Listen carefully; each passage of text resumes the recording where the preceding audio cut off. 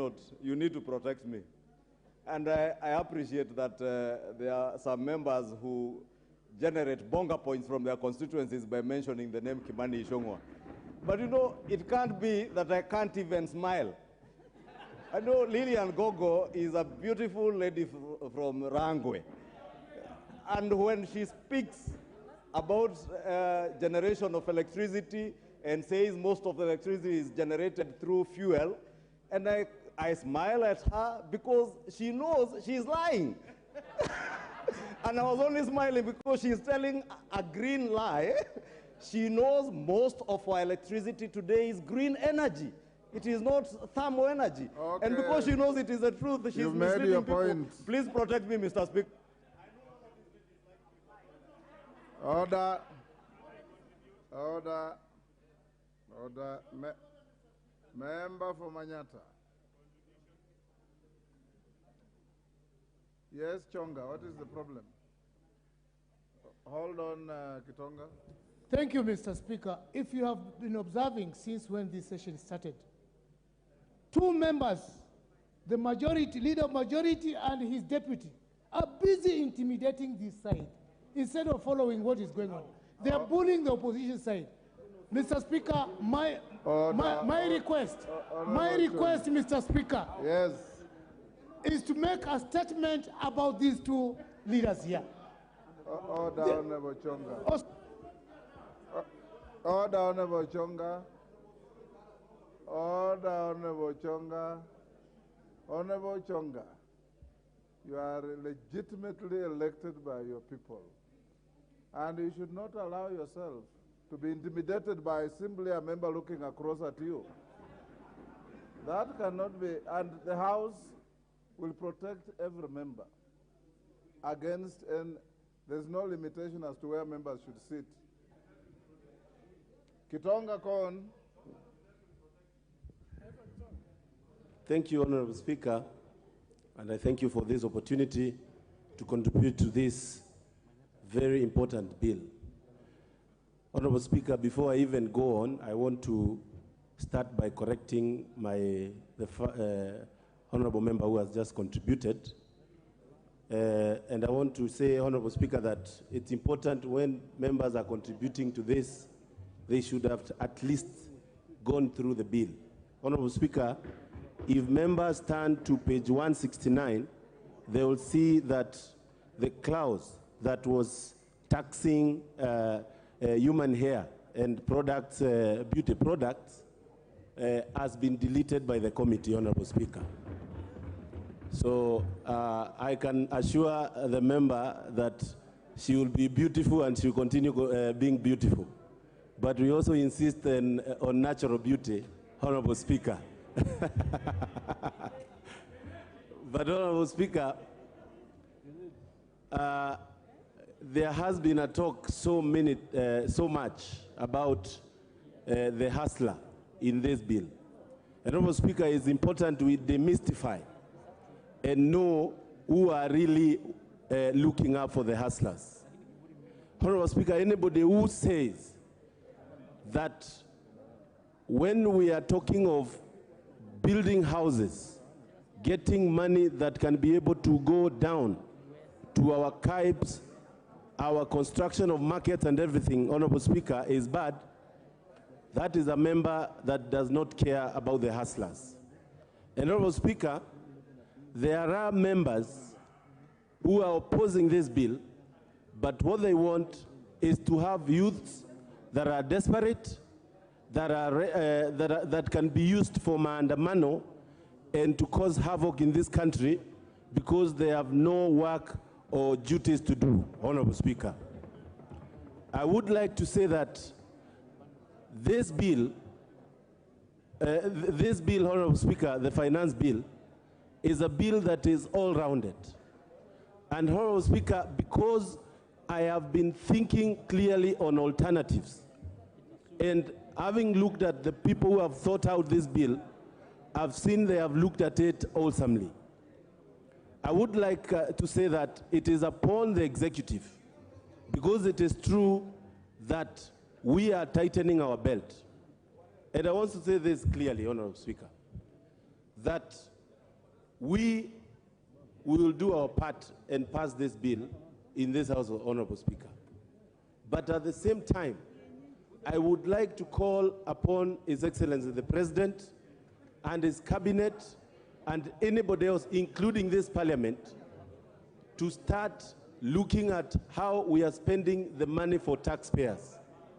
I would like to see a case where we have austerity measures so that while Kenyans are tightening their belt, while Kenyans are trying as much as possible, we get these monies, Honorable Speaker, but let us have as showing, not only doing but also showing that we understand the status of this country and we put austerity measures and close those loopholes where, Honorable Speaker, money get lost.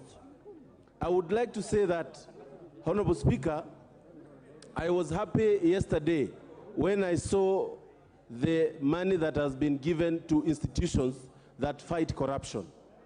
And Honorable Speaker, the only thing, and having spoken to many Kenyans, having spoken to my constituents, the challenge and their fear is how the government has been losing money through corruption. The assurance by His Excellency the President that monies collected will be used for the right reasons, without corruption. And I would like him to stamp his foot so hard that we don't have any coin getting lost through corruption, Honorable Speaker, because that will be very bad for anybody who has participated in passing this bill. Honorable Speaker, maybe, and moving forward, in another 1 year, the bill that is going to be read in this House will be for increase of salaries of teachers after we pay pending bills that have been accumulated for 5 years and 6 years, Honorable Speaker, during handshake government. Honorable Speaker, I support. Thank you. Doris Donya. I want to see if you live to your promise that you'll speak for 1 minute. Thank you, Mr. Speaker. I stand to oppose this motion, more especially from the side of betting.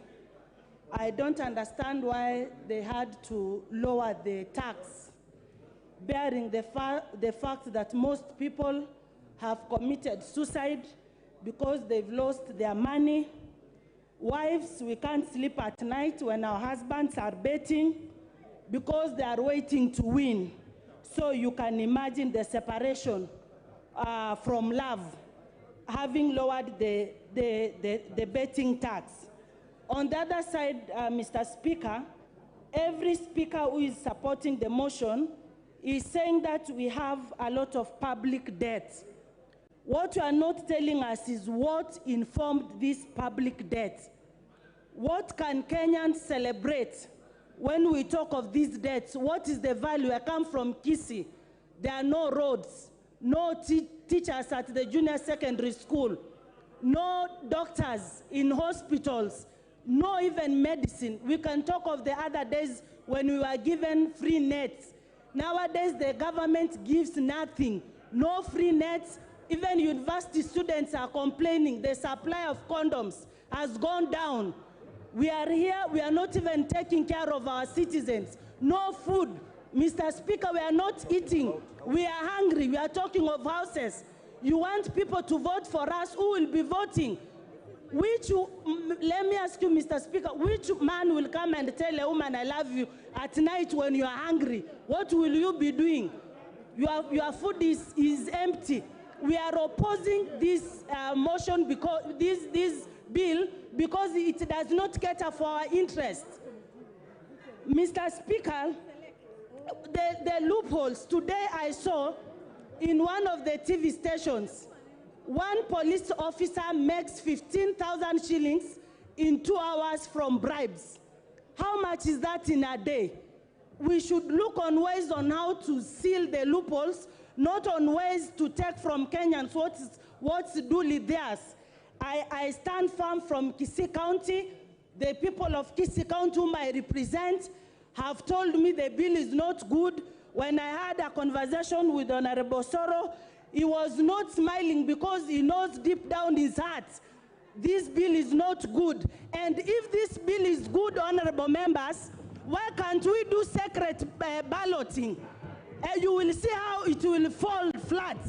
My people from Kenya Kwanza, the other side, you will vote no. So, Mr. Speaker, if this bill is good, let's do secret balloting, Yes, and Osoro. it will fall down. Yes, Osoro. What is your point of order? Honorable Speaker, I don't think it's in order for Honorable Donya to use me in her statements that when I had a conversation with her that I wasn't smiling. Honorable Speaker, she cannot use there is no smilometer to define whether I support this thing or the finance bill or not. She's been smiling all along when I was contributing, Honorable Speaker. An indication that she was supporting what I was saying is only that at the point she stood to speak, she lost control and only imagined about condoms and things that we actually do not do in Kisii, Honorable Speaker.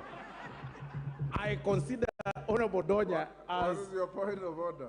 My point of order, Honorable Speaker, is that she's using my name to make a statement, which is wrong. I support the finance bill. We are not going to vote secretly. It is public, and Kisii County is supporting the finance bill, the entire Kisii County. Donya, finish up. Thank you again, and Honorable Soro. You have 30 seconds. Lastly, Mr. Speaker, if the government wants to make money, which every point is we are looking for money, even in this finance bill, you are just saying you want money, please ask your government, which you are supporting, to make use of our idle land. They make more factories, so like Mumias is dying, Stony Sugar is dying. That is where we find employment, not building houses. In fact, you are advocating for divorce because if a teacher, you are assuming Donya is a teacher. My husband is a teacher. I contribute house taxes. How many houses will you give Donya and her family? Meaning my husband will be sleeping in another house. I'm also in the other house. What are you telling Kenyans?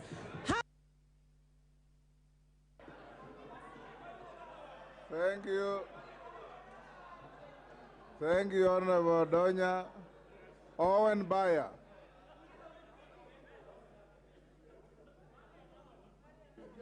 Honorable Speaker, as we come away from the entertainment by Honorable Donya, we would now like to get to serious business.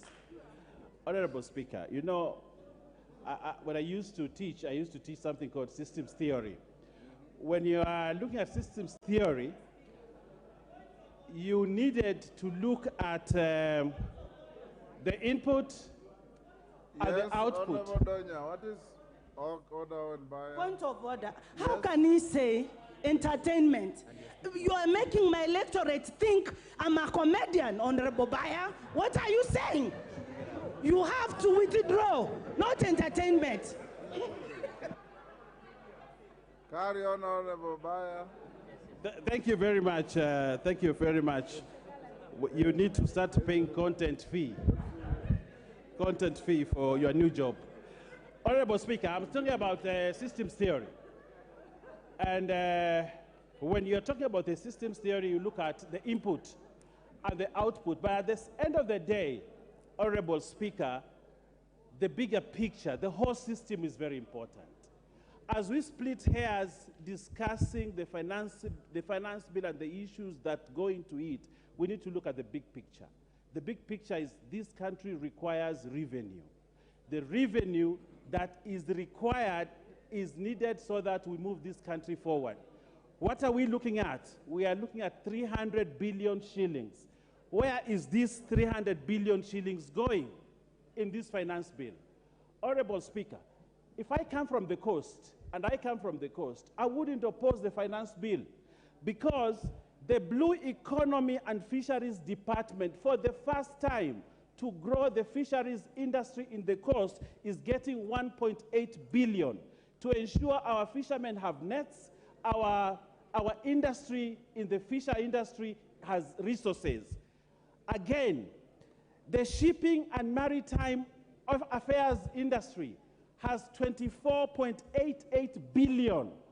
Money that is meant to grow the maritime industry at the coast. Again, in this budget, for which this finance bill is going to finance, has 2.2 billion for buying land from absentee landlords. Honorable Speaker, if you come from the coast and you oppose this finance bill, the finance bill which is going to finance all these beautiful, good things that the president wants to do for the coast region, who are you fighting for? That is the question that I ask. Who are you fighting for? We need to look at the big picture. When we collect all these resources, all this money, whether it comes from hair, from nails, from condoms, like Donya said, from wherever it comes from, the bigger picture still remains an important thing, and it is about what we get from it. And I'm very sure after this finance bill, the coast region will rise because of the money that we have. Honorable Speaker, again, the question is, where do we as a country want to go? Do we want to go over the cliff through more borrowing, or do we want to stop borrowing, start looking at inward revenue and use that revenue to ensure that we can develop this country, or we want to go over the cliff with debts? Honorable Speaker, many of these people who I shared a podium with when I was in ODM believed what Kibaki did when he was president. That Kibaki brought in the new saying, kulipa ushuru ni kujenga taifa, ni kujitegemea, kulipa ushuru ni kujitegemea. A lot of them believe in that mantra. They believe in the Kibaki economics, which was about self-sustaining a country through taxes. Today, they will sit here and say, we cannot pay taxes, we should not pay taxes. But what I want to look at, Kenya Kwanza has a manifesto which it has to fund, and that funding must come through taxes, and it is these taxes that we have to collect as a government and ensure that Honorable Wandai, Honorable Mbui, they have enough money for their roads in their constituencies, that they have enough money for CDF, and this money will not come from donors. It will come from the taxes that we pay. Honorable Speaker, as I conclude, Honorable Speaker, the coast region where I come from is known for cement manufacturing. This cement manufacturing, cement industry has been for a long time stifled because of imported cement.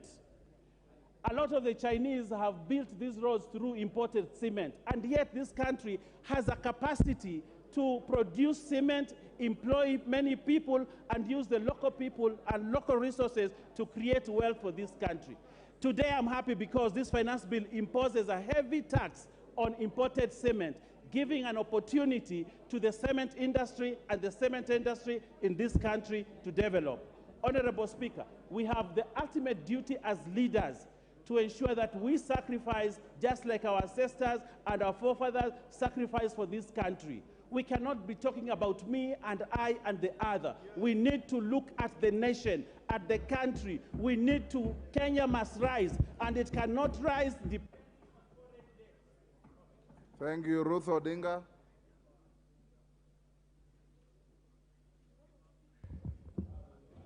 Thank you very much, Mr. Speaker. I'd like to oppose the financial bill. Mine would be to start by saying that there's no Kenyan who does not want to pay tax. And we are not here to say we are opposing this financial bill because we don't want to pay tax. I think every Kenyan is paying tax and has been paying tax. Probably they're only complaining that the tax that they've been paying, they do not know what it does that benefits them as such. And that now that they're not even satisfied with the one they've been paying, they're now being made to pay more than what they've already been paying. And I think that should be stated clearly, because it's important that we are not misled by the KK brothers of ours here to say that we are saying people should not pay tax. That is not the case. I would like to start off with the fuel levy. For me, I thought that one of the reasons that the fuel levy was actually reduced from the 16% to the 8% was during the COVID times, when the country was going through a very terrible time, and there was a slump in our economy. And after that, we are now in a period that we are stating that the economy is now back to normal. I don't think so. I don't know why KK has, the Kenya Kwanza team have decided to agree. The government is saying that now we are back to paying 16% from 8%. Yet the economy is worse. People are suffering more. Most businesses are still closed since COVID. What has happened that has informed us to now state that the fuel levy should go from 8 to 16%? I think that was too much of a drastic change. We all know that the fuel levy is going to affect the whole of the economy, especially Kenya being an agricultural economy. With the fuel taxes going higher, it means, therefore, we are going to be paying more for machinery in the farms. We are going to be paying more for transportation of our goods, and this is really going to affect our economy. On top of that, we are saying that the VAT should be put on export goods.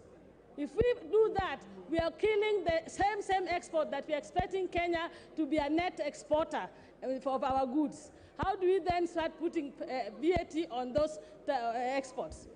Number two, I would like to talk about the reason why why the women of Kenya started Mama Mboga. The Mama Mboga movement of us, where we are now having women doing table banking, started because women were not feeling confident enough to go to the banks to get money from the banks. Reason was that the banks were charging high interest and taxes to the women. They therefore started this table banking. Now, the table banking has been helping the Mama Mboga. If you now start saying you're going to be charging taxes on the table banking, this is actually immoral and criminal to say that you want to tax Mama Mboga. That is going to really be one of the things that I think is going to make this country to flop. Third and most, I come from Kisumu County, and Kisumu in Western Kenya and the whole of Western Kenya have got, through in historical injustice, have never been able to have the industries that some of these other parts of the country enjoy. Most of our economy is actually run by the Jua Kali sector.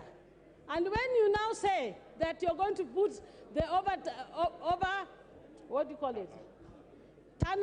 turnover tax to be able to see that we are now paying taxes from 500,000 instead of the 1 million, you are actually, anyway, I know my time is about up, Bwana Speaker. I want to say something last. Bwana Osoro, you actually said that in Kenya, those who have, the majority have their way as the minority have their say. The majority in Kenya are the Kenyans who are out there. The Kenyans in Kisii and everywhere else, they are the majority. And if this financial bill does pass, mtaona Kenya is going to go on fire. There will be fire in Kenya. And the fire will be coming from the majority, who are the people who are outside in Kenya, who are putting these taxes on. Thank you, Mr. Speaker. Order, honorable members. Members, let's acknowledge in the presence of the galleries, public and speakers, Moi Girls, Nairobi, Kibra,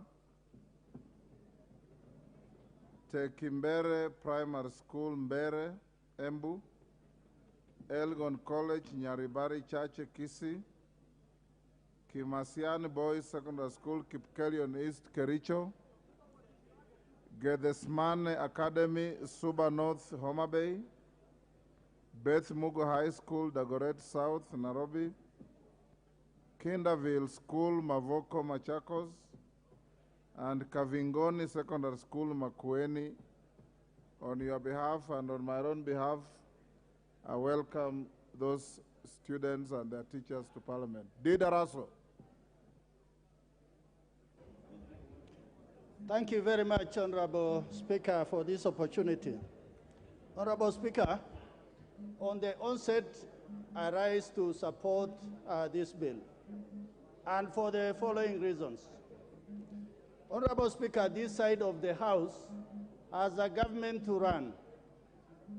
Government is about running schools, building roads, hospitals, and all those services that is for the well-being of the Kenyan citizen.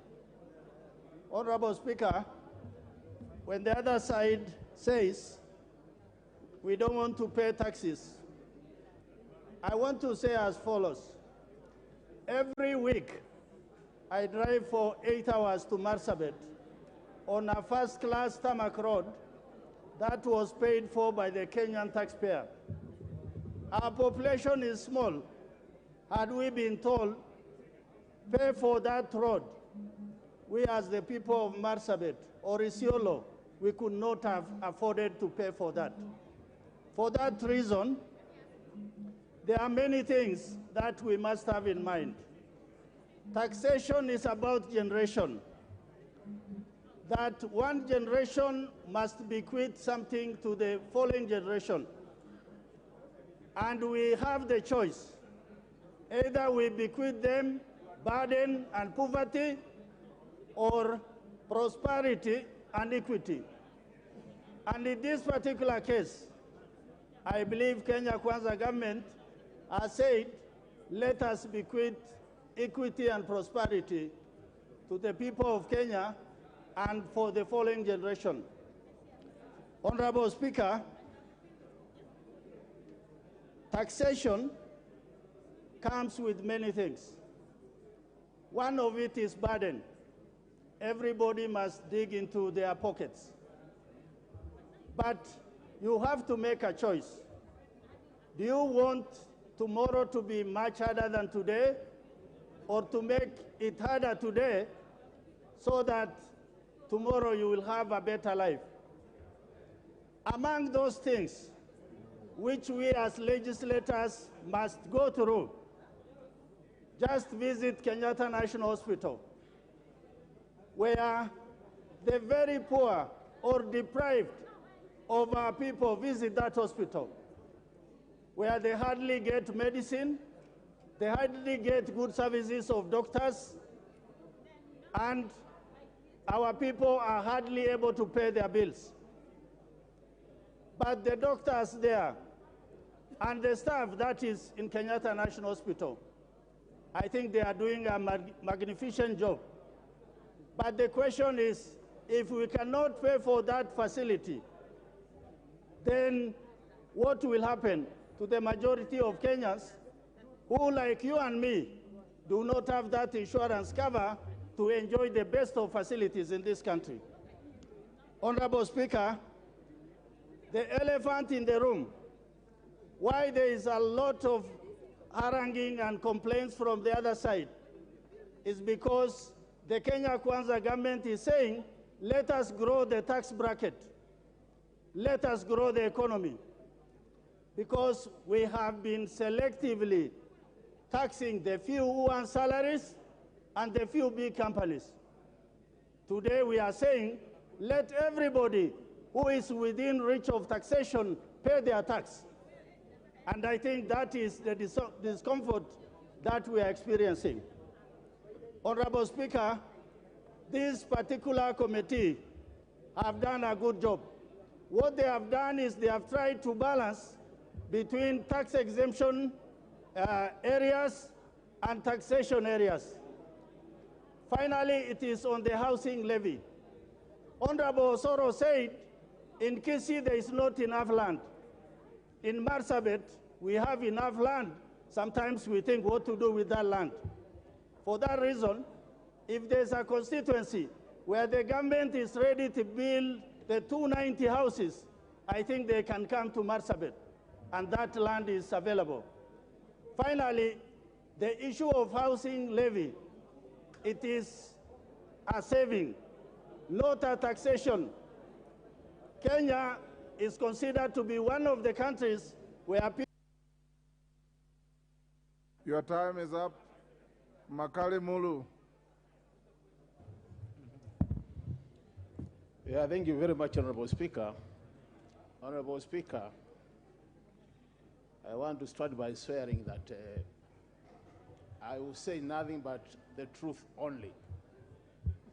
Honorable Speaker, since this country became independent in 1963,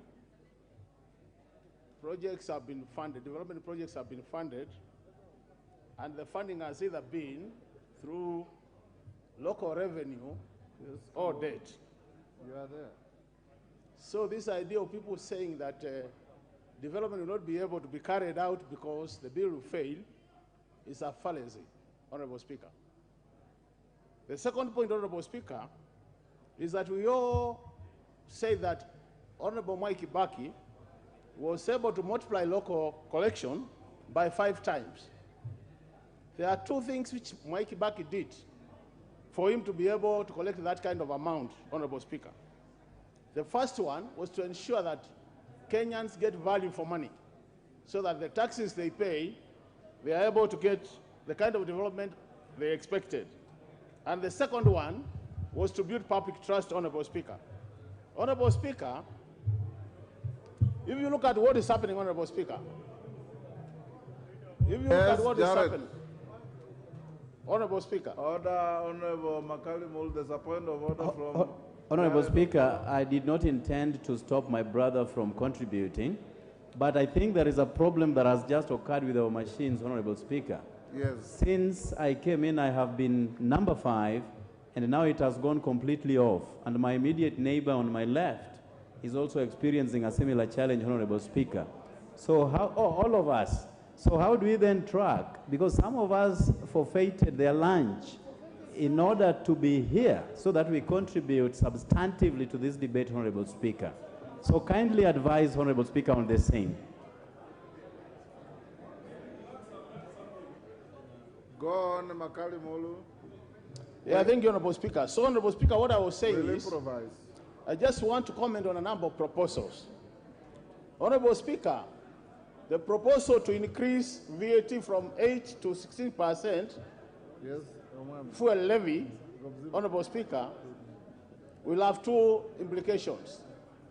The first one is going to be able to increase the cost of transportation, and the second one is the cost of production, Honorable Speaker.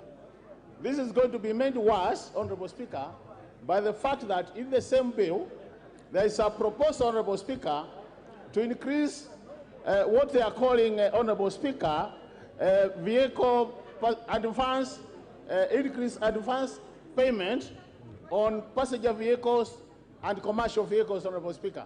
So the cost of transport is going to be increased. And as a result of that, Honorable Speaker, even agricultural production is going to be more costly, Honorable Speaker. So we are likely not to get the kind of benefits we expect from that increase. The second matter, Honorable Speaker, is the issue of the housing levy. Honorable Speaker, it's been proposed that we charge 3%.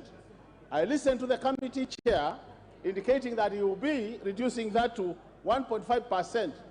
But 2 things, Honorable Speaker, have happened, which are going to make the things worse, Honorable Speaker. The first one, the capping has been removed, Honorable Speaker, of 5,000.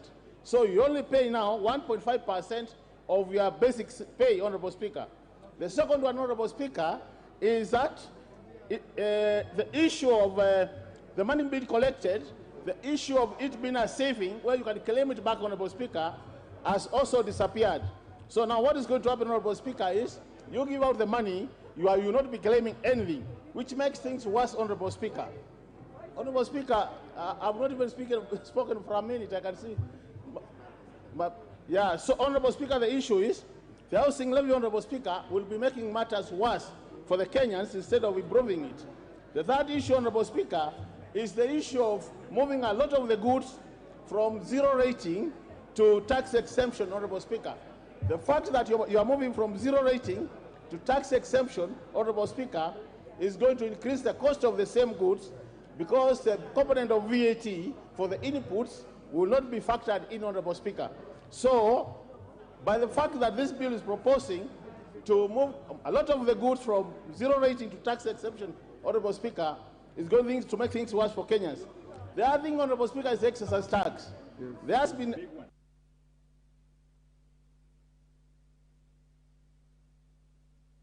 We'll even decide that. Okay. Yes. But we'll... Yes. Thank you, Makali Mulu. Give Makali Mulu 1 minute. Yes. Thank you, Honorable Speaker. So the last point, Honorable Speaker, is the issue of the excise tax, where I was saying the fact that when you impose excise duty, Honorable Speaker, on goods like clinker, cement, and sugar, what will happen, Honorable Speaker, is even the expectation of generating more revenue or improving local manufacturing is going to be negated. On this basis, Honorable Speaker, what I want to say is the way the bill is being proposed by the Finance Committee is making things worse for the Kenyans, and this makes it a very strong candidate for rejection. So on those basis, Honorable Speaker, this bill should be rejected so that we help Kenyans improve their lives. Thank you, Honorable Speaker. Rahim Daud.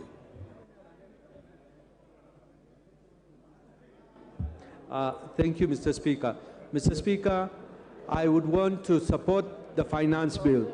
And Mr. Speaker, I have seen the minority whip here today. Honorable Junet Mohammed is here. And Mr. Speaker, I think he should be doing his work because this report of the finance bill has been signed by both sides of the aisle, the AZIMIO together with the Kenya Kwanza. So, Mr. Speaker, I fail to understand when they are opposing this bill, when his members have already signed this bill. No offense meant, minority whip. Mr. Speaker, the reason I am supporting this bill, Mr. Speaker, the committee has done an excellent job.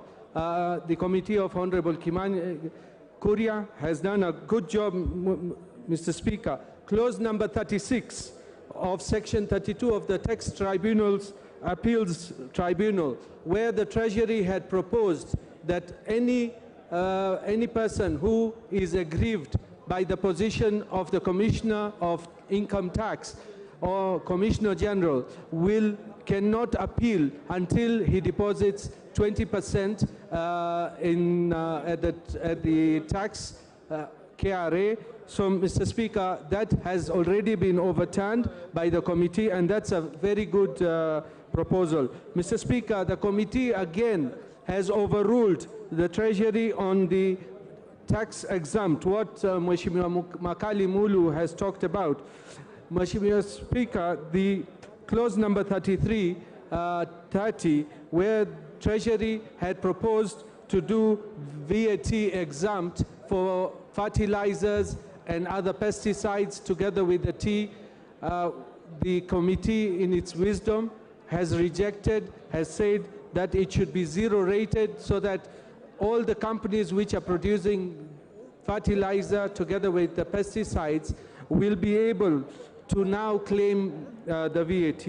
Mr. Speaker, the other thing one of the previous speakers has talked about, I think I did raise an issue, but the mobile tax has not been increased. It was proposed to be 15 from 12, but the committee has retained it at 12 and ignored Treasury. So, Mr. Speaker, that should be even noted.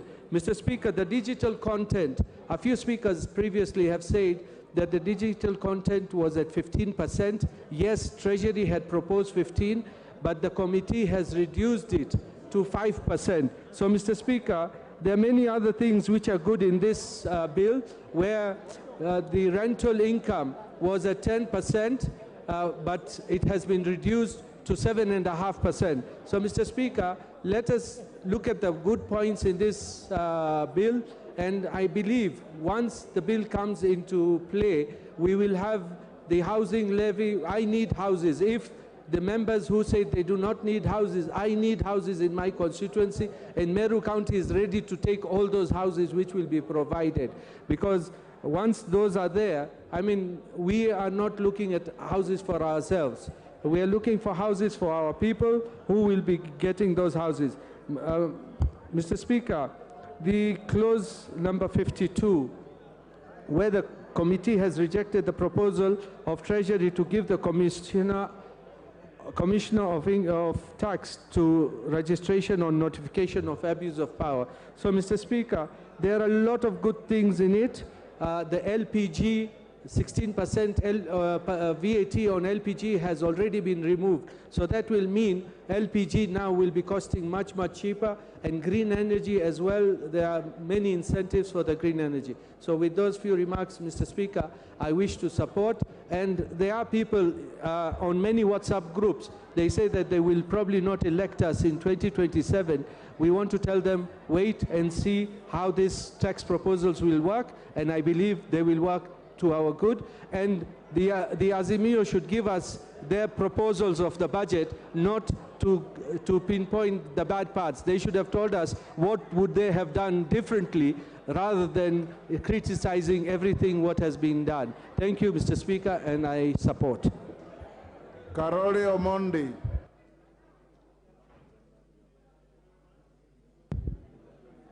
Thank you very much, Right Honorable Speaker, for the opportunity to speak both on the report as well as the finance bill. Mr. Speaker, from my experience, there are three things that normally can tell you the trajectory a country is taking, one of which is the level of savings.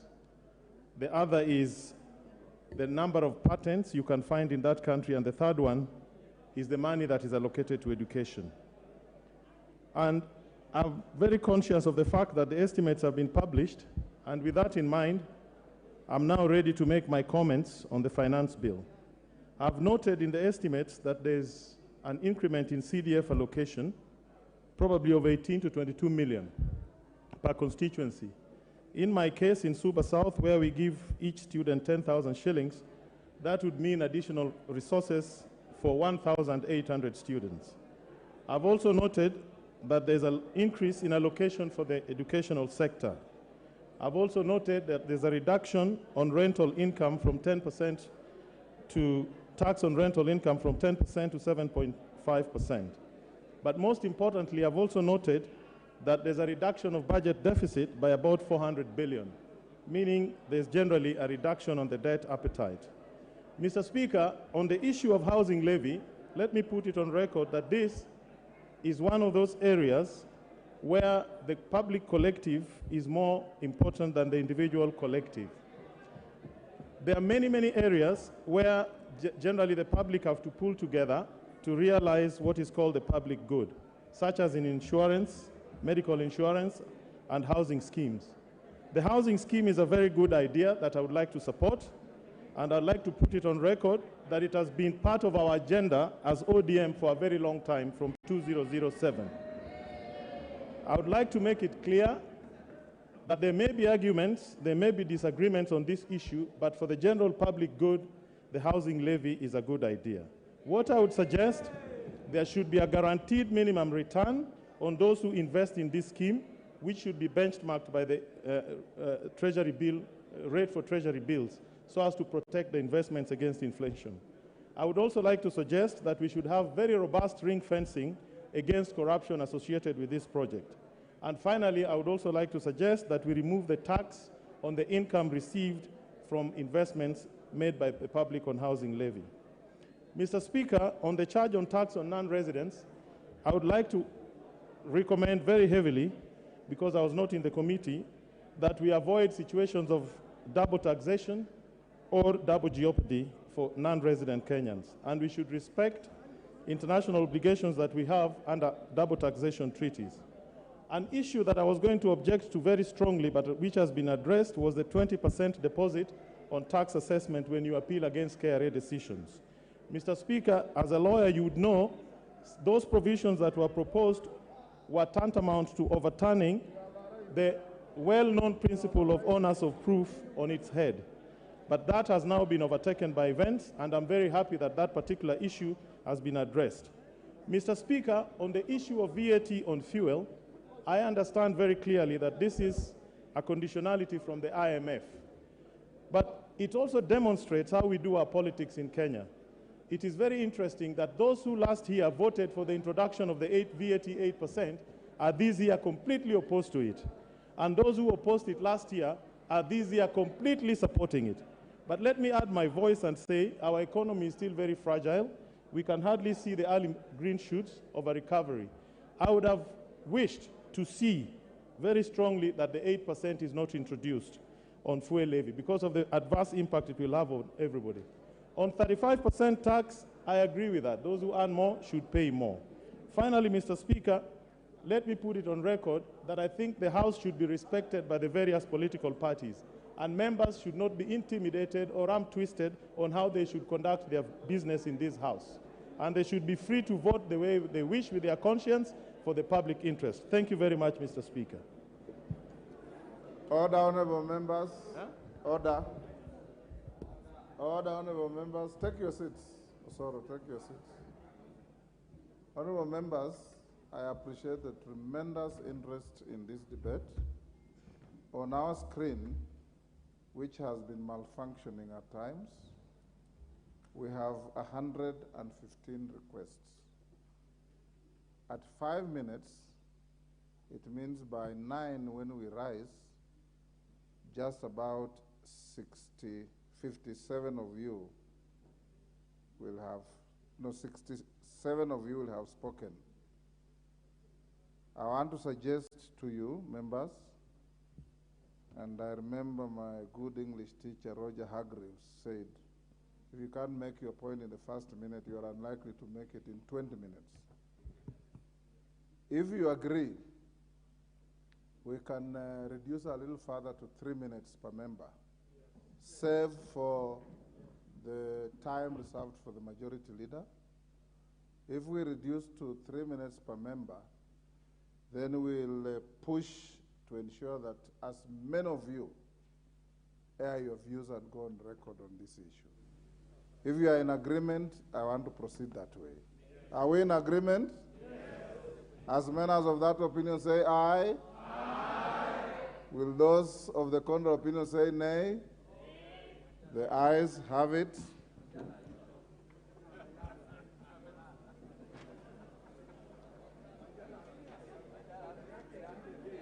David Ocheng. Adjust your timing, 3 minutes. And honorable members, please reduce your trips to the chair so that we can order. Honorable members, please reduce your trips to the chair. We'll make sure everybody speaks.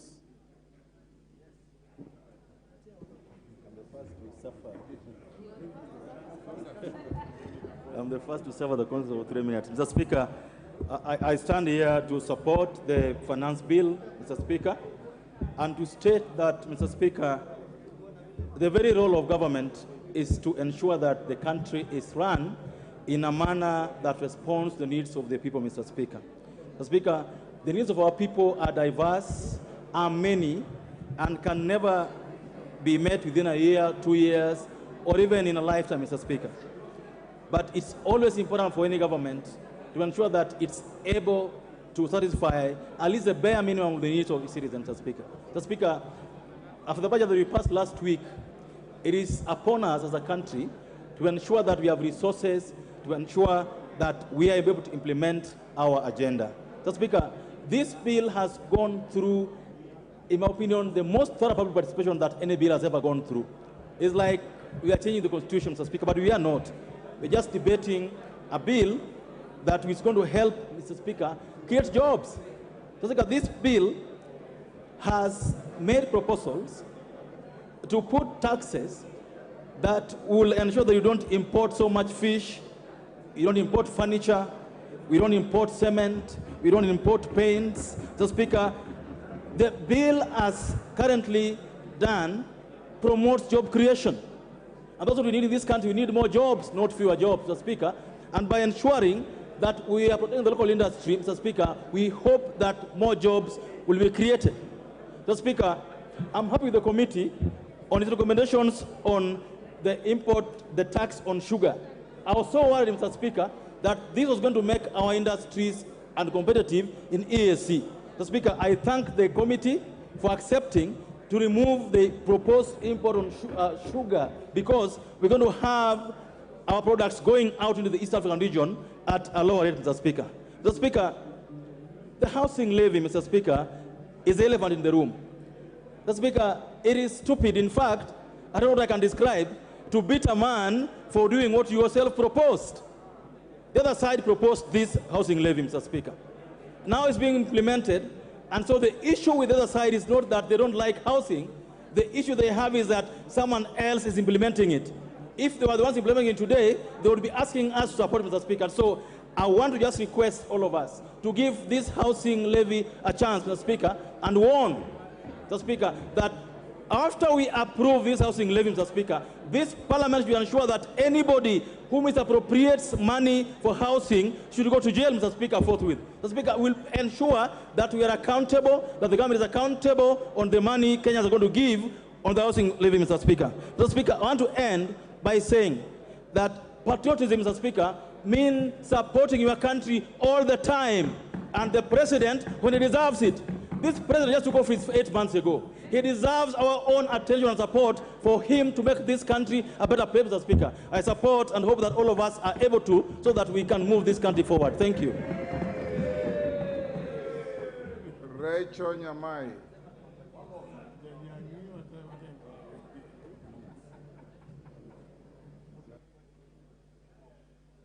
Thank you, Honorable you Speaker. Have 3 minutes each. Thank you, Honorable Speaker, for this opportunity. Honorable Speaker, on the onset, I support this bill.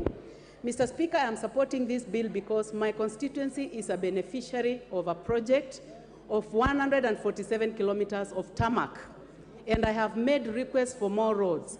So I will be insincere, Honorable Speaker, to be in this House to say that the budget should not be financed.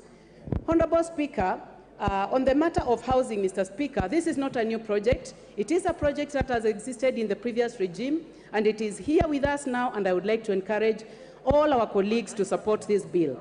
I support this housing levy because it is going to keep our young people busy through through provision of labor, through provision of construction materials, among others. Honorable Speaker, I would like also to say that we cannot continue producing what we can. We cannot continue importing what we can produce in this country, Honorable Speaker. We are importing toothpicks, Honorable Speaker. We cannot continue doing so. We need to give a chance to our country so that we can have steel wool produced from our iron ore.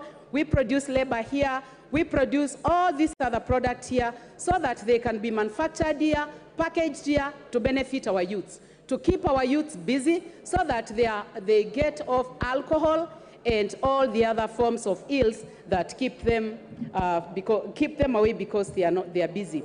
Honorable Speaker, I would like to go to the matter of digital marketing and say that every government must take digital marketing very seriously and must harness it, and the finance bill has already taken care of that.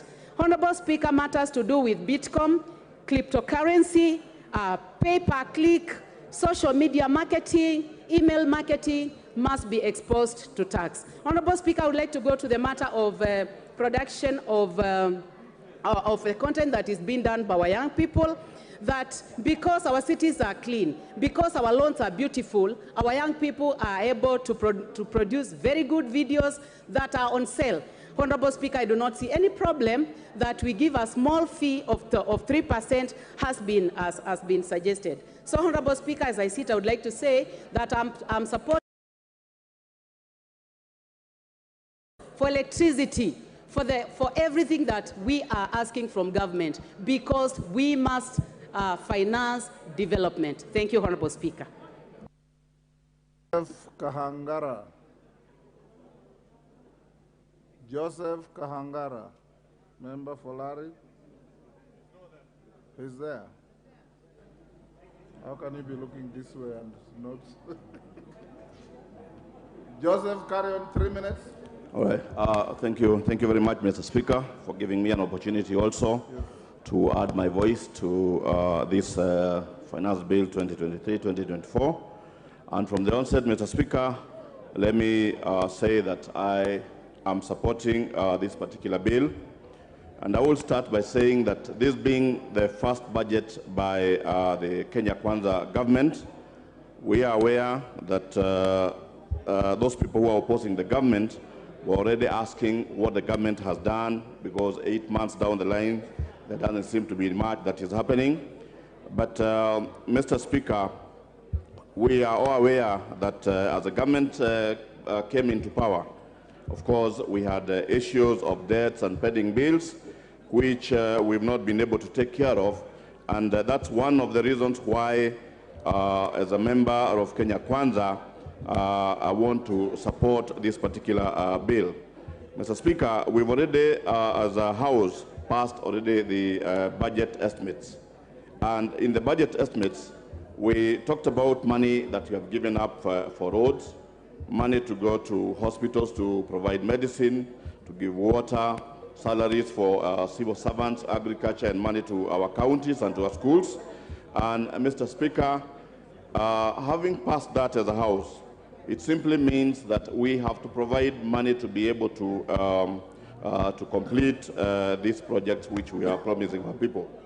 Many of us here, members of parliament, we keep running to government ministries, asking for projects within our areas, because we are elected by the people as their representatives.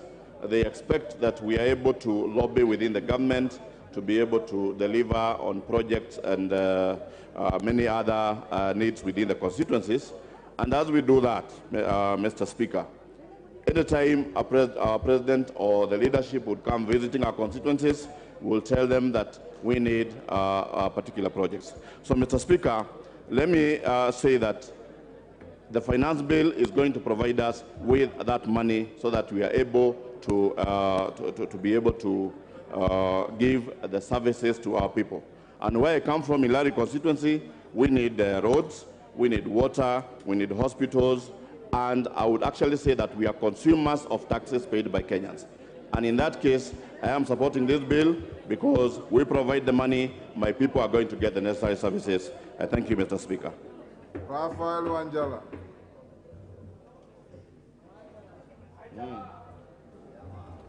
Thank you, Mr. Speaker. Mr. Speaker, I stand on a point of order. I am giving you an opportunity to contribute to the finance bill. Mr. Speaker, I stand on a point of order, a quick one. Mr. Speaker, I was even, you know, Mr. Speaker, it's us who appropriates money for this government. And Mr. Speaker, we were promised that our CDF money will be in Kitty by Thursday. Yes, they brought 5 billion as they promised. But the second 5 billion that was supposed to be deposited by tomorrow, by yesterday, Tuesday, latest 5, up to now, it has not been deposited. Are we in order to keep on appropriating money for the other departments of government, yet we who appropriate, we don't get any money? Is that your contribution to the finance bill?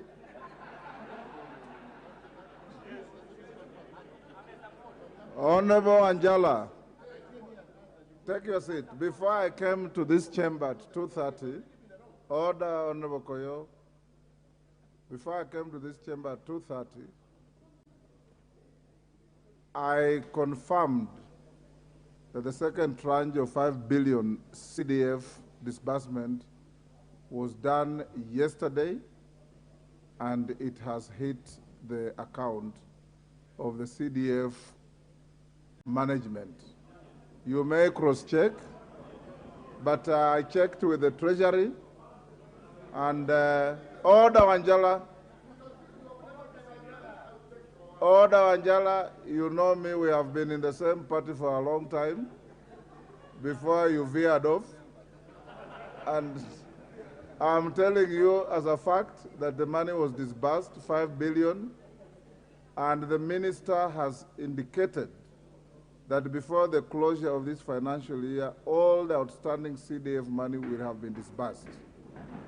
I know, Pasaris, you want to ask about the Women Fund. The two are congenital twins.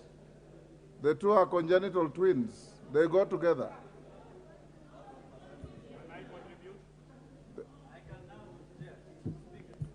Who had finished speaking? The member for Larry. Now I'll give to member for Nyando, Jared Okello. I'll come to you, Jack. Just be patient. Honorable Speaker, I With 3 thank minutes, you. everybody will speak. Just be patient. Oh, my 1 minute is already going. Honorable Speaker, I thank you very much for the opportunity, and I rise to vehemently oppose the finance bill, because it is that which will paint a very gloomy picture on the faces of the electorate that sent us into this House, Honorable Speaker. Honorable Speaker, this morning I was driving to Parliament, but I also thought of detouring into immigration to check on a passport that I've been pursuing for a little longer. And Honorable Speaker, I was told a similar story, that the machine broke down over 1 year ago, and it has not been rectified to date. And Honorable Speaker, that is the same government that wants to provide me with a house. And similarly, Honorable Speaker, I tend to look at the squalor situation that our police officers live in 60 years after independence, Honorable Speaker, and that is the same government that is promising me a house in the next 7 years, Honorable Speaker. Either there is an absolute appetite for money in this government, or there is greater affinity for corruption that will be unraveled within the next few years, Honorable Speaker. I am perturbed that the VAT on fuel that will move from 8% to 16% will have a multiply effect on everything from production to manufacturing to transport. Every sector will have to hike their prices just because of this movement from 8% to 16% of VAT, Honorable Speaker. And this is something that we have to interrogate very well. Honorable Speaker, I come from a sugar growing region, and I'm disturbed that the local sugar is now going to attract taxation. And yet we know that under the COMESA trade tariffs, there is 0 rated taxes on COMESA sugar, Honorable Speaker. Are we killing our sugar to the detriment? Are we, perpetuating the interest of COMESA sugar to the detriment of our own, Honorable Speaker? I am told, and I have read, that there will be VAT on insurance, Honorable Speaker. Are we taxing the accident, or we are taxing the injury, Honorable Speaker? These are some things that we need to really look into, Honorable Speaker. Then there is finally the tax amnesty that has been taken back to December 2022, Honorable Speaker. The law does not act retroactively. The law moves forward. So either there is something fishy with this tax amnesty, or there are a few individuals who would want to escape the hangman's noose when it comes to tax violations, Honorable Speaker. And with that, I thank you for the opportunity. Bashir. Honorable Bashir. Thank you, Honorable Speaker. Honorable Speaker, this Finance Bill 2023 has generated a lot of interest, more so to most of Kenyans. And the reason for that is because of the lies and the rumors surrounding the finance bill. Some Kenyans were actually asking me, why is the government introducing a finance bill looking like there has never been a finance bill in Parliament? That this is the first finance bill ever to grace this House. And that is the concept that those who oppose have driven into the minds of Kenyans. Honorable Speaker, when you look at the entire finance bill cumulatively, how much does it plug into the 2023-2024 budget? Only 311 billion Kenyan shillings. But what it has created, it's as if that this finance bill is being used to generate 1 trillion shillings. And I'm sure those opposing have not even taken into cognizance that it is only plugging 311 billion shillings into the budget of 2.6 trillion shillings. These are things that people don't want to know about it. And so the point is that don't make it like this is Finance Bill 2023 is the entire budget and everything. No, that is the only amount it is bringing. But again, do we have a choice? The choices are two. We raise taxes or we borrow. The easier route is to borrow. The hard road is to raise taxes. When you borrow, it's an easy route, but ultimately you will pay through the nose. But if you raise your own taxes, however painful it is, because as I said, no pain, no gain. You must raise taxes so that you can feel the pain. Honorable Speaker, there are issues that I've been talking about, housing levy. Let me ask, these houses that are being built, who is going to build? Who are the casual laborers? Who are the suppliers of materials? Are they not Kenyans? Are we not going to generate employment and resources for those who are building and those who are selling the materials? We do. All of us here seated here have houses, and you are saying housing is not a priority. Why do you live in a house? Why don't you live in caves? Let's not cheat Kenyans.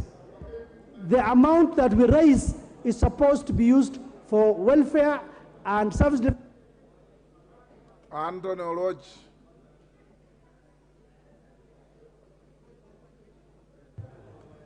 Thank you, Honorable Speaker.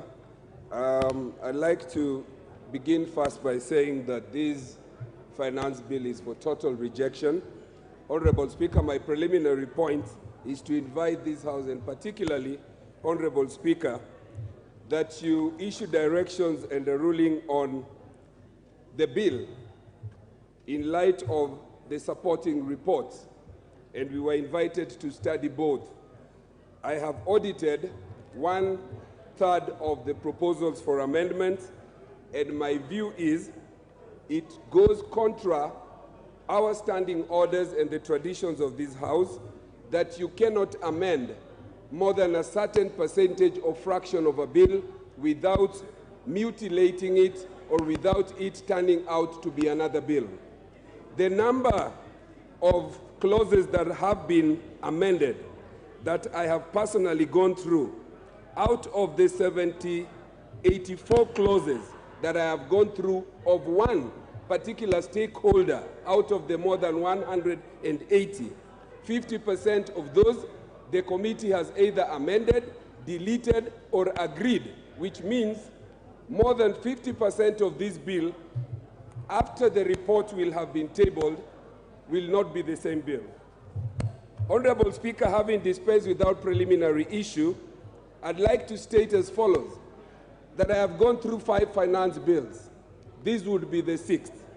Honorable Speaker, on this particular one, and on very many clauses touching on ordinary Kenyans, this government has gerrymandered, prevaricated, wobbled, and in the end said nothing and presented nothing to the people of Kenya. Honorable Speaker, this bill is for rejection. It is for rejection because this bill is not only punitive, it is selective and creates classes among the people of Kenya, inequality, and it is contrary to provisions of the Constitution, in particular Article 40, that establishes proprietary ownership over salaries and earnings of individuals. It is contrary to the provisions and the tax principles under Article 201 that says that tax must be simple, it must be equitable, it must be accountable. When you put in place a housing levy in which you yourself do not know whether it is a levy or a tax, if it's a tax, then you cannot say that people will come and seek for refund. If it is a saving, then it is voluntary. Honorable Speaker, there are many, many other reasons why the bills will be rejected. I stand here to support many and most of our colleagues who have said that. Honorable Kaitani.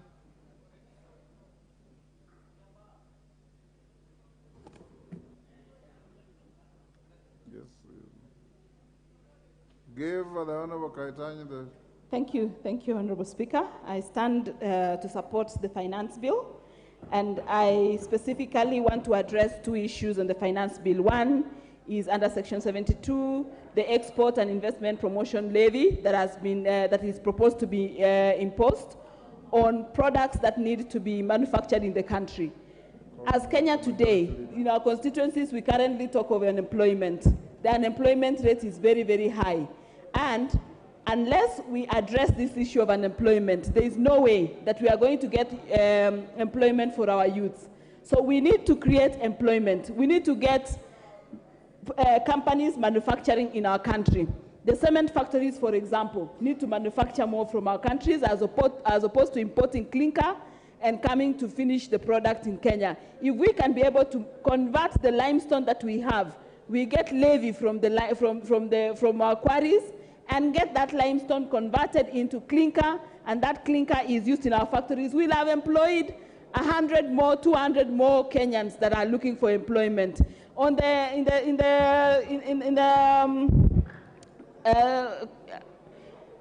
the sectors of roads and iron, we know that a lot of iron is imported. If we can be able to manufacture most of this iron, we know companies that manufacture right now, and the kind of number of employees that they have is about, they go into thousands. So by creating employment, by creating this levy, we are encouraging employment in our country. The second aspect that I want to raise is on the housing fund. Many issues have been raised on the housing fund, and I want to thank our president for thinking futuristic. Our population is growing. We were 40 million Kenyans the other day. Today we are talking about 50 million Kenyans. By 2030, we'll be talking about 60, 70 million Kenyans. If we don't think about where these Kenyans are going to live in 2030, then I think we are not being futuristic. Let's look at the forefathers, our forefathers, who thought about our independence, fought for us, and today we are enjoying the kind of freedom that we have from that fight. Today, let's look at our employment. We talk about 3 basic commodities when we are taught in school: food, shelter, and accommodation. Food, shelter, and clothing. The other day, AZIMIO people are carrying sufurias. Now we have food in the shambas.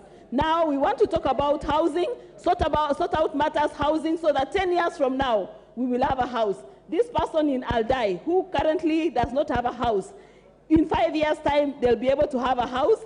And for Donya, who said she'll have a house, her and her husband, they can use the other house to rent as they live in one of the houses. So you don't have to live in both houses.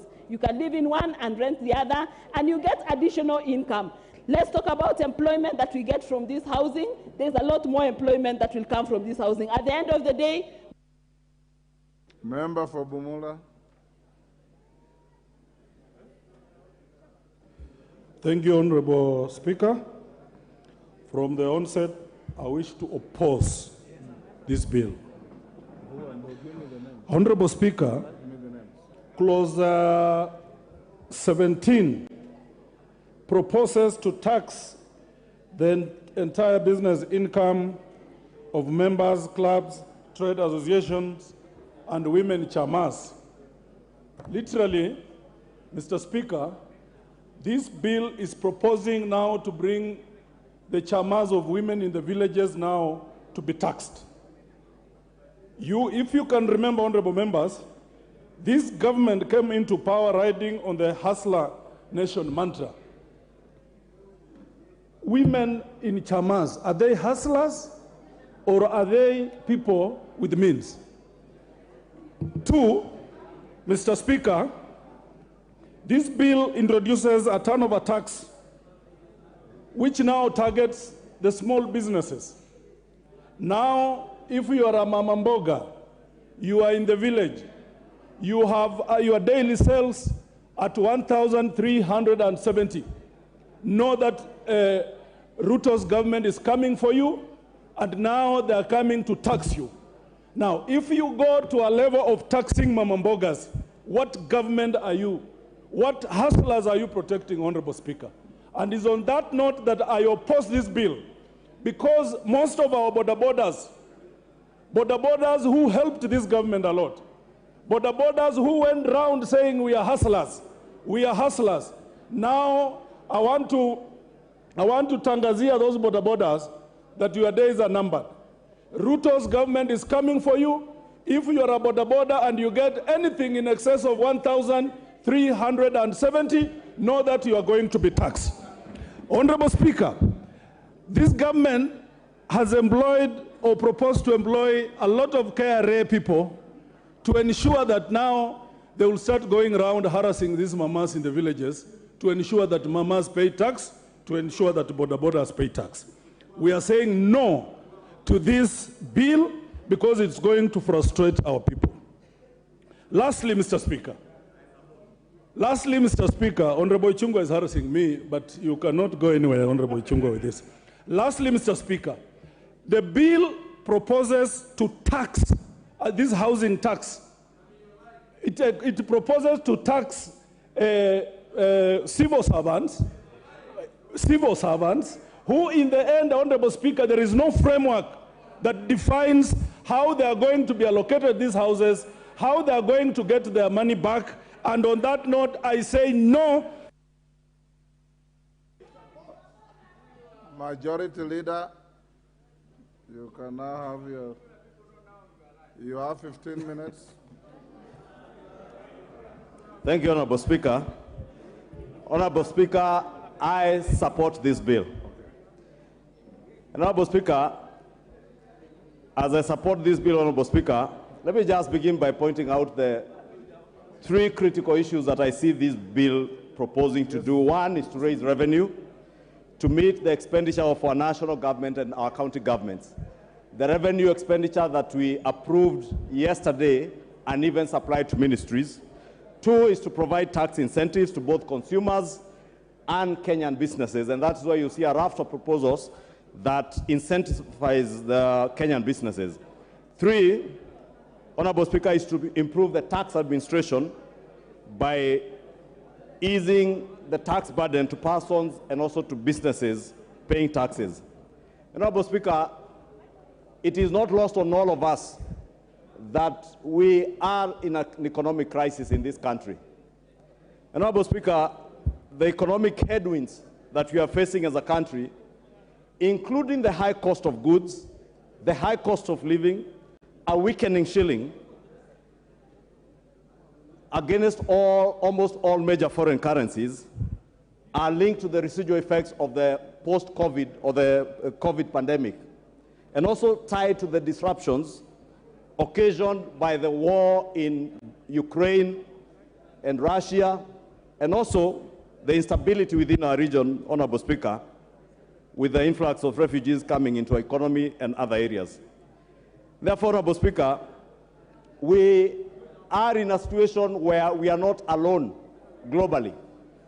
We are part of the global economy, and the rising interest rates in Western democracies like the US have had a ripple effect on our exchange rate and consequently even on the cost of living and the cost of commodities, considering that we have been importing most of our goods, including, Honorable Speaker, food items.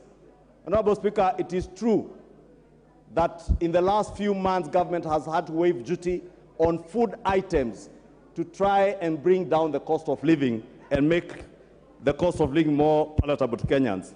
Honorable Speaker, this finance bill of 2023, and I must thank the chair of the Committee of Finance and all the members of the entire 15 members who sit in this committee, because for the first time, Honorable Speaker, Kenyans, even Kenyans who never knew what a finance bill entails, have had the opportunity to interact with this document and appreciate that there is something called a finance bill that raises revenue for government.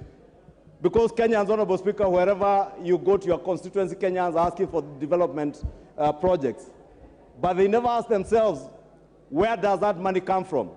But from the engagement the committee had with members of the public through the public participation, Kenyans now have come to appreciate what it takes for government to be able to raise money, Honorable Speaker.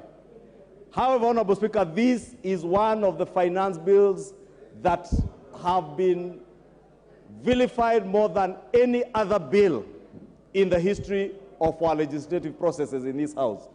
But, Honorable Speaker, the vilification has been informed by misinformation, a lot of propaganda, a lot of insinuations and disinformation of things that are not even in the bill.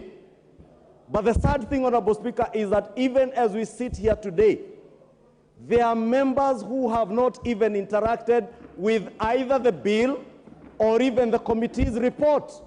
And Honorable Speaker, you have had members stand here and say, oh, our beautiful ladies, their wigs and all the other decorative items they use are being taxed. But if you interact with this report, the Finance Committee's report On page 169, I see the committee report has dropped that particular provision. Honorable Speaker, I have had a member here, the member for Nyando, say that we are now taxing accidents, that insurance compensation will now be taxed. And I did hear even a veteran member like the member for Kathiani, the Honorable Robert Bui. And I confronted him that day when I saw him on radio speaking. And I asked him, Mheshimiwa, where in this bill did you read that people will be taxed for insurance compensation? And Honorable Speaker, if I draw reference, because it's good, to page 240 of the bill, this bill talks about taxation of input VAT on taxable supplies that you are being compensated after loss on input tax that you had already claimed against your output tax. Honorable Speaker, for someone who does not appreciate finances and taxation, it may be too much English.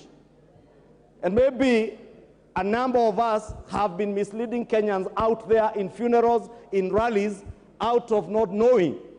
But I want to confirm to the people of Kenya that a lot of the misinformation and propaganda that has been used to vilify this bill is untrue. There is no person who will have an accident and you'll be forced or you'll be required to pay VAT on your insurance compensation out of an accident. It is only on taxable supplies where you had claimed input tax, Honorable Speaker. Honorable Speaker, as we vilified this bill, Honorable Speaker, we forgot all the good elements about this bill, and I appreciate what many members, especially my colleagues in the minority, have been saying. I reject this bill in totality. As you reject this bill in totality, be kind enough to inform Kenyans that income tax on rental income is falling from 10 to 7.5%, but nobody says that. We only talk about what is going up, only VAT on fuel. And even VAT on fuel, Your Honorable Speaker, is not a new thing. We were here in 2018 on this floor. The same mouths today that are vilifying the rise of 8% to 16% advocated for the 8% that exists today from 0%. The same voices, Honorable Speaker, that vilify the housing levy today. And I saw someone on social media, somebody asking, did President William Ruto borrow this from the former Prime Minister? Because in the AZIMIO manifesto, I'm told the housing levy was part and parcel of that manifesto at 1.5%. Therefore, at least on this one thing, our two manifestos between the two competing political coalitions, we were agreed that there was a need for housing in this country. But today you will hear members asking, who asked you for a house? As much as nobody has asked me for a house, every day I walk around my constituency, young men and women asking me for jobs. How the housing agenda is much more beyond houses. It is about the creation of jobs. It is about the creation of wealth. It is about spurring economic development and economic growth in this economy that will be unmatched from the heavy investment that will come out of this housing levy. And I think since we are all agreed on the need for this housing levy, and I did hear two members in the morning, lawyers of high esteem, one of them is a senior counsel, Honorable Speaker, say, you know, the housing is a devolved function under Schedule 4 of the Constitution. But also forgot to mention that under Article 43 of the Constitution, housing is a fundamental human right that government is required to provide to the people of Kenya. And I couldn't bear not ask myself as I watched the Honorable Tienda Amolo in the morning trying to prosecute that case, and ask myself, if we were to argue that way, that we cannot tax Kenyans to provide housing to Kenyans, why are we taxing Kenyans to provide health care that is devolved? Why are you taxing Kenyans to provide water that is devolved, Honorable Speaker? Honorable Speaker, this bill has huge incentives for our manufacturing sector. It is true under the last regime, the Jubilee regime, prior to 2017, post-2018, after the handshake, the Big Four agenda had some of these proposals to grow our manufacturing contribution to GDP from 7 to 9%, or rather from 9 to 15%, Honorable Speaker. Instead, it fell from 9 to 7%. What is your point of order? Honorable Speaker, I think the majority leader has a duty to be factual in terms of our standing orders.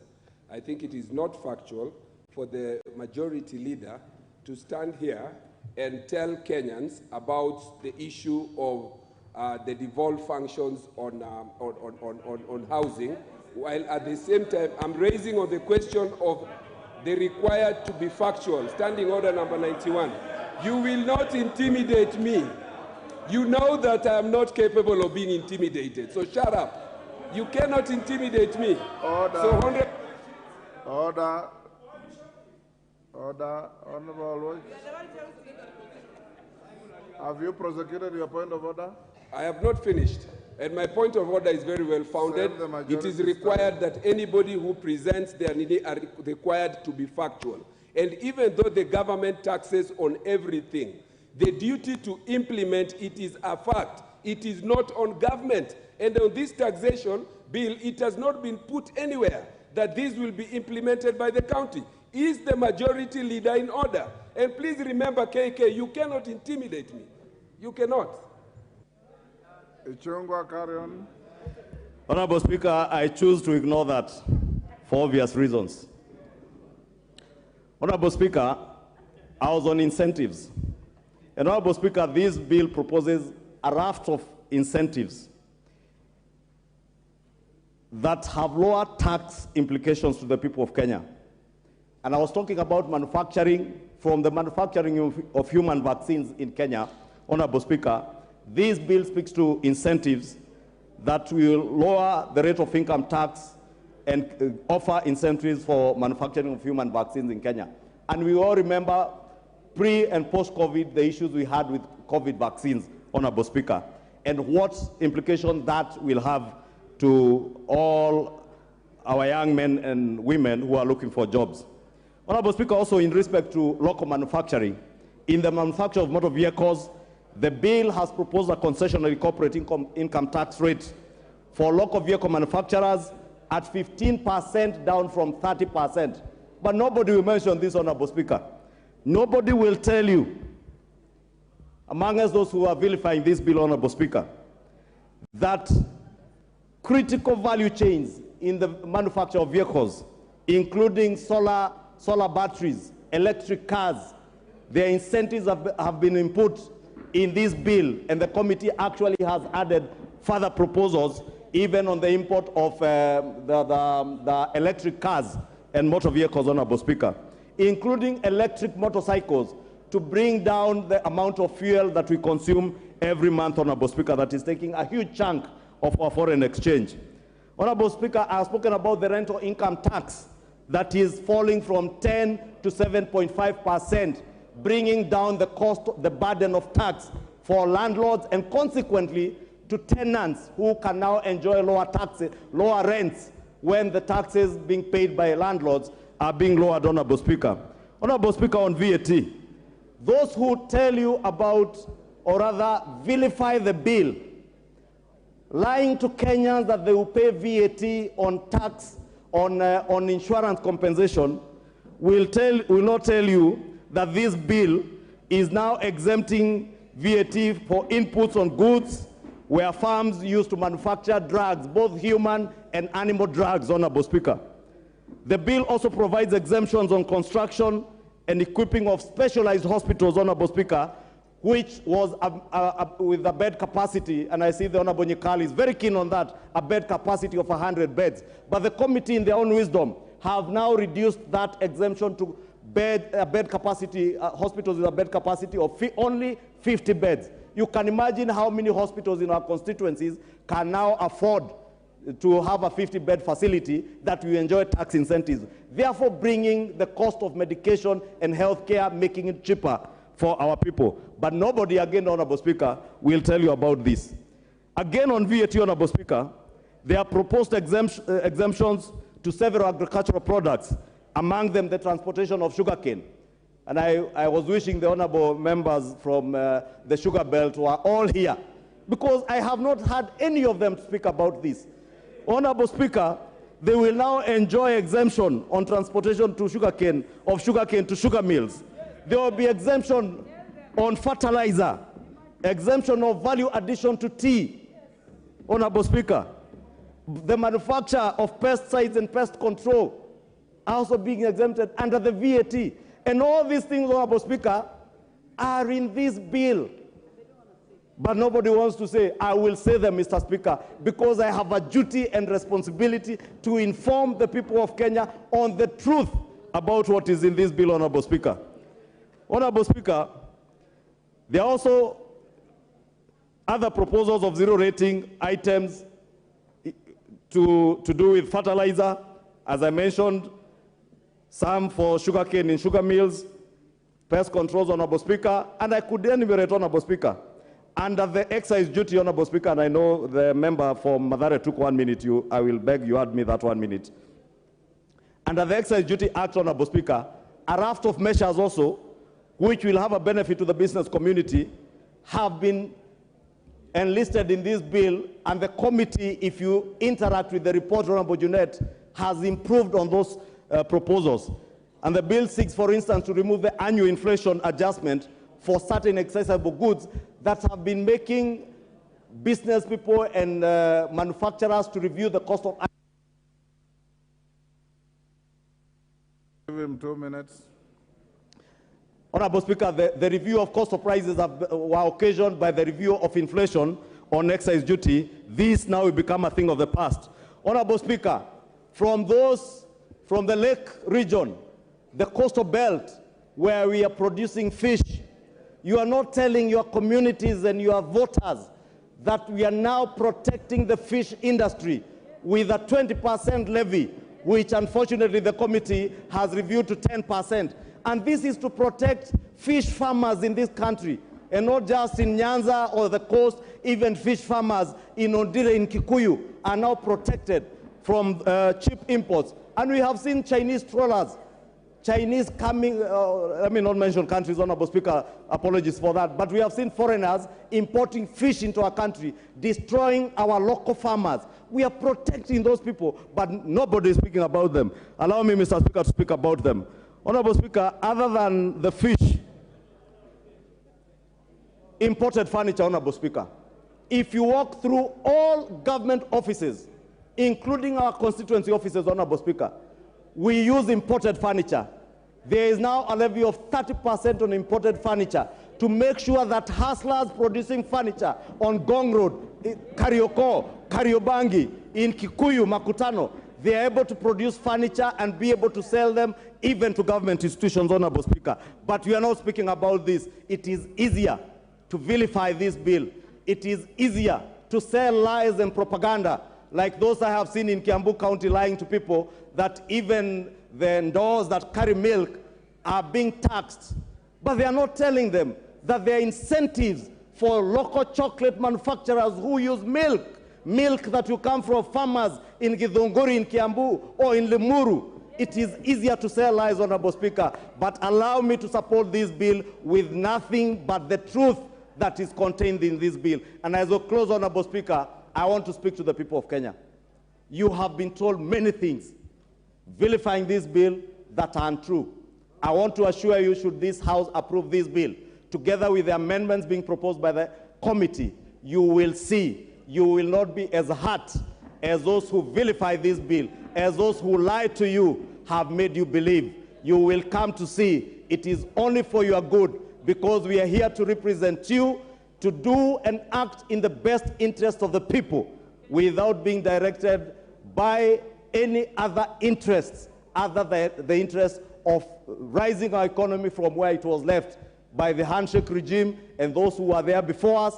And finally, Honorable Speaker, knowing and appreciating what has been said, we have two choices: to either raise taxes from the people of Kenya and finance the expenditures that we all approved here last night, or to go out and borrow.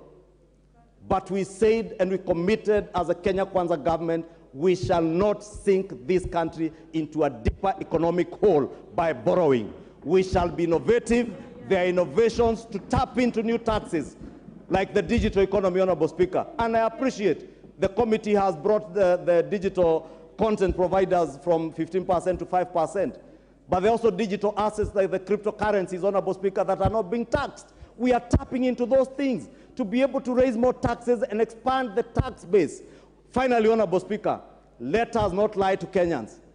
If there are people who will pay more out of this, it is the rich. It is the rich who are earning 800,000, 500,000 shillings and above who will pay more in terms of pay as you earn. Honorable Speaker, the other things that have been said about the hair products, I did mention all those are things in the past. The hustlers in the kinyozi salons are protected by the Finance Committee. Therefore, let us not vilify that what is good for political expediency. Let us, borrowing the words of my brother David Ochieng, let us be patriotic enough. If the housing levy in the AZIMIO coalition manifesto was a good thing, it is a good thing in the Kenya Kwanza manifesto, Kenya Kwanza implementing it. If it was a good thing not to overborrow in the AZIMIO manifesto, it is a good thing for the Kenya Kwanza government not to overborrow and raise taxes, raise revenues to make our country more sustainable and more economically independent, Honorable Speaker. And therefore, for the good of our country, I beg all of you, as we close this debate, Honorable Speaker, as I close my submission, I beg all of you, be patriotic. Be patriotic. Be patriotic. Love your country. Love your country more than you love politics and people clapping for you out there. They will clap at you, they will clap for you, but they will... Junaid Mohammed. Thank you, Honorable Speaker. Honorable Speaker, I stand to oppose the finance bill. Oh yeah, Honorable Speaker, I think this is the 11th finance bill that I'm participating in this House, Mr. Speaker. And Mr. Speaker, this is one of the most controversial finance bill I've ever seen. And there must be a reason for that. Because we have seen 11 finance bills before, for those who are with me here, and you can see the controversy it has created in the country. And we have a destiny as a parliament, Mr. Speaker. We have a date with the destiny this time, Mr. Speaker. Mr. Speaker, from the onset, I want to say that when we were passing the VAT bill, the VAT on fuel in 2018, Mr. Speaker, it is on record that I am the one who brought the amendment when the proposal was brought by the executive to raise taxes from 0% to 16%. I am the one who brought the amendment to the finance bill to reduce it to 0%. And that is one thing that was agreed unanimously by the whole House. And I remember even the Speaker then, J.B. Muturi, was supposed to subject that matter to Article 114 of the Constitution, but he waived it on the floor of the House, and he said the amendment should come directly to the floor of the House. And in the end, an agreement was made in the House here that we go to 8% and not 16%. Mr. Speaker, that 16% is the poison chalice that is in this finance bill, Mr. Speaker. Once we implement the 16% on fuel levy, everything else will go up in this country, Mr. Speaker. Let us not hide ourselves. Let us not close our eyes on reality. Let us be truthful to Kenyans. Let us not accept that. I'm told the proposal might be from IMF, from where. Let us not care. This House must stand together and stand with the people of Kenya, because we must make life bearable for them. That is our work. That's why they elected for us. Secondly, can I tell the majority leader that the housing levy that he has alluded to in the AZIMIO manifesto is completely different from what is on this finance bill, Mr. Speaker.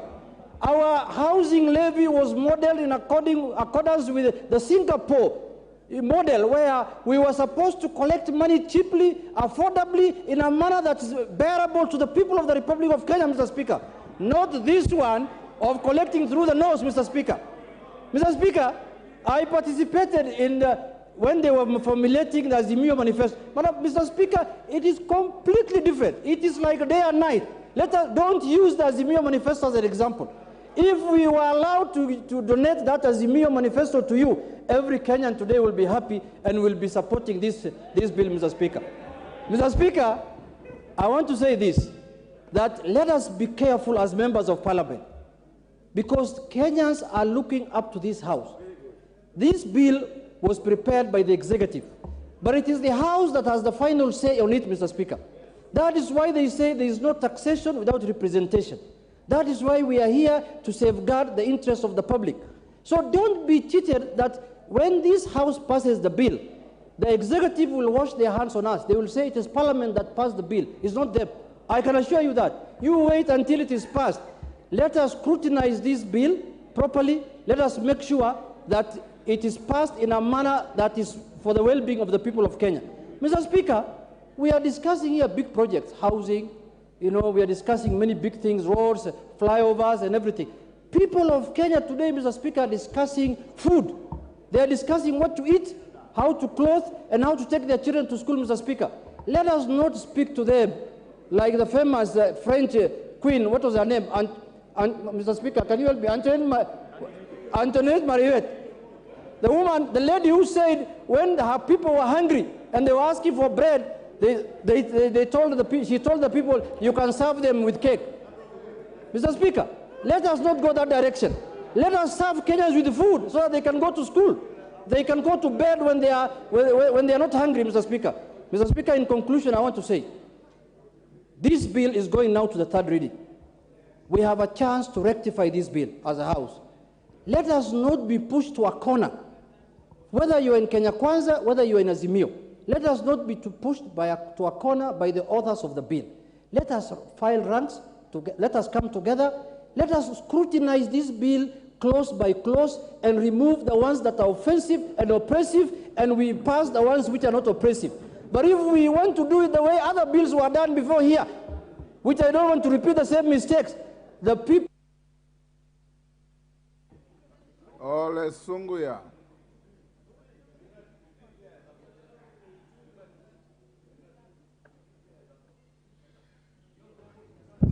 Thank you, Mr. Speaker. On the onset, as a member of the Finance and National Planning, I support the bill. I support the bill. Honorable Speaker, the Finance Bill 2023 will be a game changer to this honorable country called Kenya. Honorable Speaker, the Finance Bill is addressing the core economy and gaps of an ailing economy. The bill addressing over 3 million unemployed youth who need a job. Honorable Speaker, the bill is a historic bill that will mark a better start of the economy recovery.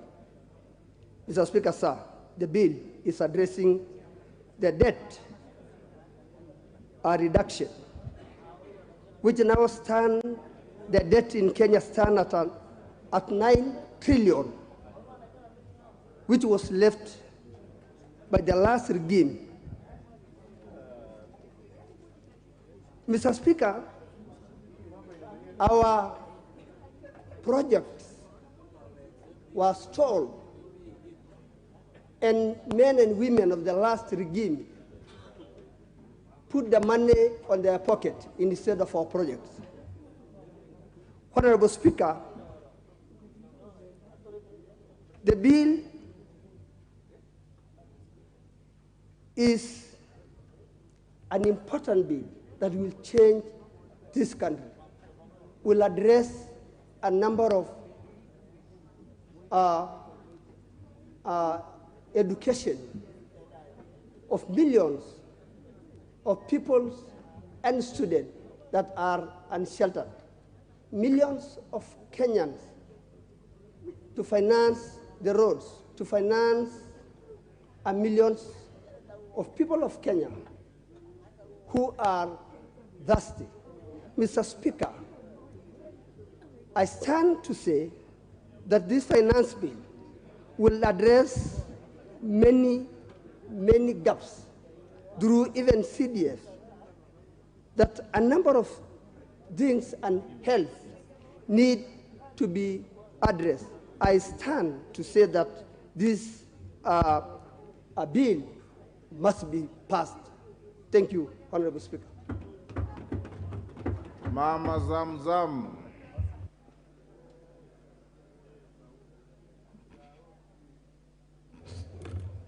Honorable Speaker, I rise to oppose this bill.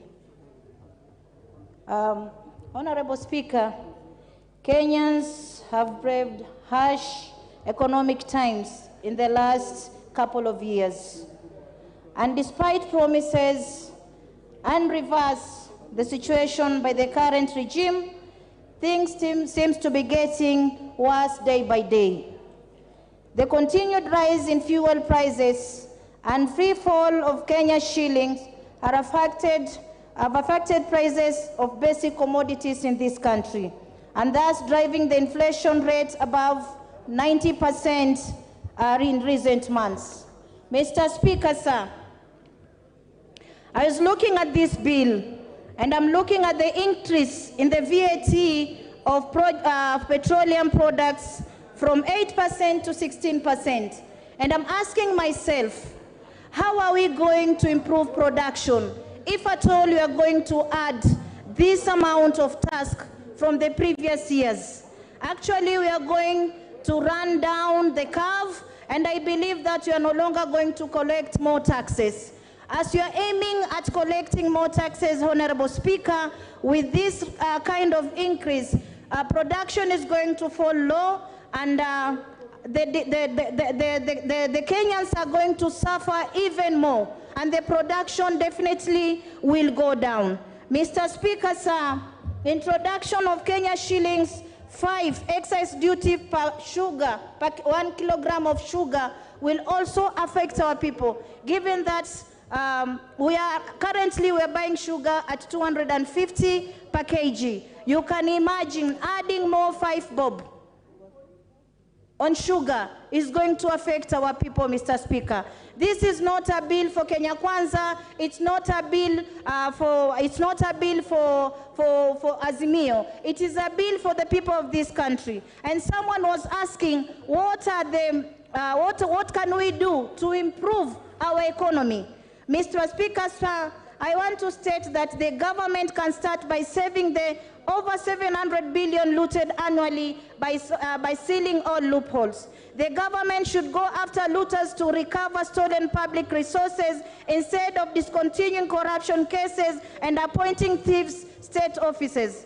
Cut down the size of government. A broke government should not be recruiting 51 principal secretaries and an equal number of illegal cabinet administrative secretaries.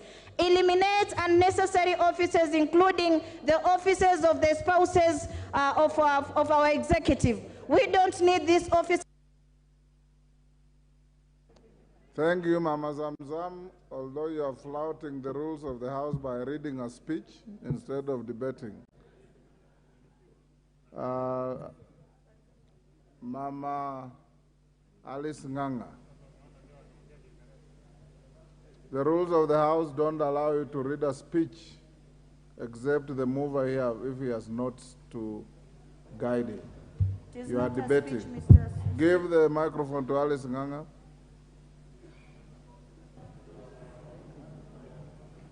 What's the problem?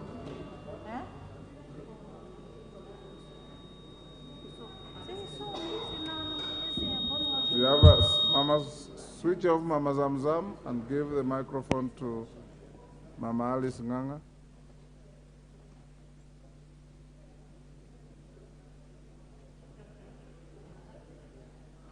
Give her a portable microphone if you are not able to give her. Thank you very much, Honorable Speaker. I rise to support the Finance Bill 2023. Honorable Speaker, I want to go on record today that we are leaders and we came here to this parliament to guide those people who gave us position to come and represent them here. And it is always good to show them the way, Honorable Speaker. This finance bill, yesterday I sat here until 10 p.m. when the report on surprise was on the floor of the House. And everybody wants roads back at home. Everybody wants electricity back at home. Everybody wants the transfer of Inua Jamii, the elderly. They always come to me, Mr. Speaker, asking me when I'm going to, when the ministry is going to add more more members to the Inua Jamii, but they don't want to pay tax. Honorable Speaker, I'm very shocked when I stand in this house. When we were campaigning, I saw honorable members from the AZIMIO side on the track saying that at the end of every month, they'll be giving youth 6,000 Kenya shillings. I am wondering where the 6,000 Kenya shillings was supposed to come from. And yet they don't, there was no money, Honorable Speaker. Are they going to get 6,000 Kenya shillings from borrowing money? You know, Honorable Speaker, it is good to be very honest. This VAT on fuel, it was introduced during the handshake regime, 16%. Then, Honorable Speaker, they decided to borrow money, and that conversation died. Then this conversation was introduced in 2021. And Honorable Speaker, because of the minutes they took from me when my mic was not working, so I need to be added the 2 minutes, Honorable Speaker. Honorable Speaker, for us to be able to take care of our constituencies. Honorable Alice, there's a point of, is it order or information? It can't be both, it's one or the other. Mr. Speaker, I just wanted to clarify, because it is also important, Mr. Speaker, that we remain factual in our address in this chamber. It is true the AZIMIO coalition promised to give stipends of 6,000 shillings to vulnerable families every month. That money was going to come from savings realized from dealing with corruption head-on, Mr. Speaker. You are properly guided. Thank you. Honorable Speaker, no wonder I thank Kenyans. They were good enough to see the AZIMIO coalition were not serious, Honorable Speaker. And that's why they gave the Kenya Kwanza government an opportunity to take.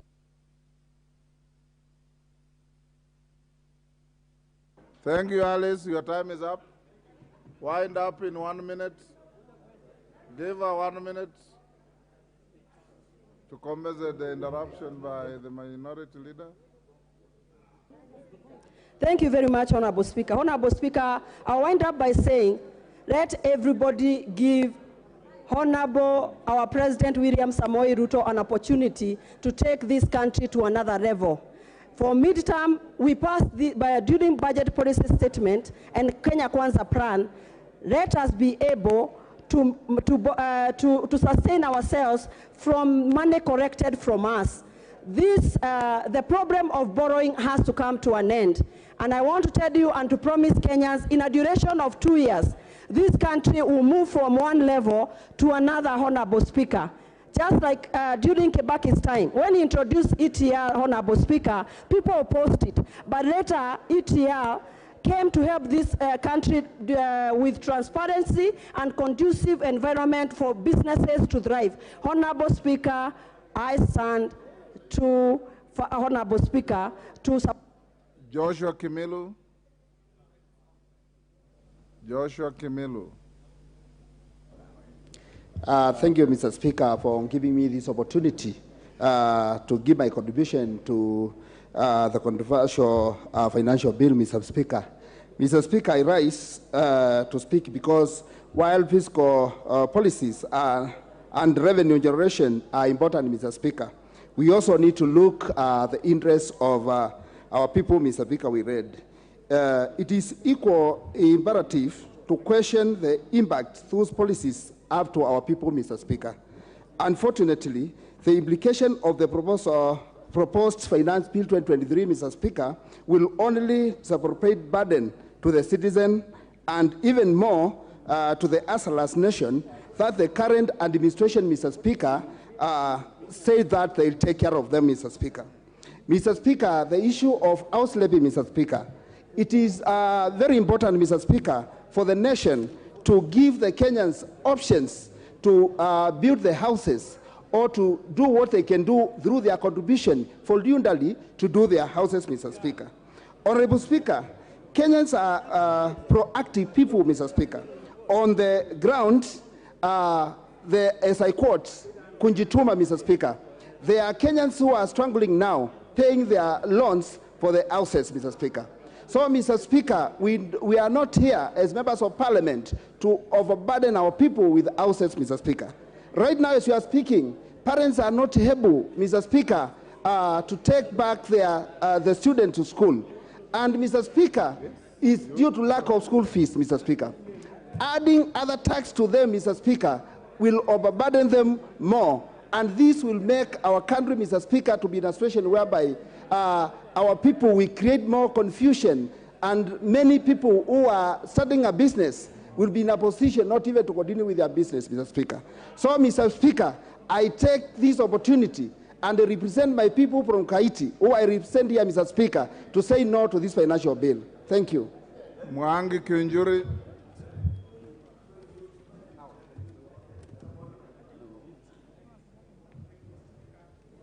And give to Mwangi Kiunjuri the microphone.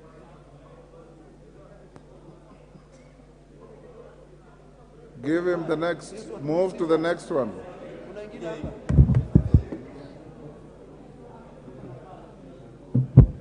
thank you, Mr. Speaker. I start to support the finance bill. And I have a number of reasons why I do so, Mr. Speaker. First, Mr. Speaker, is that I've interacted really with a lot of people. And I agree with my colleagues that this is one of the most interrogated bills in the history of this country. This is the only bill, Mr. Speaker, whereby those old women in the villages, 70, 80 years, old men, you go to the market, to the streets, Kenyans are discussing finance bill. All social platforms. And therefore, Kenyans are informed of what is happening and what they expect out of this bill. The most fortunate thing is that, Mr. Speaker, there are several questions that they are asking. One of the questions is, how did we get to where we are today? The other question they're asking, how do we get out of this situation? Mr. Speaker, when I look at the leadership of this House, both majority and minority, both sides, AZIMIO and Kenya Kwanza, they are all very experienced, and lucky enough, they were here even the previous parliament. When these questions are being asked, Kenyans are asking themselves, who was in the driving seat? Then, how did we get these loans? How did we expect to pay these loans? And how do we have any now headroom, Mr. Speaker, for us even to afford to go and borrow more loans?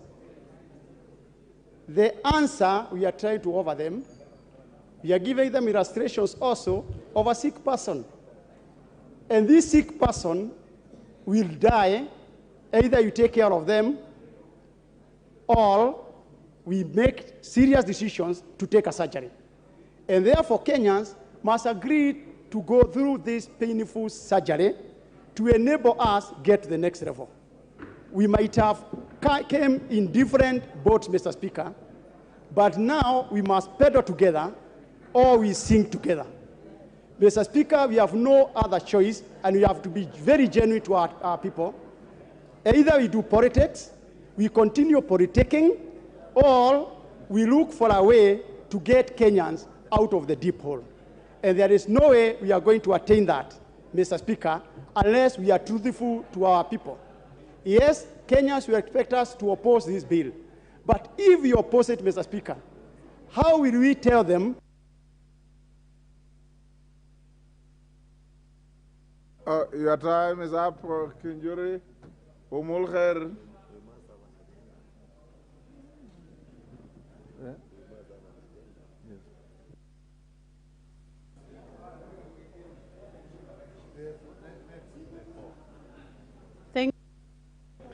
Thank you, Mr. Speaker. I rise to oppose this motion, this debate, because of the various factors. Number one is the digital tax. As a youth representative in this House, it is not fair to young people who have turned out to be content creators to be taxed. The government tells them there are no jobs, but when they create jobs, we are busy taxing them, especially on the digital space. For that reason, I am not for this. Number two is the issue on the housing levy. Where I come from, As at yesterday, we lost 8 young officers along the roads of Ijara and Bodai because we don't have roads. For the longest time, these same people have been paying taxes, but we have not given them roads. Here we are telling them, forget about roads, we'll give you houses. How is that fair? It is not a priority for us because we have houses and we are ready to have our roads built first. And thirdly, I want to also state that our AZIMIO side, when we were talking about housing levy, we were not planning to tax Kenyans. So let us not use that as an excuse. We had a better plan. Approach the owners of the idea so that we can tell you how we were planning to provide houses. And on my final remarks, as a Muslim leader, this is unfair. It is not fair to provide all these burdens for Kenyans. And without fear of intimidation, if we are to go to the ballot today, Kenya Kwanza leaders are going to see what AZIMIO One Touch saw in 1906. That finance bill is going to fail, and it is not going to be an honest point because we know where you stand. You are only scared to come out. Thank you, Mr. Speaker. Your time is up. Didymus.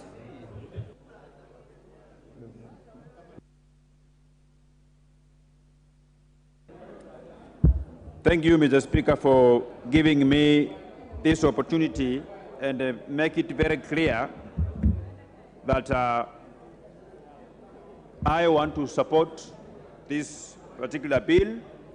By supporting this bill is basically processing this bill for improvement through a committee of the whole House.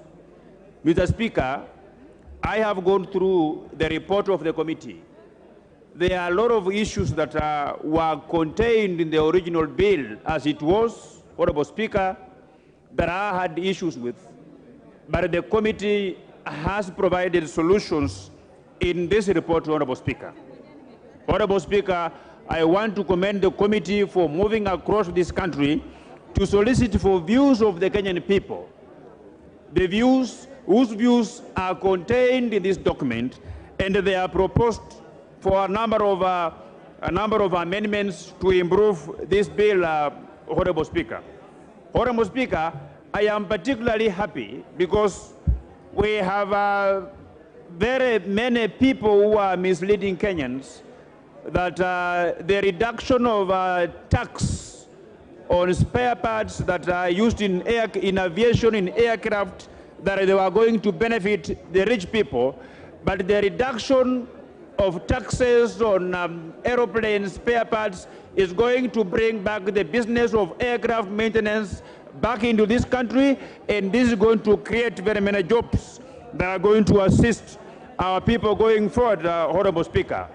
Honorable Speaker, this is going to be my 6th time debating a finance bill, and I know that Kenyans have given me powers and the responsibility to improve a bill that is before this House, because we are going to vote for each and every clause, including the title of the bill, Honorable Speaker.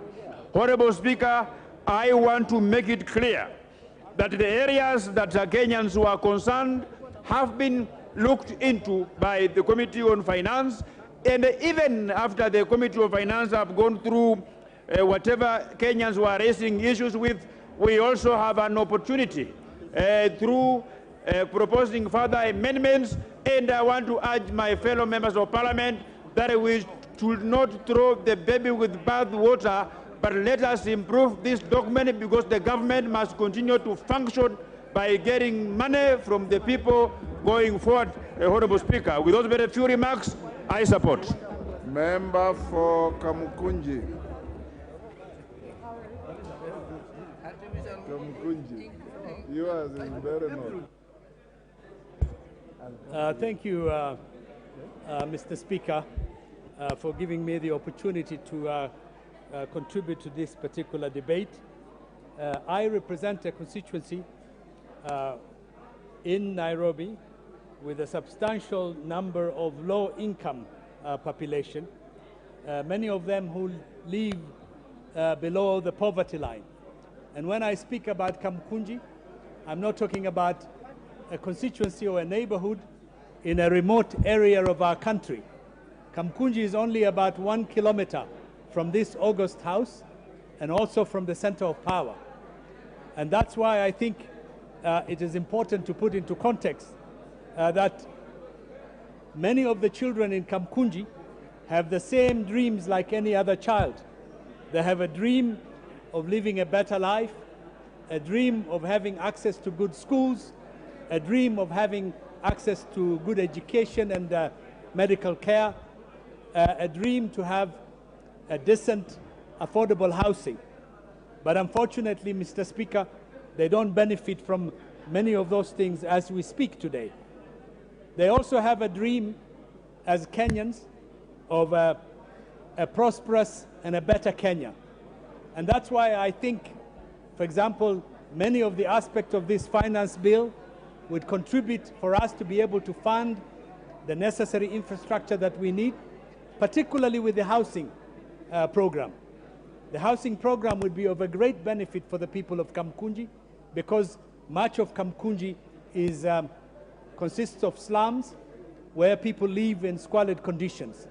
It will also provide employment to the young people of my constituency, as well as help many of the traders from the Juakali centers. And we have the largest Juakali in the country to be able to do things for the development of this housing project. And Mr. Speaker, you cannot be an independent country, a free and independent country, if you cannot put your infrastructure in place, if you cannot pay for your health and education and lift the economy of your country. Therefore, we need to pay for this and stop being beggars in the world, carrying a begging bowl, asking for help. We need to fund our own development. And the Kenyan citizen is an agent of his own development. And therefore, I support this financial bill, Mr. Speaker. Thank you. Honorable Mudhoni. The member, is in your name Mudhoni? The nominated member from Meru. Isn't she called Mudhoni? Honorable, thank you, Honorable Speaker. Honorable Speaker, okay. I rise to support this bill this afternoon. Honorable Speaker, I'm so shocked this evening, Honorable Speaker, and saddened by the fact that yesterday, Honorable Speaker, we sat here and we were taken through the appropriation bill, and this House, including the opposition, went through the bill and we all unanimously supported it. Honorable Speaker, we supported because we knew all the things that we seek for our constituencies will come from what we appropriated. Honorable Speaker, I'm shocked because now I'm seeing a turnaround that some of our members want to imagine that money will come from the blues. Honorable Speaker, what this finance bill is trying to bring about and the cure of all the things that we want for ourselves, Honorable Speaker, will be gotten from this finance bill. Honorable Speaker, I heard members complaining that people cannot afford even 2 meals in a day. And they are not even commending this committee for putting clause 33, where they have very clearly stated that fertilizer will be zero-rated. And that means, Honorable Speaker, this country will be able to have food security, and each and every homestead will be able to afford 2 meals in a day. As I conclude, Honorable Speaker, I want everyone to appreciate that this country, Honorable Speaker, is at a state like where a milkman continues milking an emaciated cow. Honorable Speaker, for you to realize and get good returns from a cow, you have to feed it and feed it properly so that it can continue producing enough milk. Honorable Speaker, this is the more reason why each and every member in this House should support this finance bill. Thank you, Honorable Speaker. Honorable Clive Gisairo. Yes, what's the point of order? Who is on a point of order? Honorable? Okay, hold on, Honorable Clive. Go ahead. Give him the mic.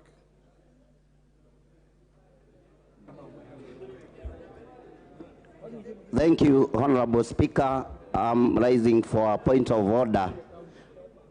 Number 95, you call the mover to reply. Thank you, Honorable Speaker. I hear you. Let me, the interest still looks quite massive.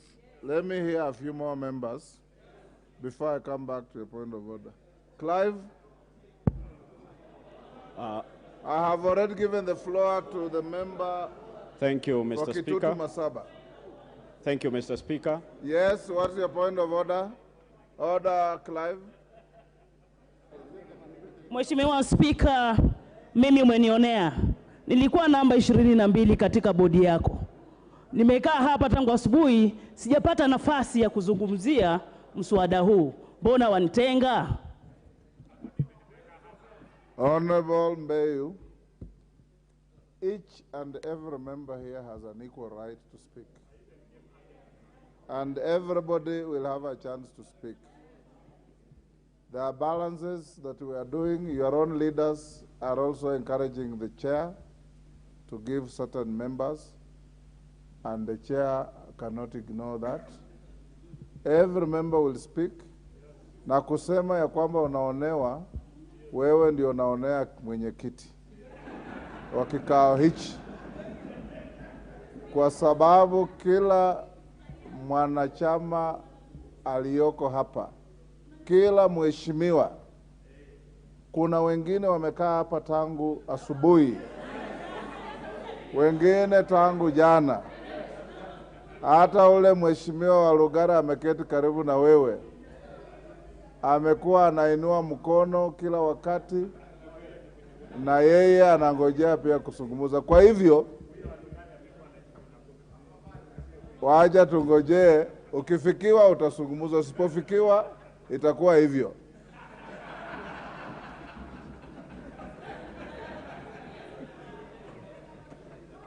Clive, give the mic. Thank you, Mr. Speaker, for giving me this opportunity, and I stand up to oppose this motion, and mainly on two areas.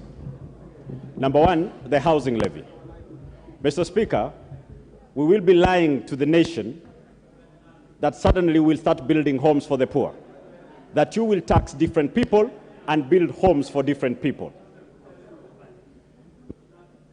Mr. Speaker, we need to look at the basics. Kenyans do not have food. We are telling them how to house them. While defending these, the other side has spent a lot of time trying to tell us that this is an opportunity to create jobs for the youths. Can you tell us what exactly this levy is? Is it a job creation levy or a housing levy? We've changed it from a contribution to a levy, moved it from a provision whereby we are going to have, after 7 years, the contributors had a way out or to stay in clause. Now it's a levy which makes it a tax generally. Mr. Speaker, that side, as they sit there, they are at pains. They are trying to convince Kenyans they are unconvincible. They are telling us that it's us who are trying to explain to the masses. The masses are not illiterate. We are here defending the teacher who can read and understand. We are here to defend the policeman. As you sit here, some of the members who even work in this parliament are broke. They do not need these additional taxes. Mr. Speaker, the second item is on the tax on petroleum products. By them saying that it was members from this side who were busy pushing for 16%, and they made it 8%. Now it's time to move it to 16%. That is wrong. The moment we tax petroleum more, the border will be out of business, and you saying you'll provide for them electric bikes, you are lying to them, because electricity currently as it is, for 1,000 shillings electricity bill when you buy tokens, 130 is petroleum charge. You cannot even afford to charge that bike you're telling them. Mr. Speaker, I stand to oppose this, and that side, let us focus on how to provide jobs to Kenyans and not building jobs, because they are not there. You are lying to Kenyans. I oppose this bill. Honorable Wamchomba.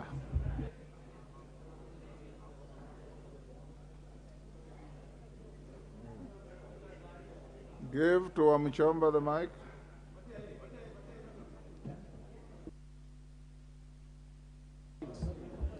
Thank you, Mr. Speaker. I rise for the welfare of the society and the just government of the people of Kenya. I rise to oppose. For the welfare of the people of Kenya, that qualifies them to eat well, eat a meal or 3 meals a day. That is the way to make the welfare of our people better. And for the welfare of the society and the just government of the people, it is our business as a the representative of this house to make sure that our people live happily, improve their welfare, and make them feel they are sovereign according to the Constitution of Kenya. Mr. Speaker, I am elected in Githunguri constituency. My people cannot afford a meal a day. The cost of living is too high. The cost of unga is too high for them to have better welfare. Mr. Speaker, I have gone to my people in Githunguri constituency, and they have told me very loudly that the government of Kenya, through the Finance Bill Proposal 2023, it is punitive, it is oppressive, and it is scandalous. We started off with issue of housing. We came up with contribution. We moved from contribution. We made it a levy.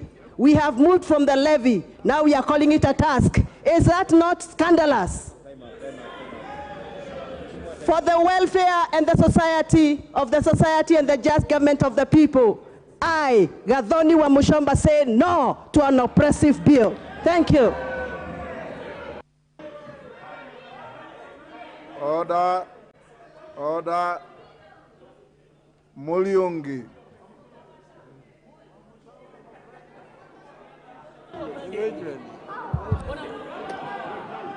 Thank you, Mr. Speaker. I rise to oppose the finance bill from the onset. Mr. Speaker, the finance bill goes against the wills and expectations of poor Kenyans, and I agree with my predecessor who has just spoken that this bill is insensitive to Kenyans because it proposes to overtax the already burdened Kenyans. Mr. Speaker, Kenyans expected a bottom-up economic model which would put money into the pockets of people, the hustlers, and reduce the cost of living, among others. Mr. Speaker, instead of these expectations, Kenyans are experiencing increased cost of living. Order, Mulyungi. Honorable Kagombe. Can I hear your point of order? Mr. Speaker, I rise on on standing order number 80. It is against the tradition of this house and the rules of this house to read a speech, not unless it has been expressly granted by the Speaker. The honorable member on the floor is reading from a material that he has word for word. Is it acceptable? This is a house of debate, and Mr. Speaker, we are supposed to come here. We are supposed to come here and debate. You cannot bring materials and import materials from other places and bring them here to Speaker to debate. And you're a ranking member, Mr. Speaker. Please, Rule him out of order. Order, honorable members. Honorable Mulyungi, you have been here long enough. You heard me caution Honorable Zamzam for reading a speech. Debate time is debate time. You can use notes as aid memoir, but you cannot read a speech in a debate. If you are reading a speech, deceased, I had not noticed. Go on. Mr. Speaker, I went to school. And I'm not an idiot. I'm looking at this report, and I have to refer to it. So when my eyes look down, that member should not say I'm reading a speech. And I'll continue to look down. Mr. Speaker, he is not my equivalent. Yeah? I'm the one who designed this chamber. Mr. Speaker. Order. Mr. Speaker. Order. Honorable Mulyungi. Honorable Mulyungi, I don't think Honorable Kagombe, sit down. I don't think Honorable Kagombe was malicious in that point of order. He perceived you to be reading, and I just told you, if you are reading, it is wrong. If you are not reading, you ignore it and carry on. You don't have to get agitated. These are your colleagues.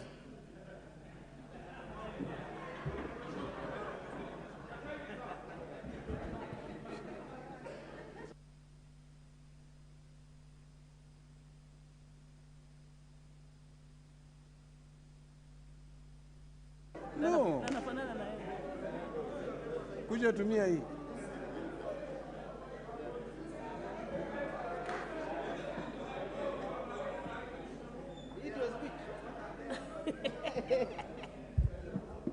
Mr. Speaker, I think there are people here who have nothing to do.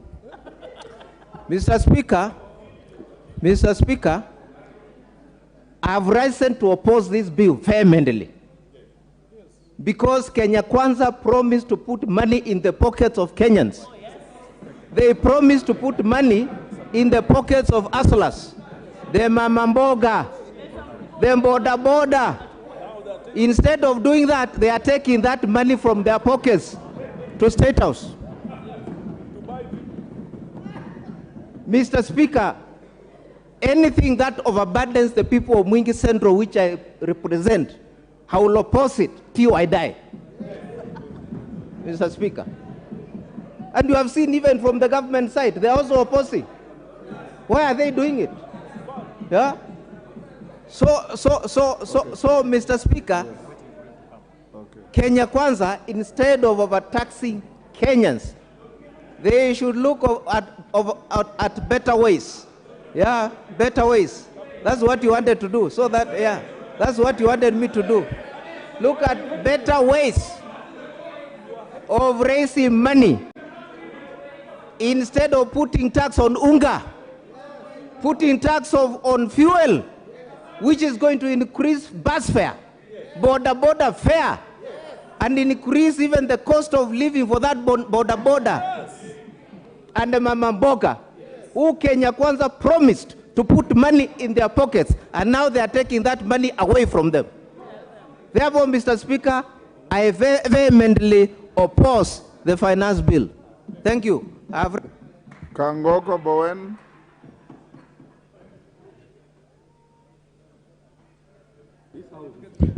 Thank you, Honorable Speaker. Mr. Speaker, I want to support the bill. Mr. Speaker, taxation is the only the principal source of revenue in all government in the world. There is no any other source of revenue for governments. Mr. Speaker, having said that, Mr. Speaker, if you look in the last regime, the handshake government, Mr. Speaker, we overborrowed. They were overborrowed, they were overspent, and now even our credit worthiness as a country, we cannot borrow anymore. Mr. Speaker, I want to talk about the issue of the 16% on petroleum. Mr. Speaker, many of us, and there are quite a number of members of parliament who are here in the 12th parliament. On that first August, on Wednesday, Honorable Speaker, we sat here as members of Parliament to postpone or to delay the 16%, the effective date which was supposed to start on September 2018, 1st September. And that 16%, Mr. Speaker, was carried forward. Mr. Speaker, I want to tell the honorable members here, the 16% on the fuel levy, it is not a new tax. It's been there before. It's been there before, and it is now, we are just standardizing it now. Mr. Speaker, on the issue of the housing, Mr. Speaker, according to the Kenya Bureau of Statistics, 38% of Kenyans currently live in urban areas. And we are looking at, in 2050, almost 70%, 68 to 70% of Kenyans will be living in urban areas. Mr. Speaker, the housing tax is very important because we don't want to be a country of slums. We don't want to create slums everywhere in our country. We need to provide a decent housing for our people. Mr. Speaker, I want to ask colleagues not to debate these issues outside there. Let them read the bill, get to understand. When it comes to the time of House of Supply, they bring the necessary amendment, and we are able to debate as members of Parliament. I support, Honorable Speaker. Thank you. Nabwera Nabii.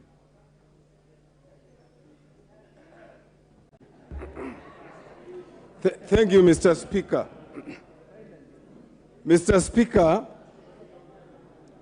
I raise to oppose based on the Constitution of this country. Article 1 of the Constitution of this country provides all sovereign power belongs to the people of Kenya and shall be exercised only in accordance with this Constitution. We took an oath here, Mr. Speaker. We did not take an oath to lie. We took an oath to defend the Constitution.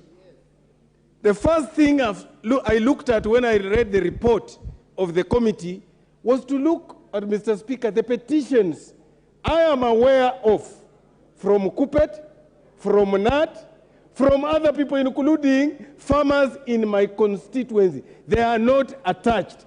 That shows that the committee in itself did not do a just job. Secondly, Mr. Speaker, Article 201 of this Constitution says, the following principles shall guide all aspects of public finance in the Republic. A, there shall be openness and accountability, including public participation in financial matters. The people of Kenya have spoken in public forums and said this finance bill is oppressive. As a parliament, we are left with one thing to do. To relook at it and say, this one, wamekataa. Can we give them what they want? Mr. Speaker, I want to help my colleagues. Is it true that there are no other ways to raise the money? The answer is no. I serve in the Public Accounts Committee, Mr. Speaker. And if we were just to close the taps of pilferage, we raise 600 billion shillings, the money we are looking for. Mr. Speaker, where is it in this world that you can milk a cow you have not fed? What we are attempting to do with this finance bill is to milk a cow that we have not fed. Thank you, Mr. Speaker. Okay.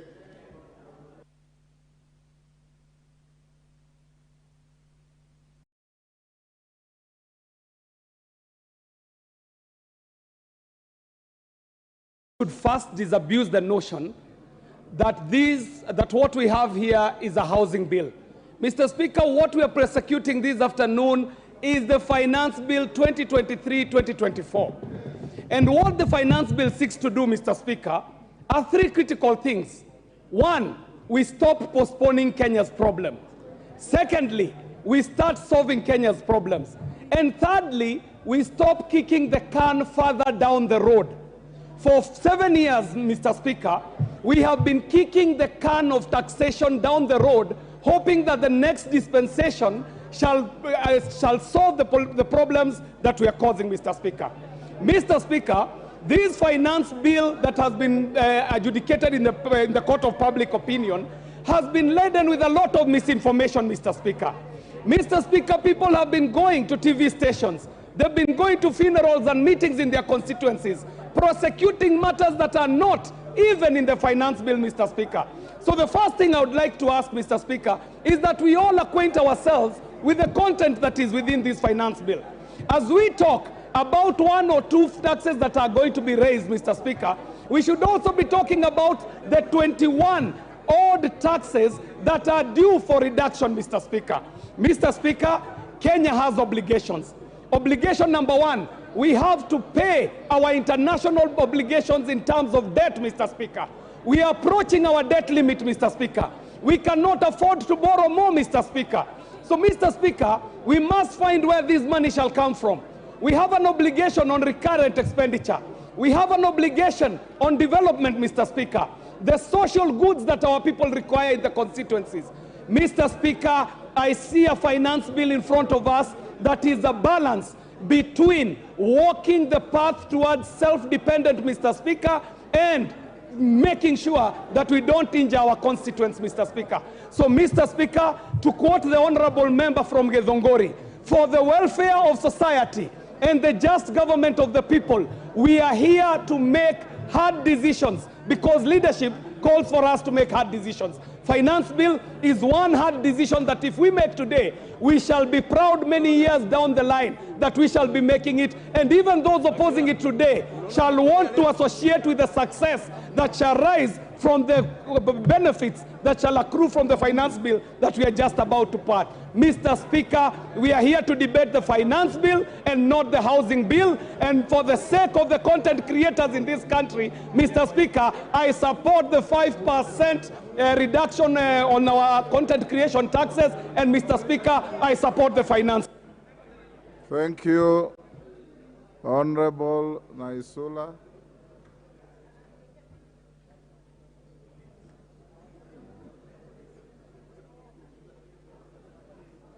Thank you, Mr. Speaker. I rise to oppose the finance bill that is in front of us, Mr. Speaker. And I just want to say that I am actually amused by my colleagues from the other side of Kenya Kwanza, whom during their campaigns were insisting on the issue of listening to the hustlers and listening to the ground. If anything, they coined the phrase, tunasikiza ground. I am actually surprised that after they have won the election, the ground does not seem to matter and those people do not seem to matter. And I just want to warn them that if you do not listen to the ground right now, kitawaramba when the time actually comes. Mr. Speaker, personally, I have listened to my ground and the people who sent me to the August House, and they have told me vehemently that you have to oppose the finance bill, especially on the issue of the housing tax. It started as a levy, it looked like a SACCO, it looked like a chama, now it is a tax. And they have told me that the people of Samburu West are interested in their security, they are interested in them having an environment where they can live peacefully, and they are not interested in the 1.5% tax on housing, Mr. Speaker. The second thing, Mr. Speaker, and I don't know why we're even focusing so much on the housing tax, it is on the issue of the 16% on the fuel levy, Mr. Speaker. In the last parliament, we came together in this house and we actually opposed the 16% rise on the fuel levy. And I just want to tell the same hustlers who have been forgotten that once the 16% fuel levy is increased, they will really feel the pinch, because the cost of living will actually go up, and even the cost of manufacturing in this country, Mr. Speaker, will go up. We are saying we are creating jobs, but if the manufacturers and the investors will run away from this country, Mr. Speaker, how will we be making, or how will we be creating employment in this house, in this country, Mr. Speaker? And so I just want to say that I oppose, and it's even contradictory when some leaders go out there and say that you cannot tax your people to development or overburden them with the tax, but at the same time bring the bill. The last thing, Mr. Speaker, the same leaders who are on the other side were the ones who are opposing everything that the previous regime was doing, but they are doing the same things and bringing the same proposals into this house. We know you want to do it in your first year and your second years, and go out and again lure and lie to John Waluke.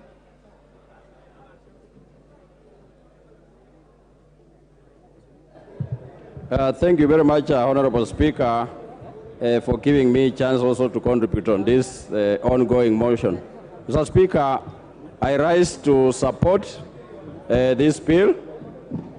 Mr. Speaker, even if it was the Right Honorable Amolo Odinga himself to run and stabilize a government like this one of ours, he was to do the same. Mr. Speaker, the House levy was his first choice when we were campaigning. And I'm a member of Jubilee in AZIMIO, Mr. Speaker. This thing started when during the time of Kibaki and the Right Honorable RAILA at Langata, when they started building, putting up these houses. Mr. Speaker, to stabilize the economy, people must feel pain. And this is the pain that we are going to realize before the economy stabilized, because our economy had gone down. And I support this bill, Mr. Speaker, and urge all the members of this House to support this bill, Mr. Speaker, finance bill, so that we bring our economy back to where it is supposed to be. Thank you very much, Mr. Speaker. I support. Order, honorable members, order. Order. Honorable members, I know this is an interesting debate, but take your cool. Keep your cool. Don't stand up and raise your hands up in the air as if we are in a rally. This is Parliament. I encourage you to maintain decorum. Everybody, subject to what you will agree, will have a chance to speak. Atandi.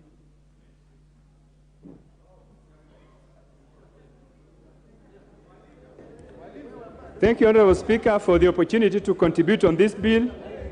And Honorable Speaker, from the word go, I want to say that I oppose this bill, and also to clarify, Honorable Speaker, that my bias is not artificial, my bias is natural.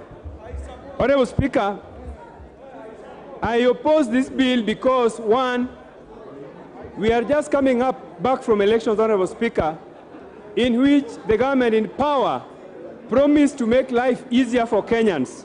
But, Honorable Speaker, if you look at this bill, section clause 33, Honorable Speaker, you will find that this bill is proposing to remove from the zero-rated position very critical items such as flour, cassava, and wheat.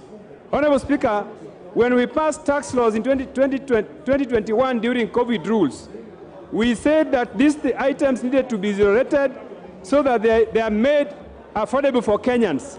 But, Honorable Speaker, this bill is proposing to remove these items from zero-rating position to exempt position, making them very expensive for ordinary Kenyans.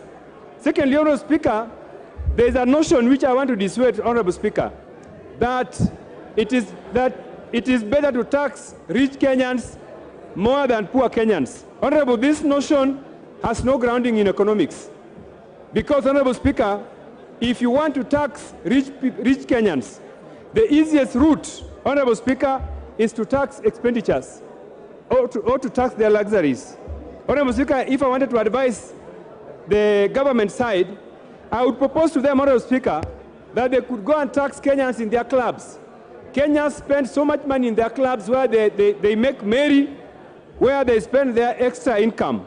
Therefore, Honorable Speaker, to propose that we raise pay from 35% for those who earn more than 800,000 shillings per month means that for the first time in history, Honorable Speaker, pay is going to be Kenyans are going to pay more as salaried Kenyans than corporation tax.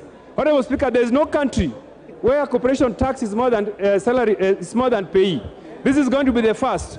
Thirdly, Honorable Speaker, this is a government that was elected recently on the promise of making life better for Kenyans. It is very interesting, Honorable Speaker, that a government that cannot even construct simple houses for police officers, a government that cannot even pay salaries in time, is promising us that they are going to construct houses for Kenyans. This is laughable, Honorable Speaker, and I want to say that this government cannot take us as fools. Therefore, Honorable Speaker, we must reject and oppose this bill in totality. Thank you, Honorable Atandi. Honorable Naomi Wako.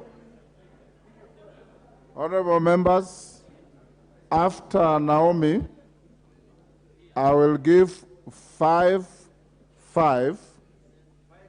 and I'm going to slash your time to 1.5 minutes each. 5, then I call the mover to reply. 5 for 1.5 minutes each. But Naomi, you'll have your 3 minutes. After that, 1.5. Thank you, Mr. Speaker, sir, for allowing me to add my voice to this very important bill that we are discussing, Finance Bill 2023. It is a great opportunity for us to interact with this bill. And Mr. Speaker, I must say from the onset that I support the bill fully because it has more benefits for the Kenyans than the challenges that it poses.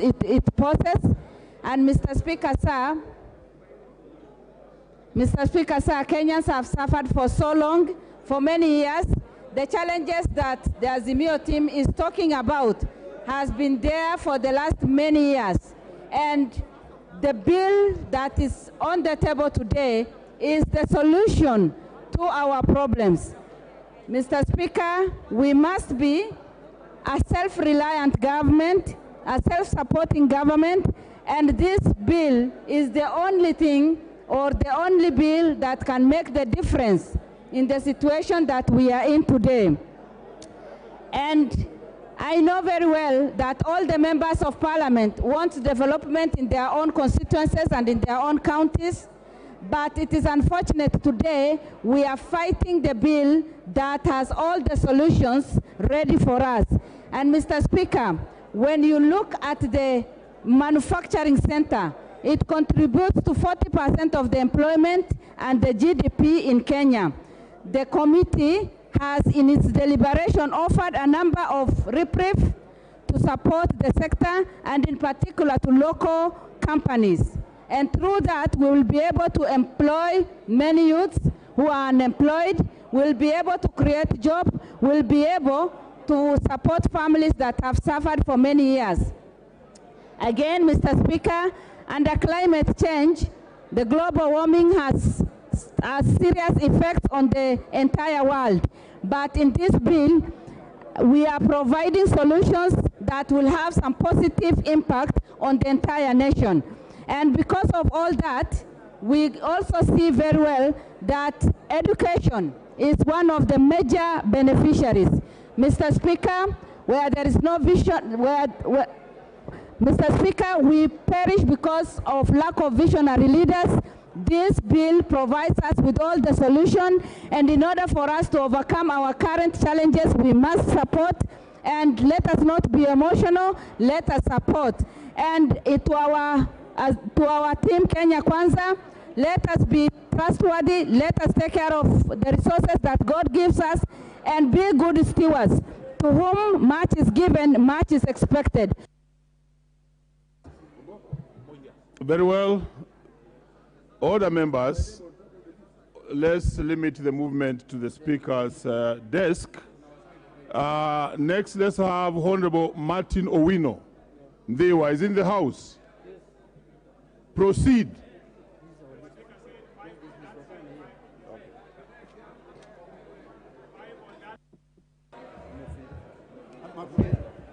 Thank you, Mr. Speaker. From the onset, I oppose this bill. The reason is the priority of Kenyans now is food, education, and healthcare.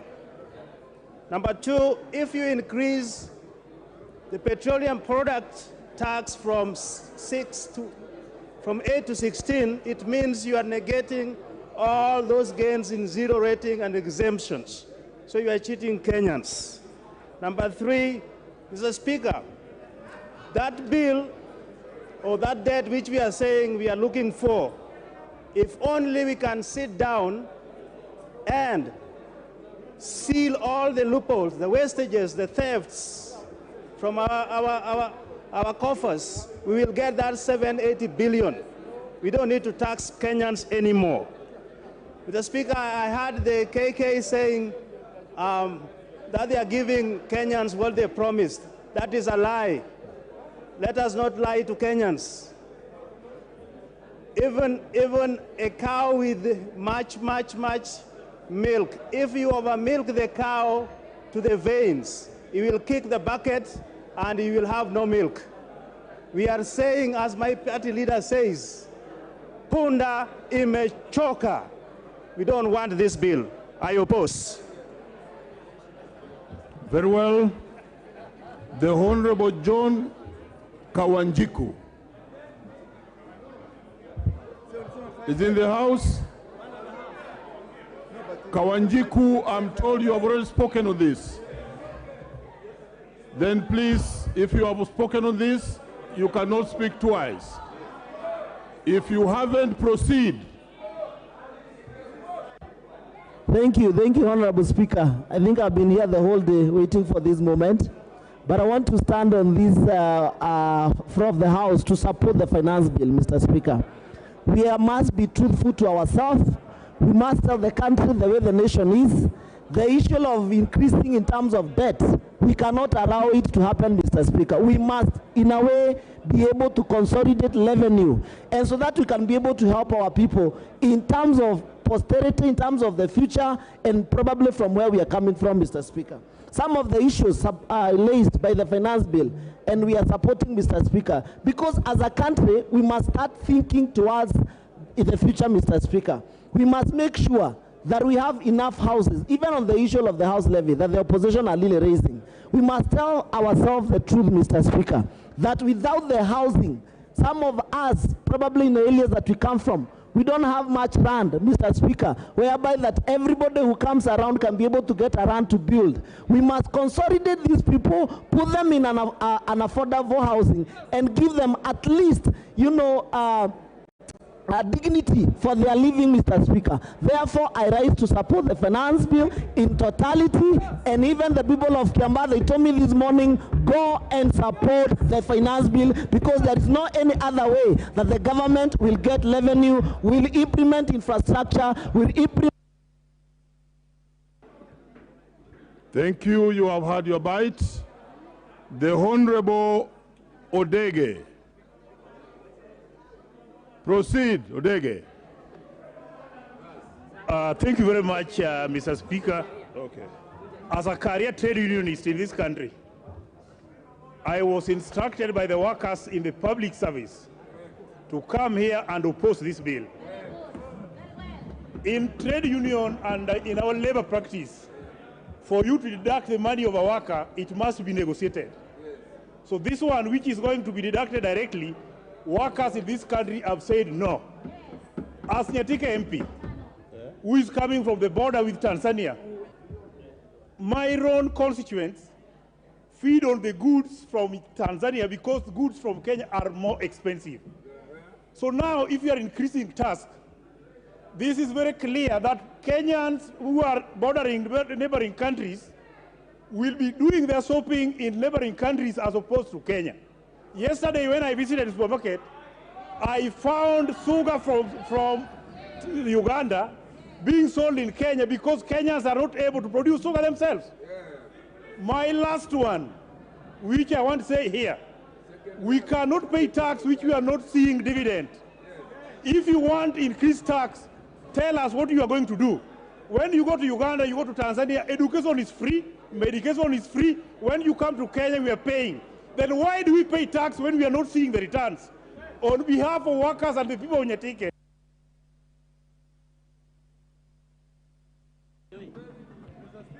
Very well.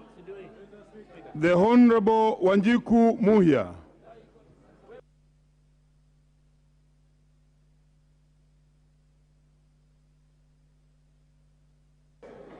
Thank you, Honorable Speaker. Honorable Speaker, I want to speak only two things because many issues have been deliberated on. One, Honorable Speaker, I want to speak on this 16% fuel levy. First, we are not the highest in the region. Rwanda is at 20, Tanzania is at 18, Uganda is at 18, and even if they are above us, we cannot even compare the development, particularly on the tarmac road here in Kenya. Yes. Number two, Honorable Speaker, Honorable Speaker, number two, through this tax, we are going to collect 300 billion.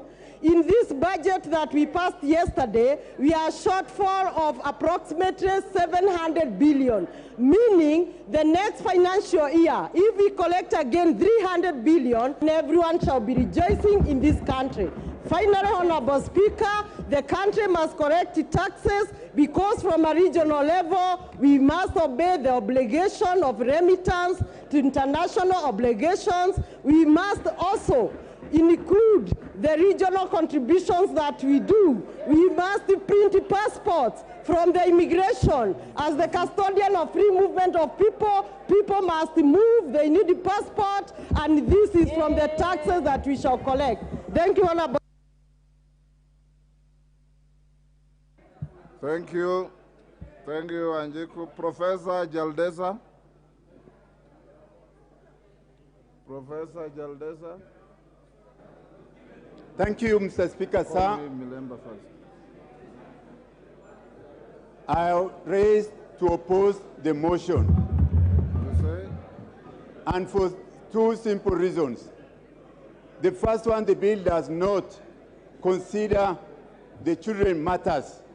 There is nothing in that bill that touches on the children and their welfare. There is nothing in that bill that touches on the junior secondary school education, the classroom, the teachers, and the laboratories that they require. The bill is discriminatory. It charges higher levies on women and the beauty products. By increasing, Mr. Speaker, the bill by increasing the petroleum levy, it increases the cost of living and cost of every aspect in life in this country.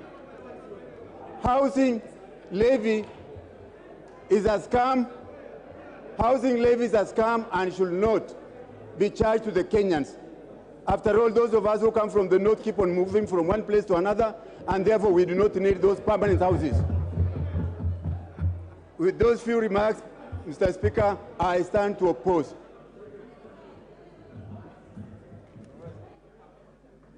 Mr. Admeli.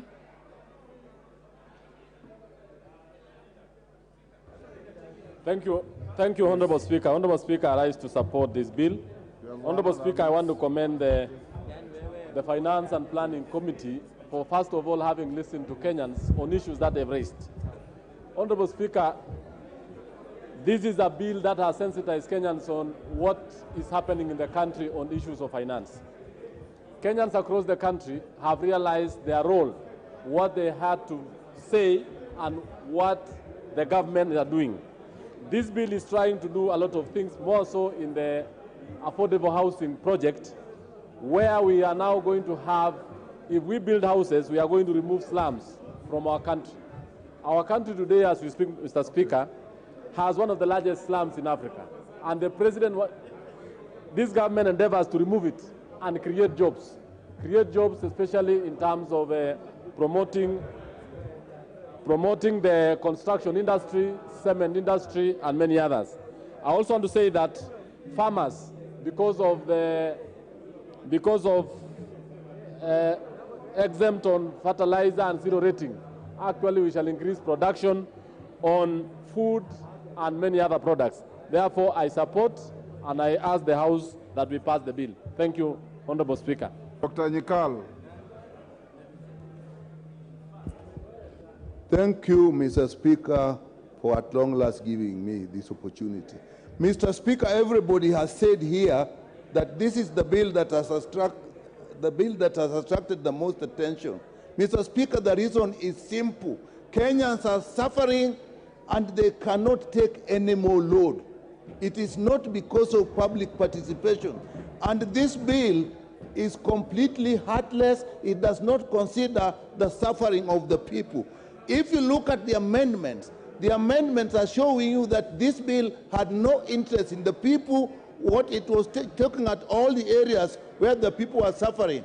And Mr. Speaker, everybody is talking here of debts. I've not heard anybody from that side talking about debt adjustment, restructuring of debt. You cannot just continue that you will get money from people to pay the debt. Debt can be restructured. Therefore, Mr. Speaker, I oppose this bill. Member for Ijara.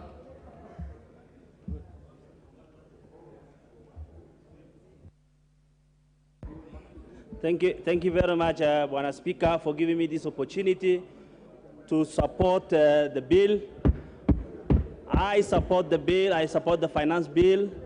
As you well know that this, I say, is a game changer, because when our deputy president said that when we came into the government, they only found 93 million, people, they are saying he's lying.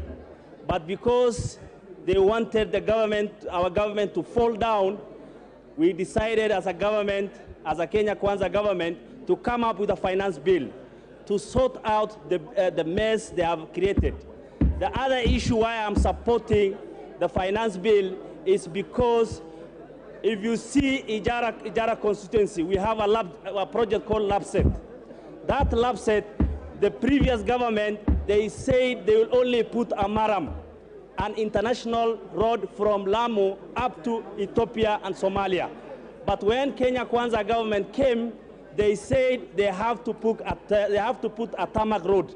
Those are the factors that is forcing us, or that is making us to support the finance bill. The other factor that why I'm supporting the finance bill is the reduction of the exercise duty that we pay on the money transfer. If you check, if you want to pay your money, you have to transfer money, you pay 500 shilling on RTGS or Emmanuel Wangwe.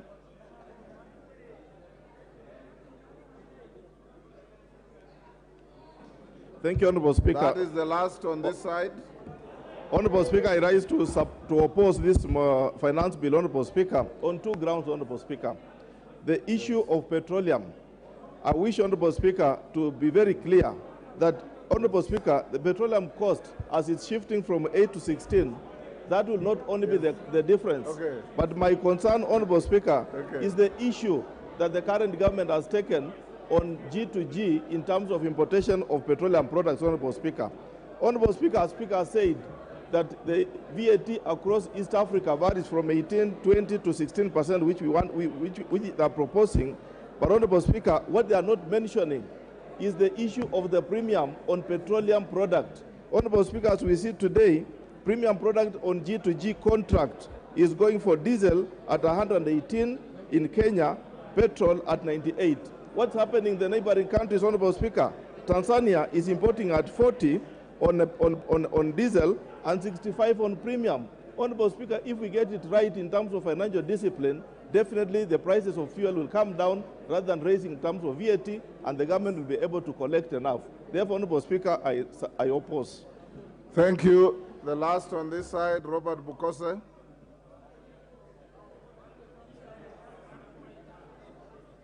Order, honorable members on their feet, take your seats. Order. Honorable members on your feet, take your seats. Take your seats. Order, honorable members, take your seats. Take your seats. Member for Kilifi, take your seat.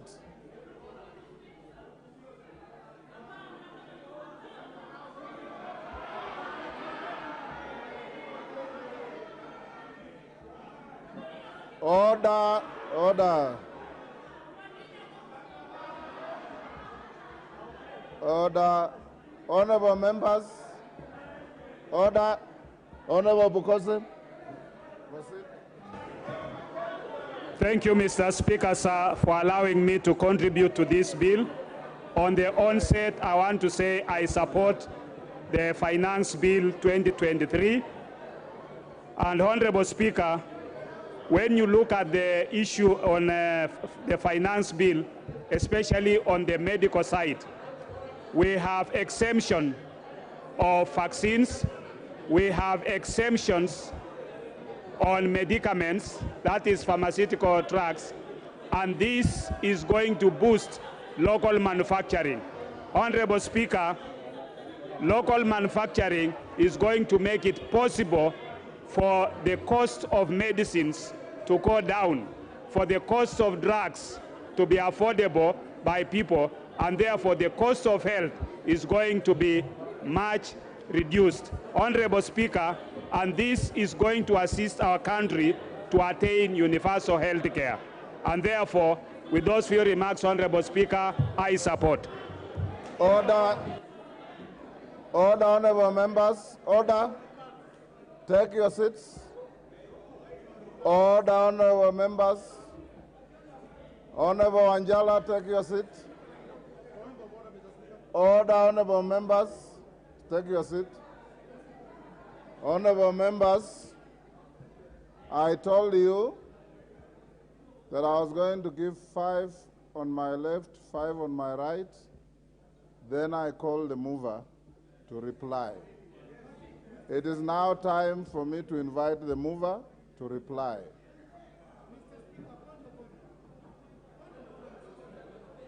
Mover.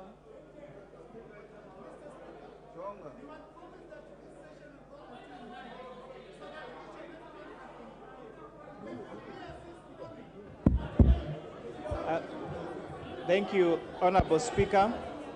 But now that I have 15 minutes to reply, I would like to donate 1 minute to the Honorable Chapkonga, 1 minute to... If you have minutes to donate, donate to Chonga as well. Go ahead. Okay. In that case, Honorable Speaker, I want to thank... Order. Order. Honorable Member for Kilifi,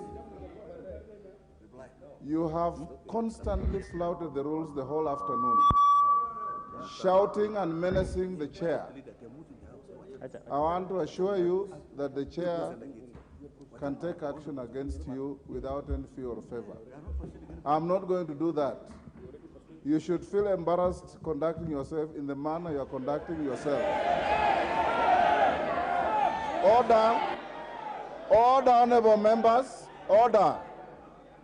I have even taken the extra caution of asking your minority leader to speak to you, that as a gracious lady, representing the great people of Kilifi, who are watching you on TV, order, order, who are watching you on TV, I don't think they are happy to see that what I'm seeing.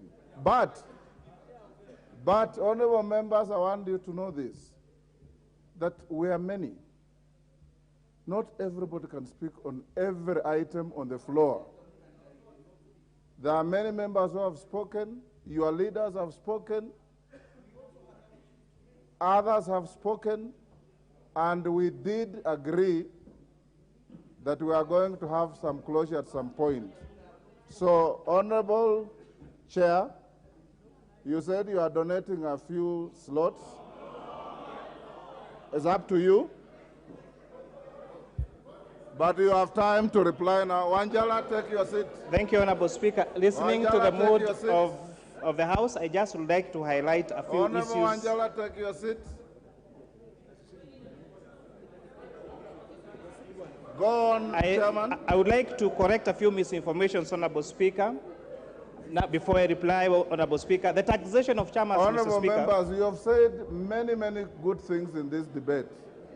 We are getting to the end where you are going to vote. Express yourself.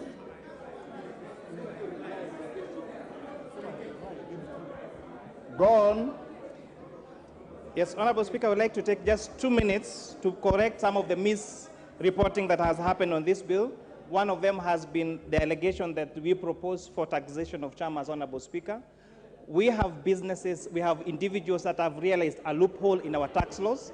So instead of registering a business as a business name or as a company, they are joining as individuals, registering a chairman, and doing business as a chairman, and therefore not getting into the tax net, Honorable Speaker.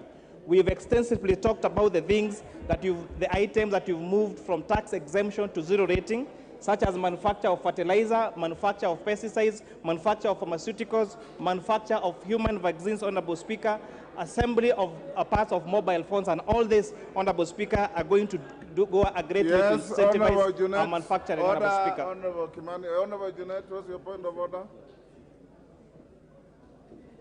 Mr. Speaker, I want to seek your indulgence, Mr. Speaker. You know, when you are listening to the finance chairman responding, you need to see him physically, Mr. Speaker. But now we are blocked here. We can't see. It's like he's in another town. We are listening through radio or TV. Mr. Speaker, what are the sergeant at arms up to? Can we see the person who's talking to us?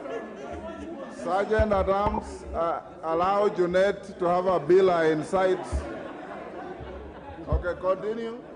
Yes, after listening to the members of the public through our public participation, I want to report we dropped the 20% requirement for deposit in our courts for litigation, Honorable Speaker.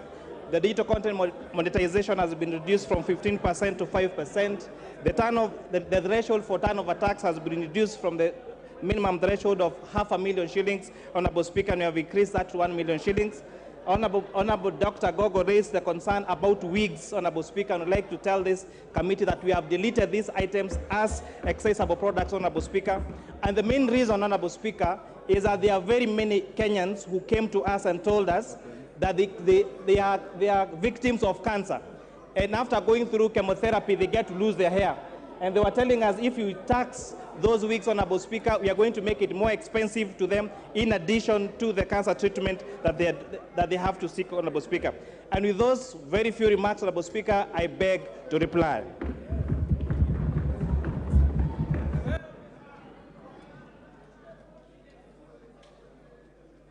Where's the order paper? Where's my order paper?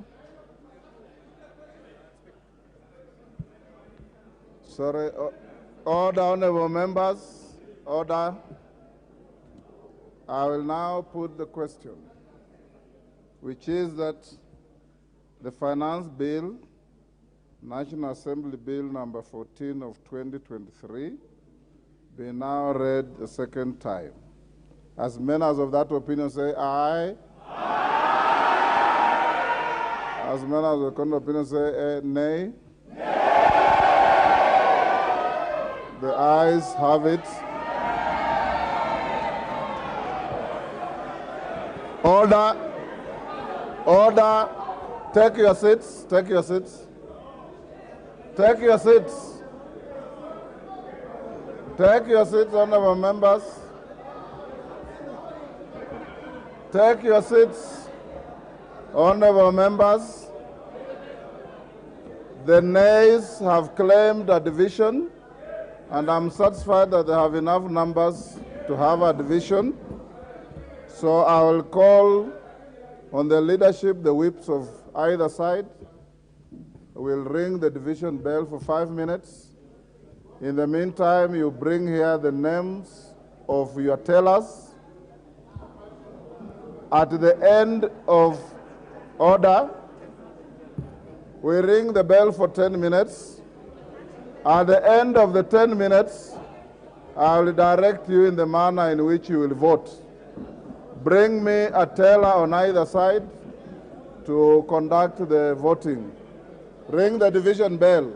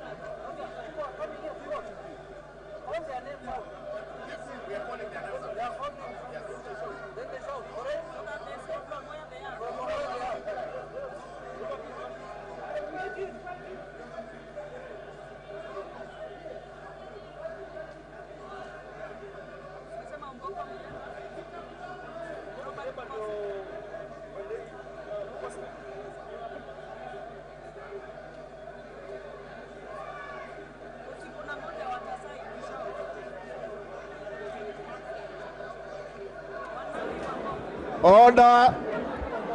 Order. Order, honorable members. Order. Increase the volume.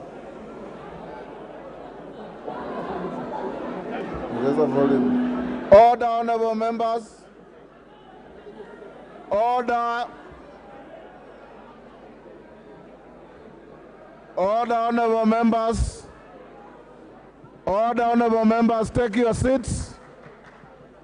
Take your seats, honorable members. Take your seats.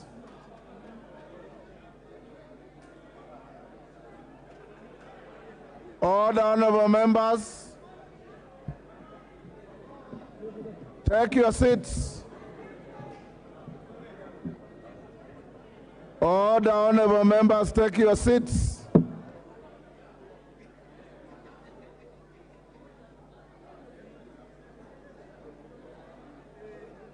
Take your seats, honorable members. Order. Mama Kericho, take your seat. Take your seats.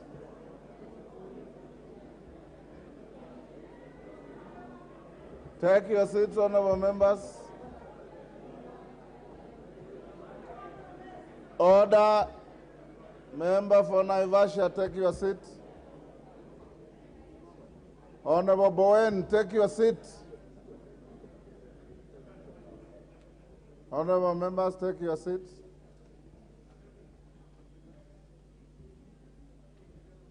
Take your seats. Honorable members,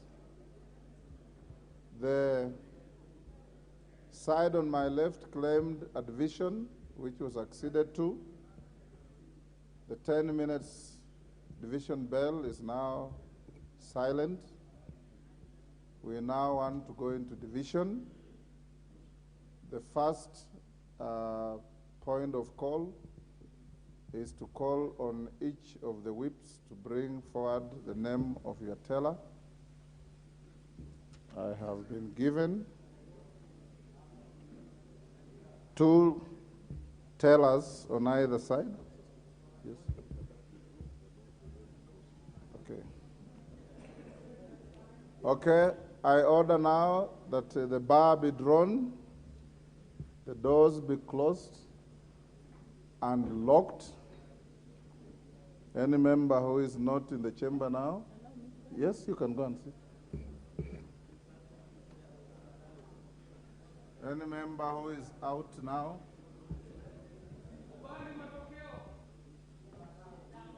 Order. Order, honorable members.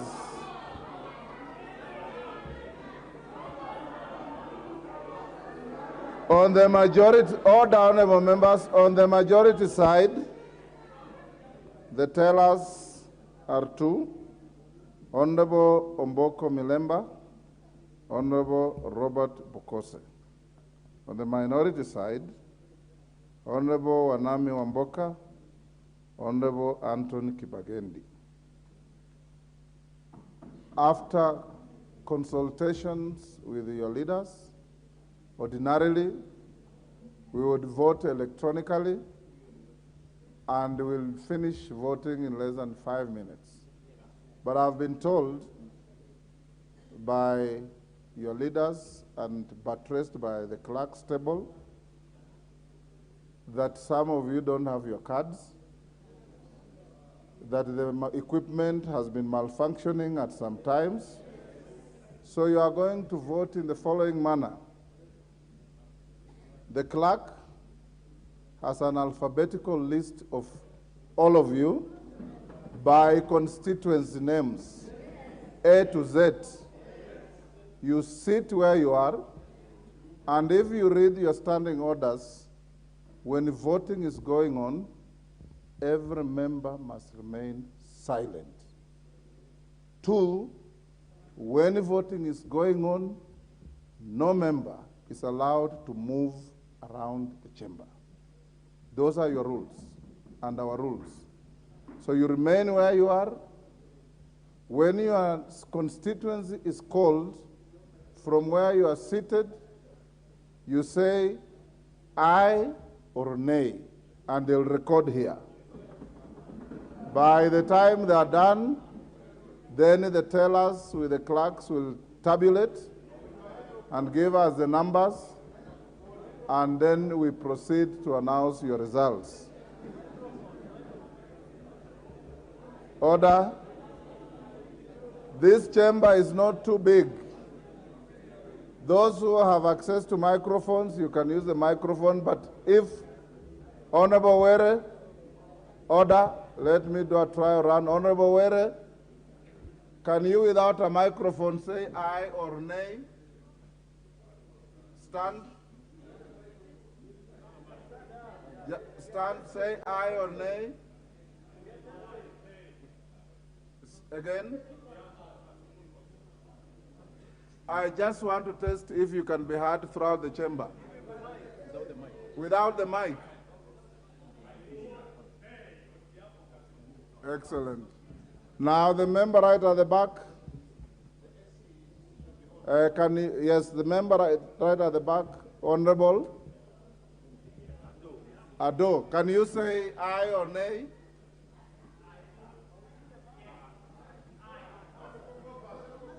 Okay. Now, honorable members, I want to repeat. We are going to vote in total silence. And any member who misconducts himself or herself, I will note you, and when we finish voting, you will suffer some form of punishment. Because I'm not telling you how to vote. Okello, you are already misconducting yourself. I know you are taking advantage of the fact that you used to be a close friend of mine.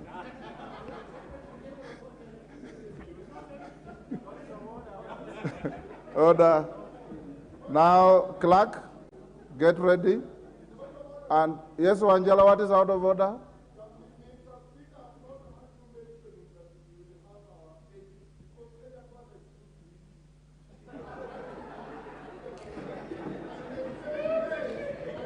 Honorable Wanjala, the vote we are about to have is aye or nays. You are out of order. Let's start. In order, pardon? Mr. Speaker, I think yes and no are more distinct than aye and nay. When your name is called, simply say, I vote yes or I vote no. Absolutely. Right? Thank you, Mr. Speaker. Let's start. Order, honorable members, sorry. I had allowed the chairperson of the Budget Committee to lay a document on the table before we go into voting. Give Honorable Ndindi Nyoro a minute. Pardon? Who? Yes. Ndindi Nyoro, go ahead. I'll give you a minute. Use this one. Use this.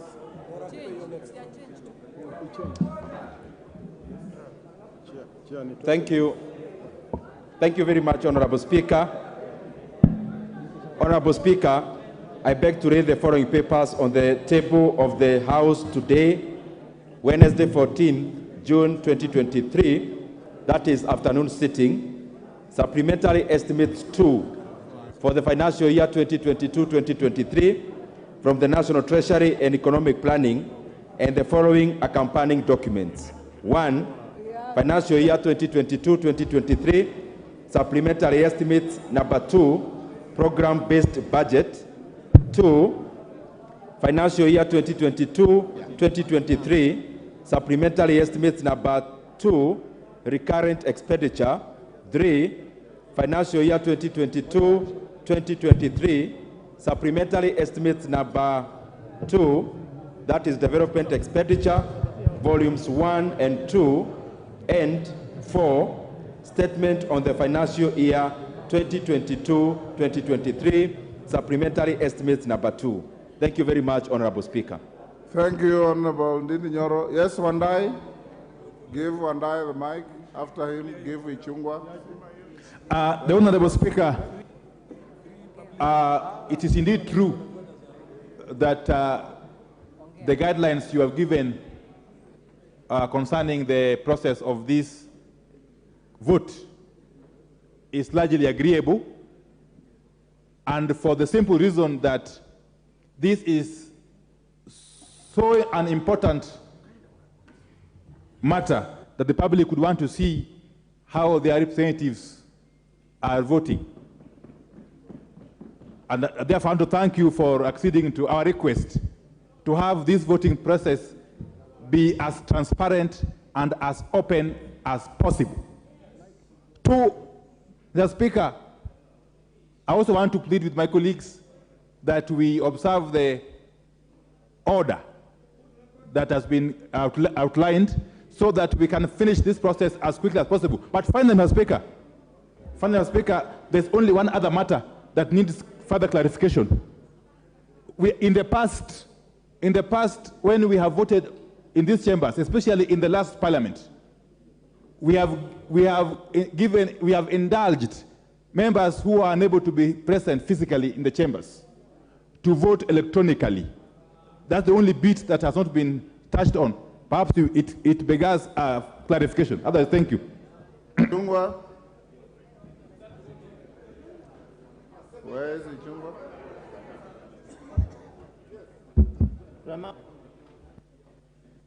Thank you, Honorable Speaker, and I want to concur with what the Leader of Minority has said, that we have indeed consulted, and we, not largely, we wholesomely agree with you, since we are never in Kenya Kwanza in the business of disagreeing.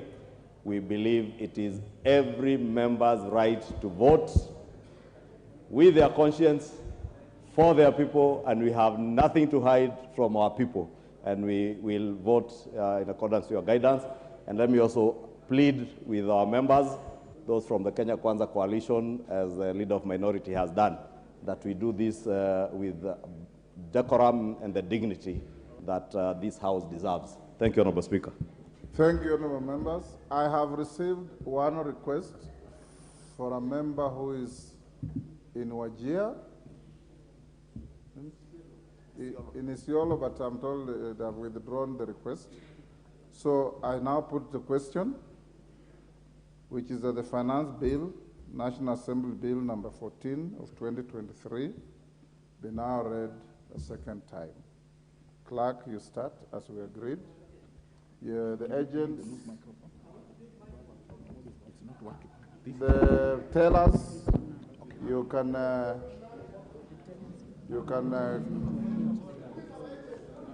one on this side, one on the other side. Yes.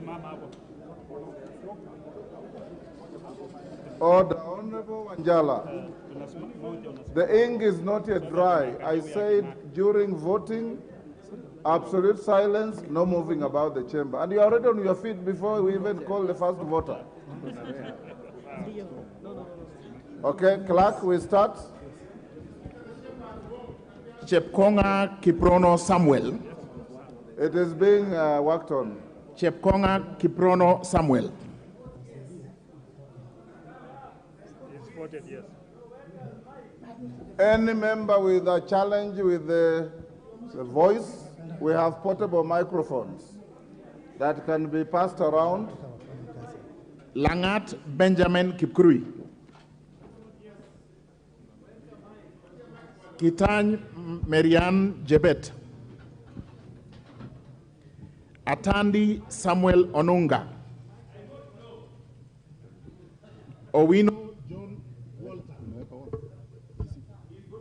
Owino John Walter. Give me the loose one. Owino John Walter.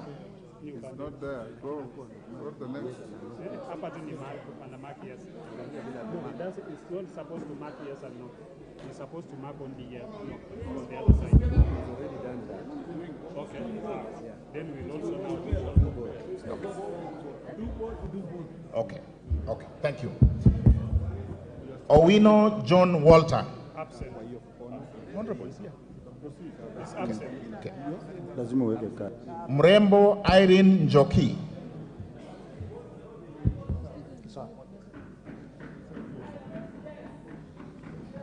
Yes. Shurie Abdi Omar. Sergon Florence Jematia. Kandie Joshua Chepiegon. I vote yes. Kipkoros Joseph Makelap. I vote yes. Cameron Charles. Koech Nelson.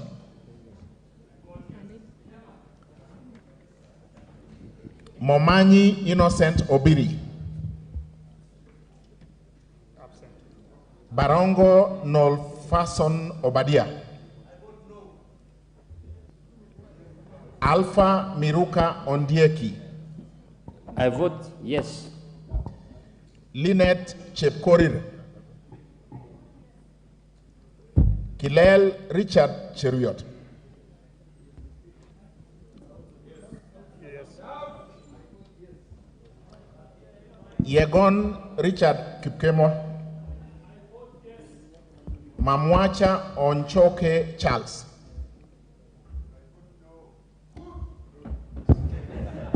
Order, Honorable Wanjala.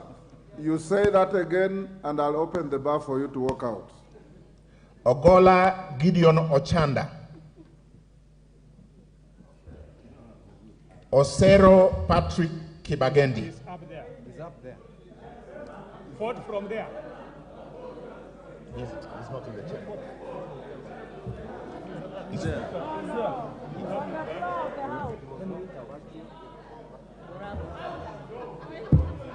Order.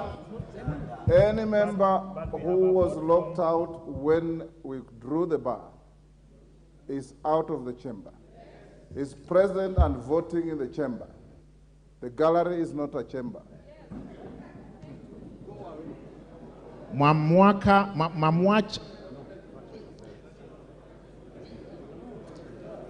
Wanjara Raphael Sauti Bita. Wait. You've not called Patrick Osero. I did. You haven't. No. No, they are not called Patrick Osero. Okay. Osero Patrick Kibagendi. Wamboka Nelson Jack Wamboka. I vote no. You are out of order. Wambilianga Catherine Nanjala. Yakub Ado Kuno. Komingoy Kibet Kirui. Omanyo Catherine Nahabi.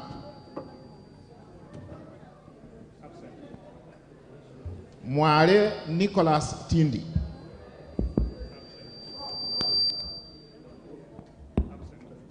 Oyula Joseph Maero.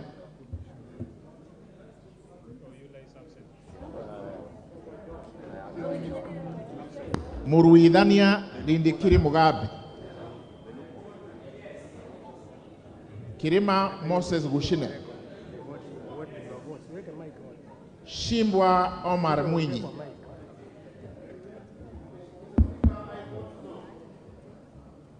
Koech Victor Kipngetich. Barasa Patrick Simio.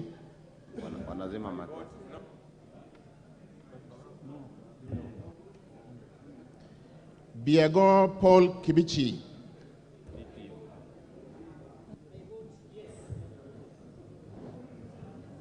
Ntwiga Patrick Monene.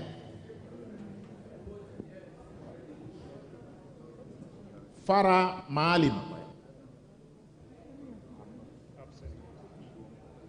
Elachi Beatrice Kadeveresia.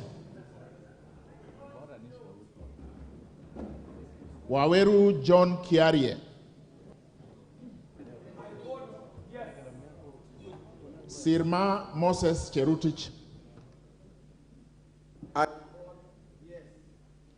Welie Adan Kainan. Caroline Jepton Ngeleche. Gadiru Mejadonk Benjamin. Ongili Babu Owino Paul.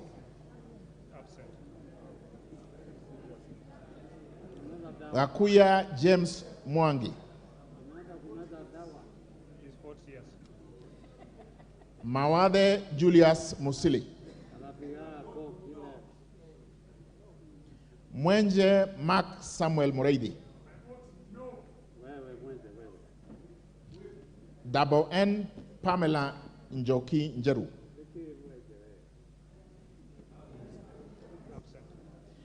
Lel Mengit Joseph Kipto Koske.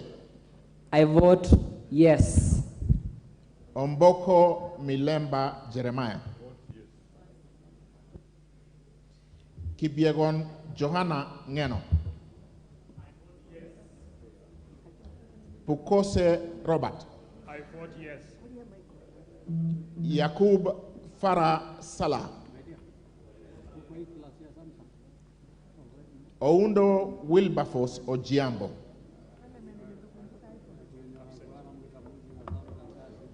Hiribai Said Buya.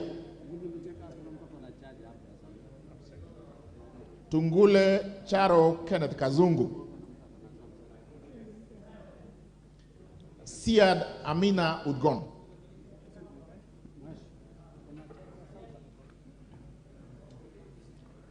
Baro Deko Mohammed. Guyo Ali Wario.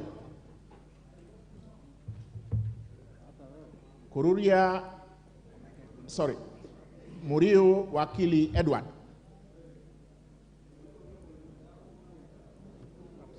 Kururia Elijah Njore Njoroge.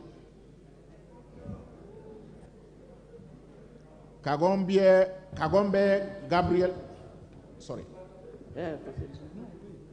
Read it out. Kururia Elijah Njore Njoroge. No, the other one. Now next. Okay. Kagombe Gabriel Gaduka. I vote yes. Odhiambo Elisha Ochieng.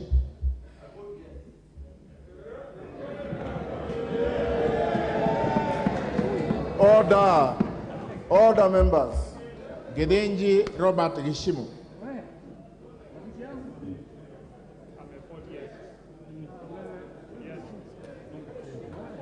Wanjira Martha Wangari.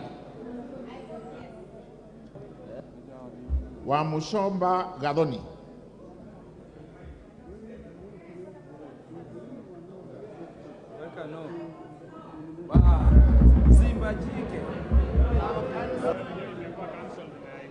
Gimose Charles Gumeni. Osogo Bensuda Joyce Atieno. Kaluma George Peter Opondo. I vote no. Karaido Kiili Daniel. Manaiba Julius Taitumo.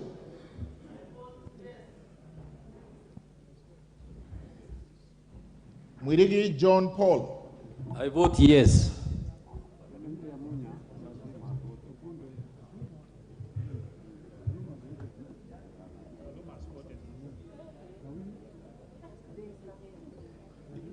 Is it okay now?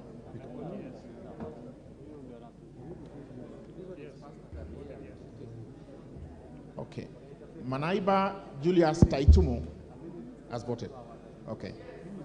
Okay.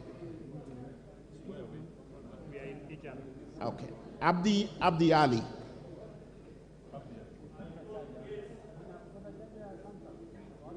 Shinali Bernard Masaka.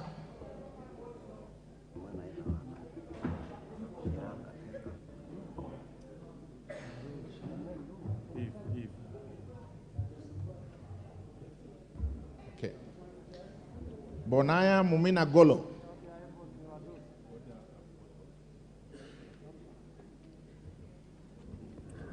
Lomwa Joseph Samal.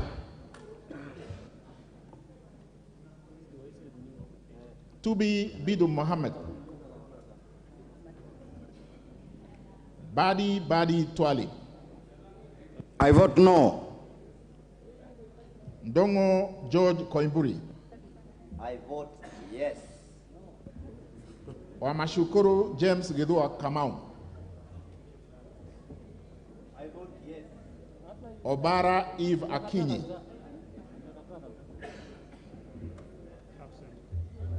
Kalasinga Joseph Simiu Wekesa Majimbo.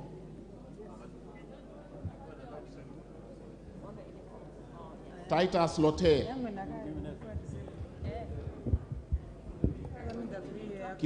Kimilu Joshua Kivinda.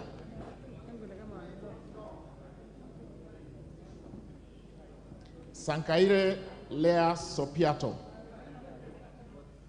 I vote yes. Kanchori Elijah Memusi. Hamisi Kakuta Maimai.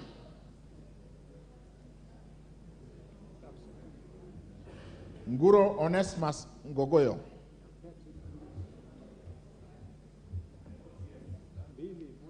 Sakimba Parashina Samuel.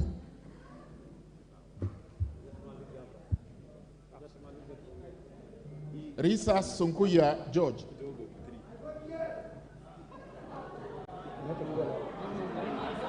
Where is he? Order. He's outside. He's outside. Order. Order. Honorable Sunguya is not in the chamber. Mohanda Elsie Busihile.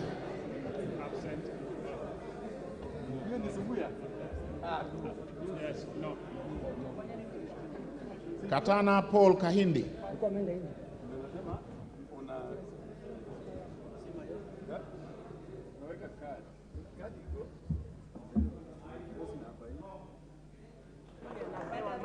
Hassan Abdi Yusuf. Yes, voted yes.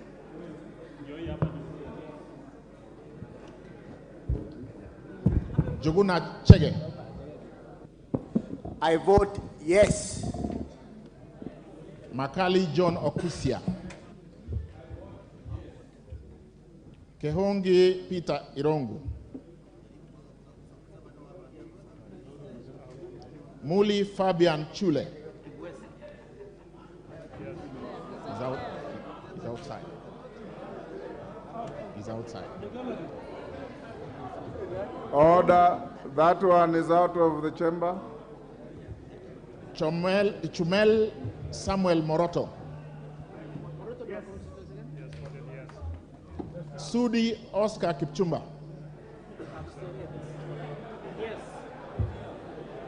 Yes, yes. Okwome Andrew Adipo.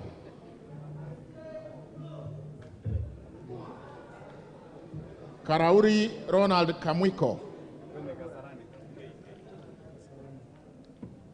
Were Charles Ongondo.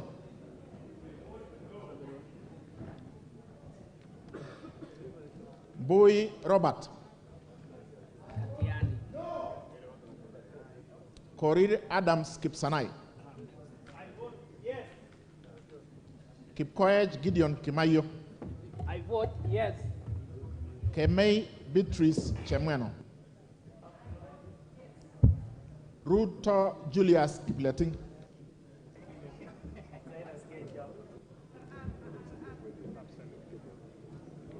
Wangaya Christopher Aseka. Wanjiko John Jogona. Waidaka John Mashua. Murada Ann Wanjiko Mugo. Orero Peter Ochieng. Mbalu Jessica Nduku Kiko.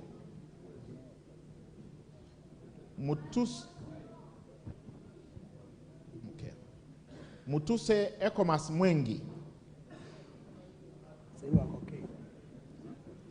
Wainaina Anthony Joroge.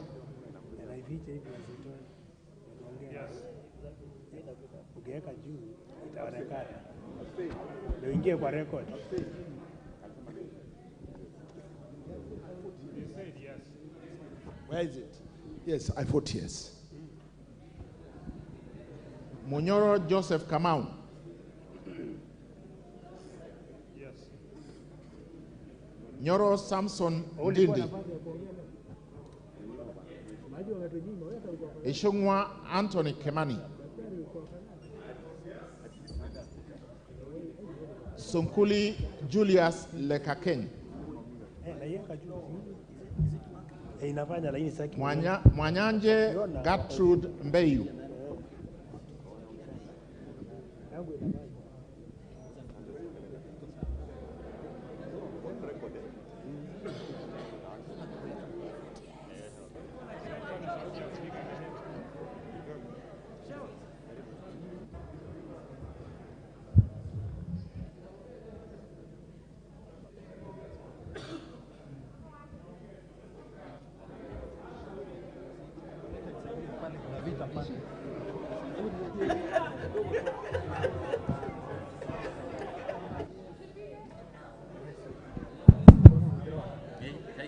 I, Mwanyanje Gertrude Mbeyu, Mr. Speaker, I vote no.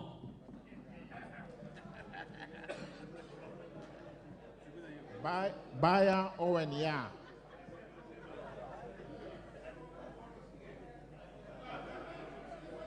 Kitty Richard Ken Chonga.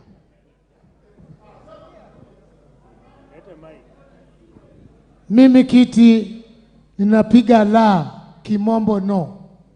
Zambia Thaddeus Kithua.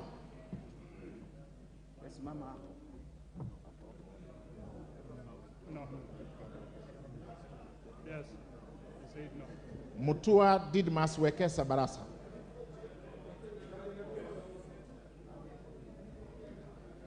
Bisau Morris Kakai. I vote no. Rai Samuel Gonzi. Kwenya Dhuku Zakari.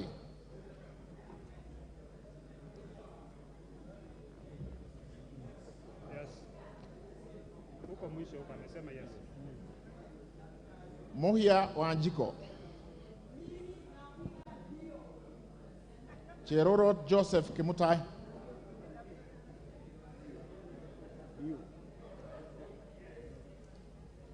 Koske Hillary Kiplangat.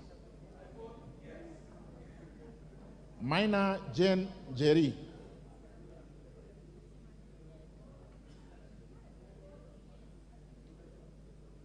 Getari Joseph Gashoki.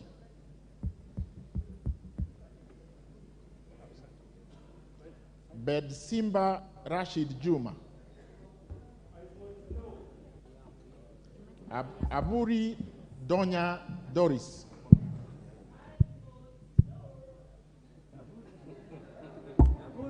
Busia Ruth Adiambo Odinga. Oron Joshua Odongo. I vote no. Ahmed Shakil Ahmed Shabir.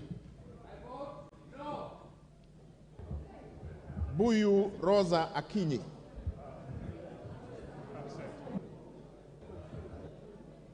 Kasalu Irene Modoni. Mulu Makali Benson. I vote no. Mbai Nimrod Mbiduka. Mboni David Mwalika. Nyamai Rachel Kaki.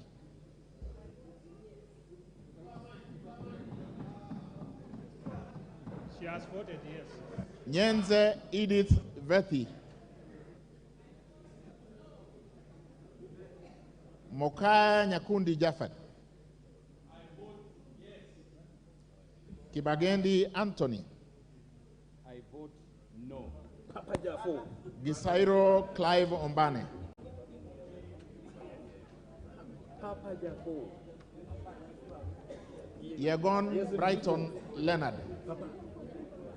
I vote yes. Papa. Kiprono Mutai Alfred. Yes, Mzitu.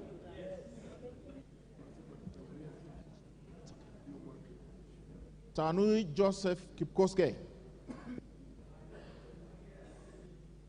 Yes. Kemero Maisori Marwa Kitayama.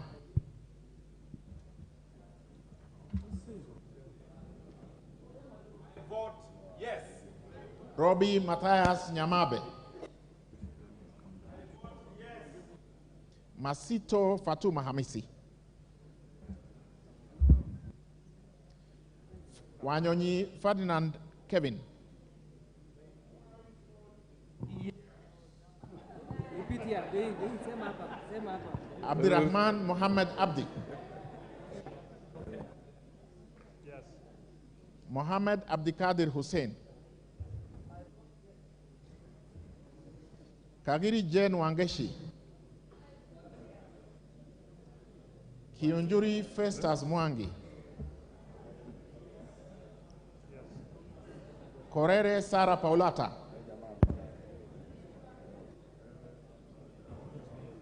Karani Stephen Washira.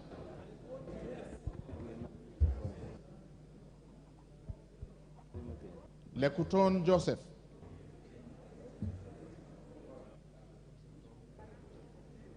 Marufu Monica Mudoni. Obor Rueda Mohammed. Moirodi Mudama Stanley. Kode Felix Odiwor. Kahangara Joseph Mburu. Mboko Mishi Juma Hamisi. Mugabe Innocent Maino. I vote no. Chege John Kiragu. Akuja Protas Ewesit. Voting yes. Oyugi Dick Maungu. Nabii Nabwera Daraja. I vote no. Chiforomodo Mangale Munga. Mukwana Titus Hamala. Mbiuki Jafet Miriti Kareke. Kamene Joyce.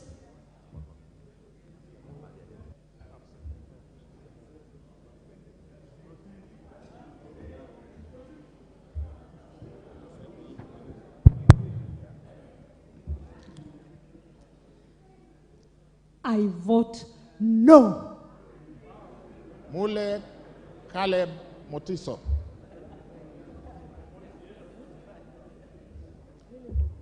Harrison Garama Kombe.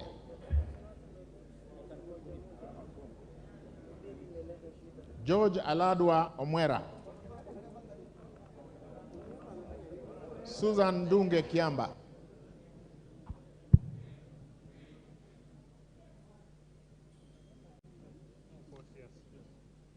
Rose Museo Mumo.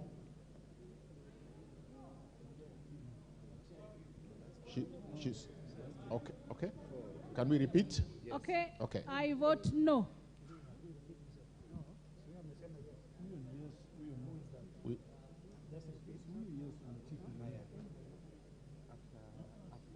Who is she?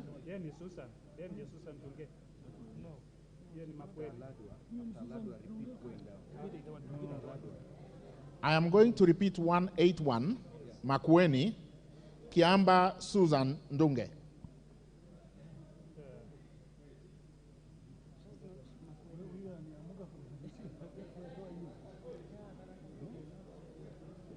Rose Museo Mumo. Makueni County, Rose Museo, no.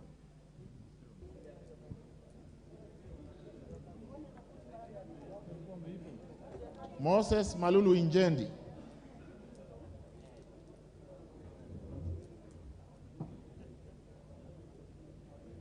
Amina Laura Mnyazi. Bashir Sheikh Abdullahi. Khair Kasim Sheikh. Abdirahman Hussein Waitan Muhammad. Abdul Ibrahim Haro.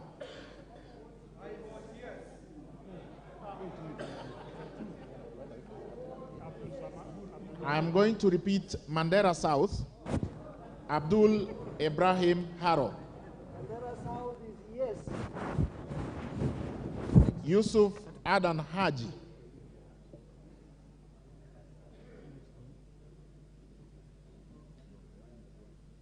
Mukunji John Gitonga Mwaniki.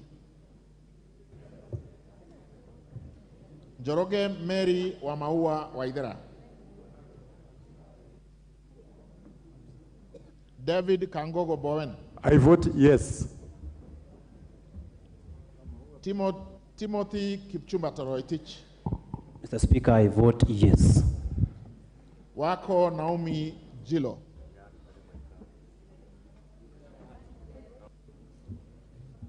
Mwalio Joshua Mbidi Mutua. I vote yes. Odanga Geoffrey Makoha. Olwoj Anthony Tom.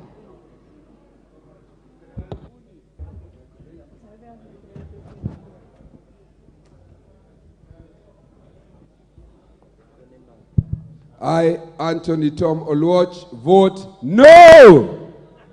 Gichuki Edwin Mugo.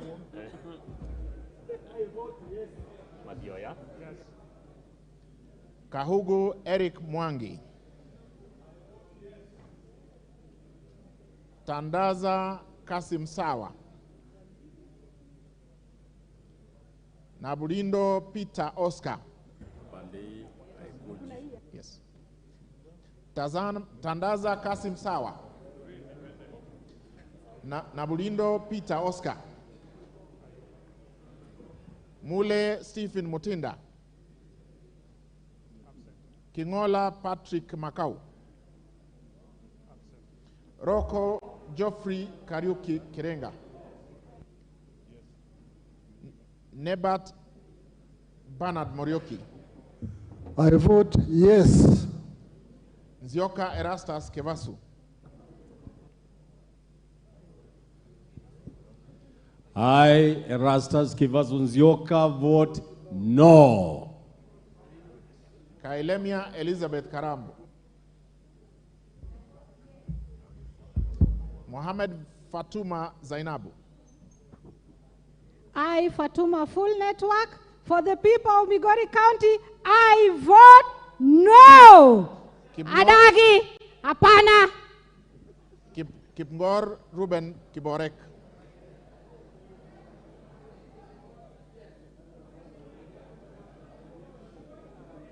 Phyllis Jepkemoy Barto. Kimani Francis Kuria.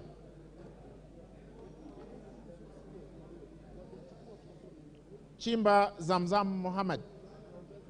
I, Zamzam Mohammed from Mombasa County, I vote no. Abraham Kipsang Kirwa. Jaldesa Guyowako.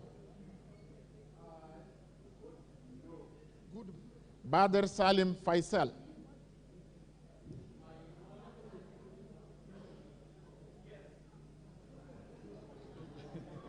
Fred Kapondi Chesebe.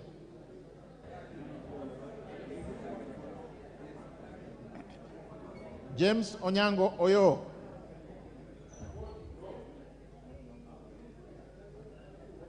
Geshohi Kagusha John Philip. Salasia Peter Kalwera. Naika Johnson Manya.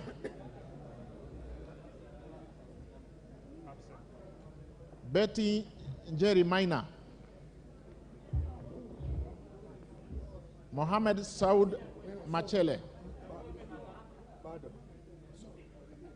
Musao Vincent Musioka. Shake Peter Mbogo. Maingi Mary. Muliongi Gideon Mutemi. Paul Musimi Nzengu.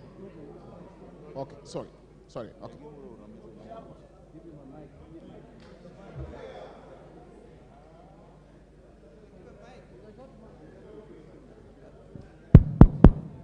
Mwingi Central and my party leader said no.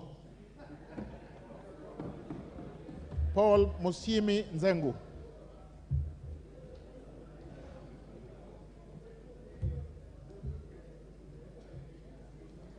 Charles Ngosia Nguna.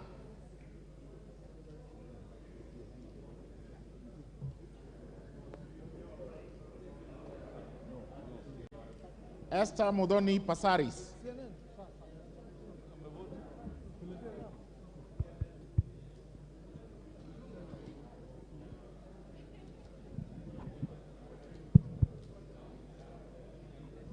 I vote yes.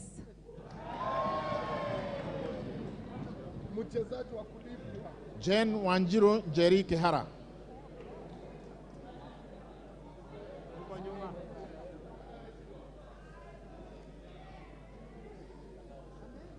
Liza Chepkorir Chelule. Yes. David Gekaria. Samuel Arama. Geoffrey Ekesa Molanya. Yes. Cynthia Chepkoske Muge. Bernard Kibor Kitur.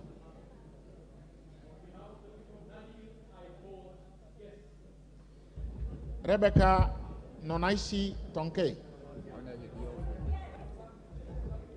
Lemanken Aramat. Agnes Mantaine Pareyo. Yes. Olen Tutu Kitilai.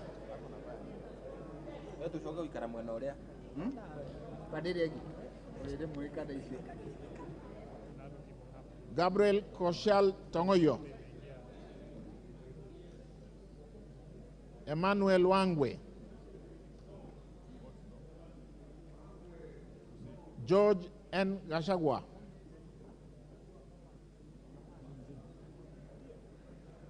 Martin Peters Owino. I, Martin Peters Owino Wuchi, votes no. GK George Masharia Kariuki. I vote yes. Charity Katambi Chepkwany. Ade Wario Guyo.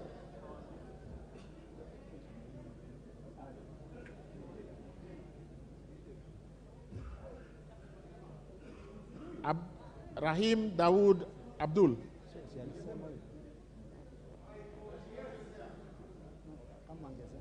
Joash Nyamache Nyamoko. Joshua Aduma War. Mohammed Ali.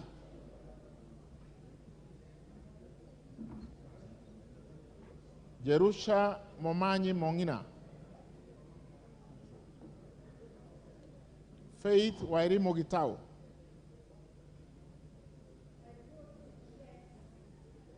Okelo Jared Odoyo.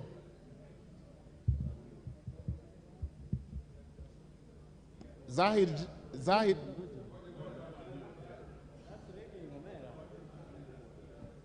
Nyando constituency and I vote no to this punitive KK bill. Zahid Janda. That is a spoiled vote. Daniel Ogwo Kamanduku. Tom Boya Odege. Rahab Mokame Washira. Duncan Maina Madenge.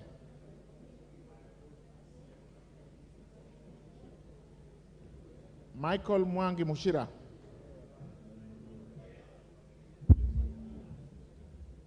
David Joguna Kiaraho.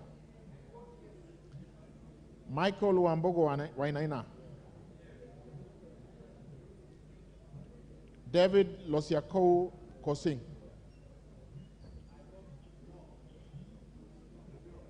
Anthony Kengamupe.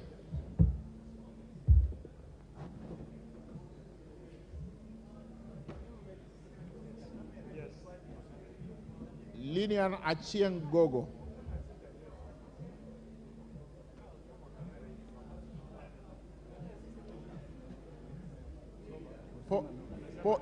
Paul Otiende Amolo.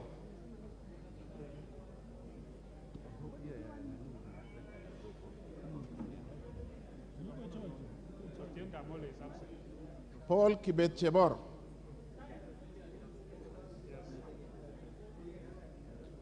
Paul Abuor. Agustin Kamande Mwafrika. Francis Kajwang Tom Joseph. Simon Nganga Kingara. Eric Mushangi Njeru Karemba.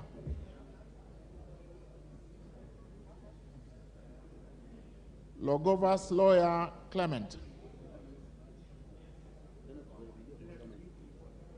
Caleb Amisi Luyai.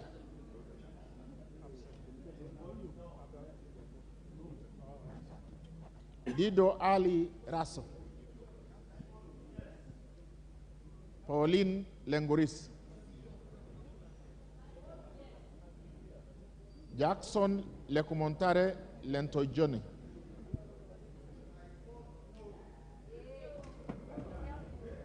Dominic Eli Letipila,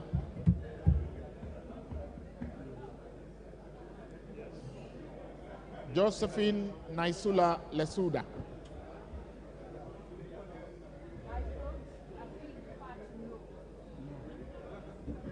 James Wambura Nyekal, Frederick Lusuli Ikana, Christine Ombaka Oduor, Peter Lochakapong,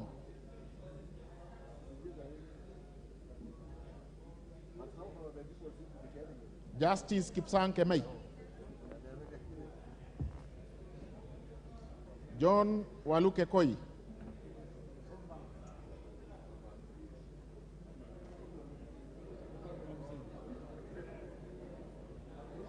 John Waluke Koi,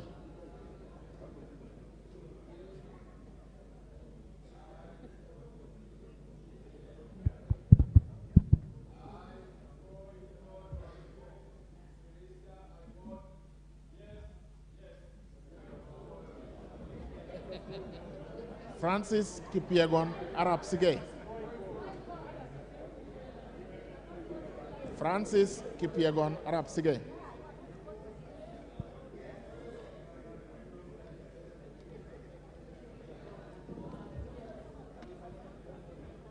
Dr. Shadrach Mwiti Idenji, Silvanas Osoro Onyego,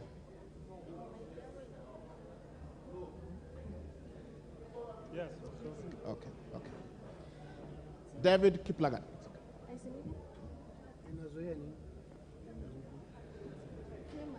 Mwago Amos Maina, David Kiplagat, I, Mwago Amos Maina, as an economist, I vote no.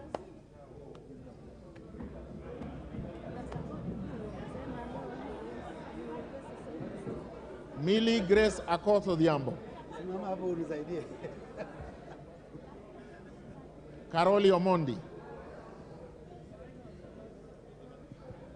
I vote yes.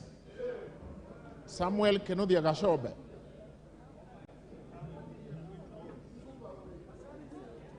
Junaid Sheikh Nu Muhammad, Peter Francis Masara,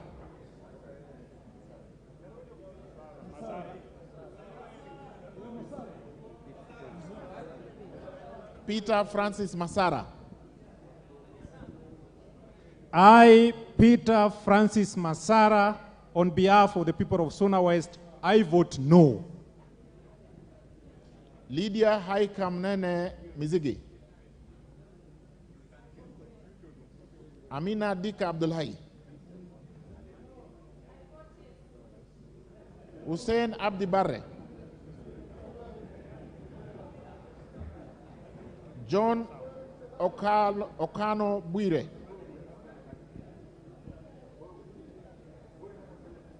on behalf of the people of Taveta, I vote no. Edward Kaunya Oku,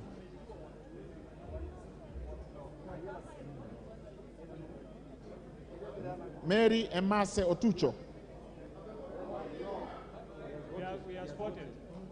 You can't vote twice, you voted. Yes. Mary Emase Otucho,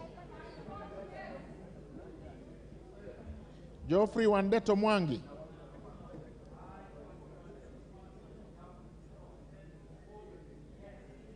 George Gitonga Murugara,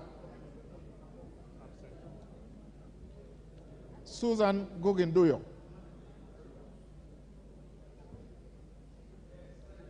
Alice Wamboi Nganga, William Kamket Kasait, Lawrence Mpuruaburi.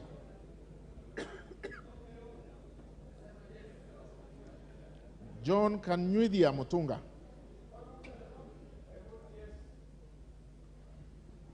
Julius Meli Kibiwot. John Murumba Chikati.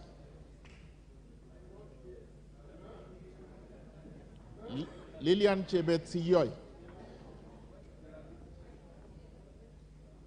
Janet Chepkemboy Sitiene.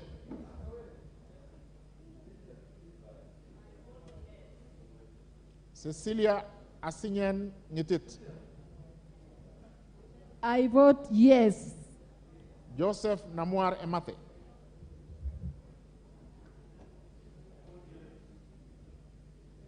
Nicholas Gikor Nixon Gikolong. I vote yes. Paul Ekwom Nabuin. John Ariko Namoit. Daniel Epuno Nanok. Epuyo Nanok. Gladys Jepkoske Boss. David Ouma Ochieng.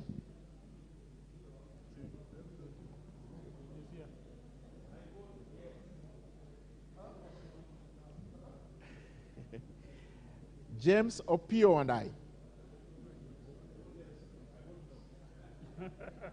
Mark Ogola Nyamita.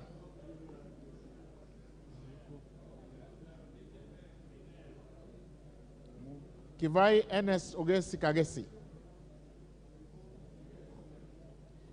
Yes. Beatrice Kahai Adagala. Yes.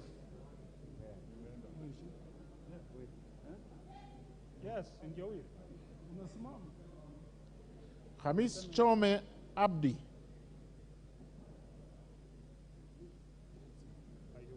Fatuma Abdi Jeho.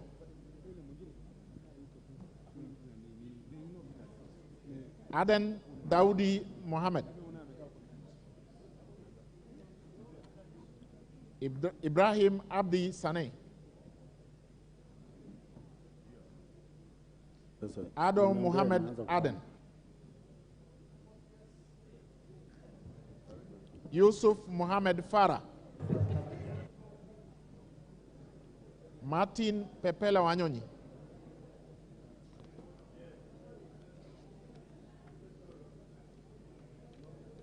Daniel Wanyamasitati. Dan Wanyama. Stephen Mogaka.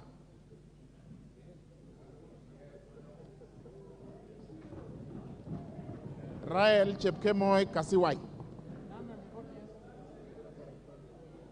Yes. Wetangula Timothy Wanyonyi. Team there nyuma.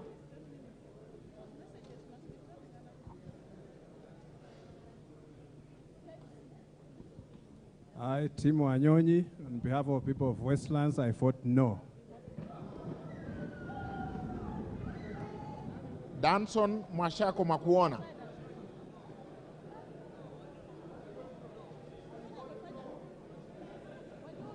Robert Ngui Basil. Robert Ngui Basil.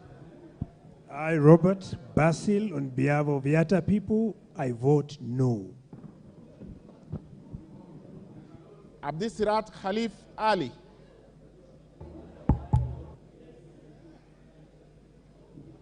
Sabina Wanjiru Chege.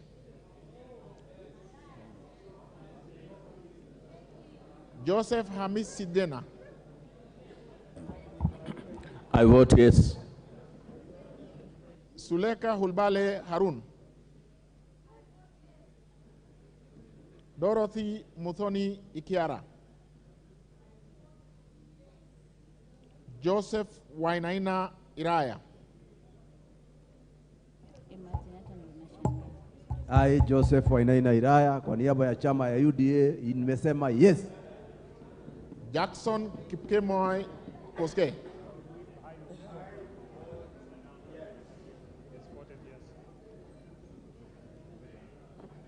I vote yes. Irene Nyakiradio Mayaka. Khair Harun Mohammed. Teresia Wanjiro Mwangi. I vote yes. John Mbadi Ngongo. Abubakar Ahmed Talib. I vote yes. Okay.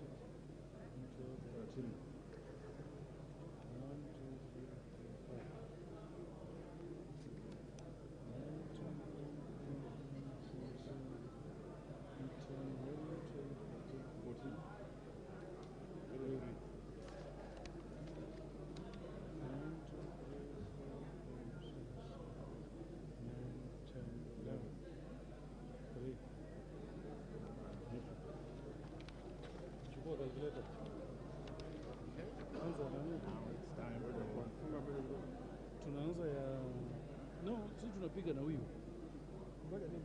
nani, tunapiga na huyu. Wacha hiyo vitu. Sisi huyu ni wa huku na mimi wa huku bwana. Sasa wewe piga yako tu. Piga yako. Wewe soma. Naanza na yes. 9 9 09 9 plus. Okay. Hata wewe ungesoma 8 plus Usiniwache nyuma. 13. 13. 13. Yes. Asante sana. Next. 9. After 13? 9. 09. Nataka usikie kwa 9. 7. 7.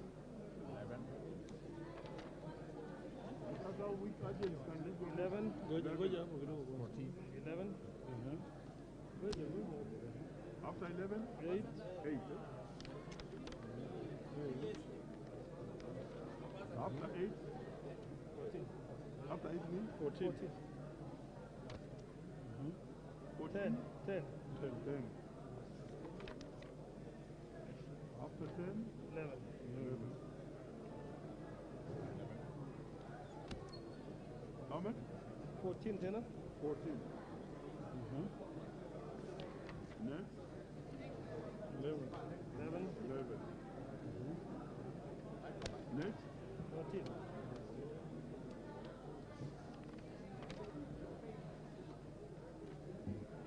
13? Yes, 13, 10. 14? 14, 10.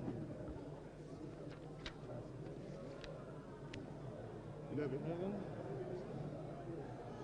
Nini mwisho? Yeah.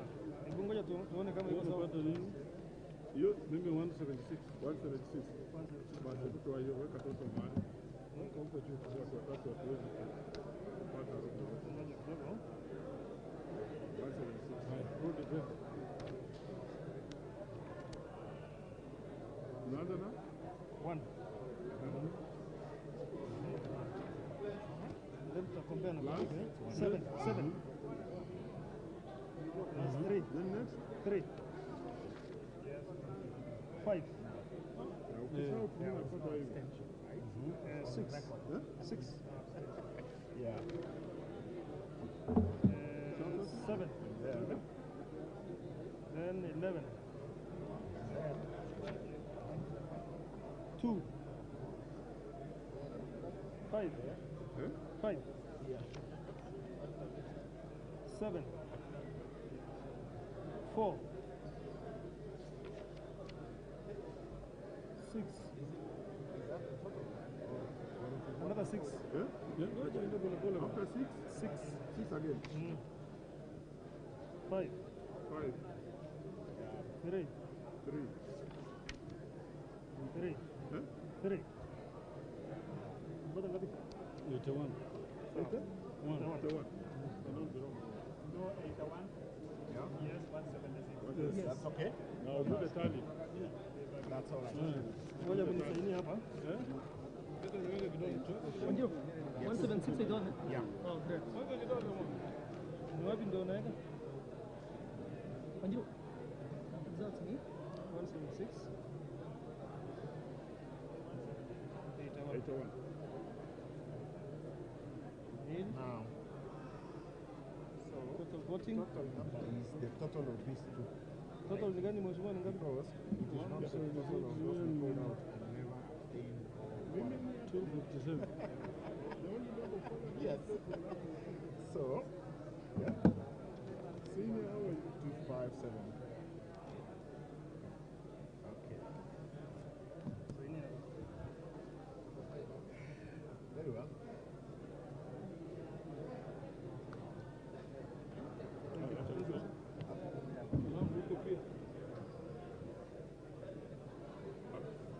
Where? I think we are good to go.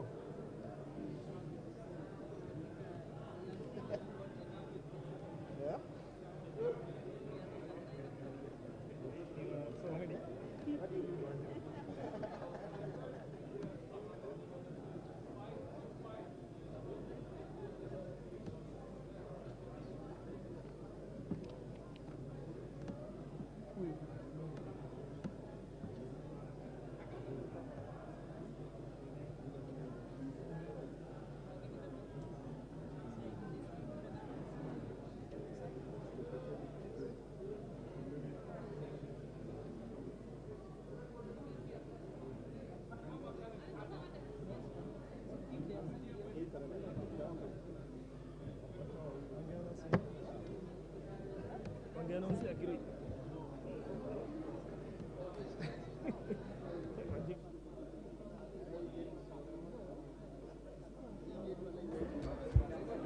Order, honorable members, order. The tellers, you go up to the bar.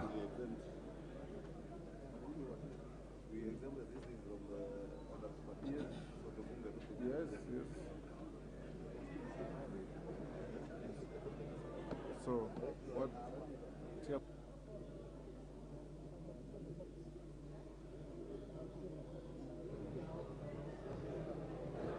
Order, honorable members, tellers, move forward. Order, the tellers, you may move forward, close to the dispatch desk.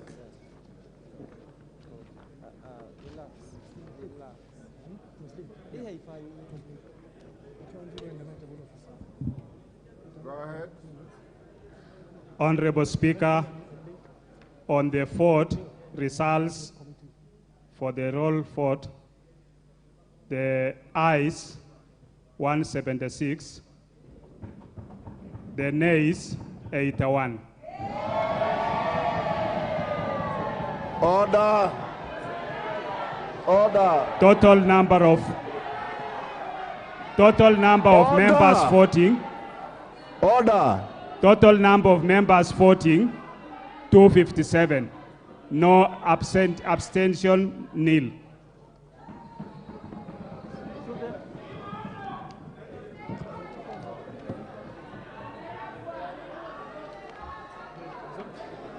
Order. Order. Order. Order, Angela. Order. Order. Wanjala. Order. Order. Order. Ruth Odinga. For you newcomers, the results are not announced until the speaker says so. And it's out of order for the orchestra led by my good friend Mukami and the orchestra led by Ruth Odinga this side. You are all out of order. Honorable members, the results of the division are as follows. Total number of votes cast, 257. The ayes, 176. The nays, 81. Abstentions, nil. The returning document on the vote is signed by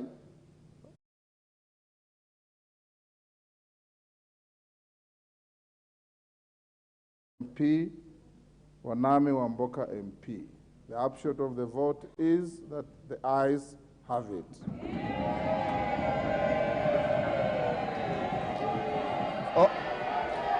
Order, honorable members, you may be upstanding. Can the bars be drawn? Order.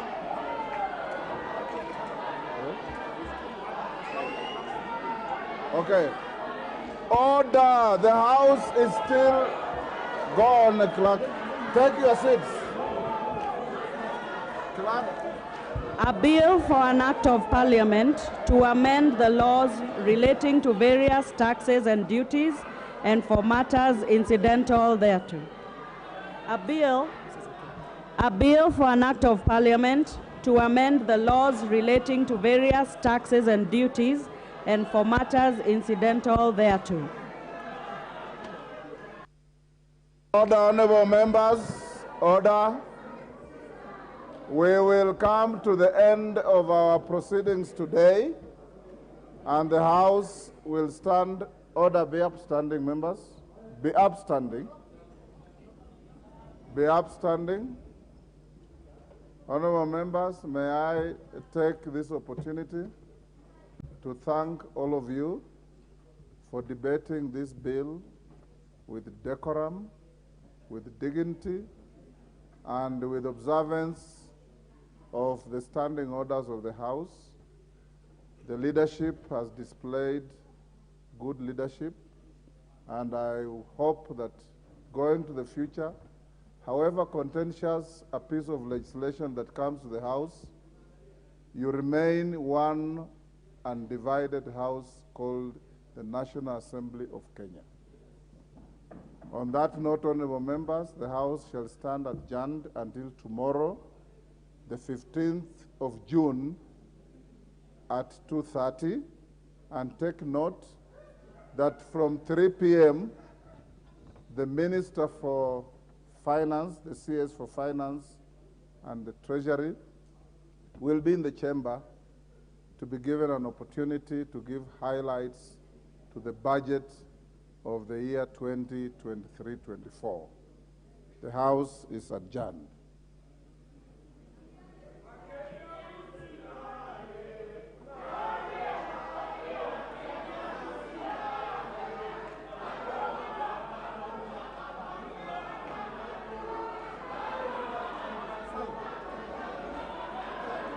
Hao jamaa bado wako hapo, wanaendelea na hiyo. Wakimaliza wataingiza ndani. Wakimaliza kutengeneza.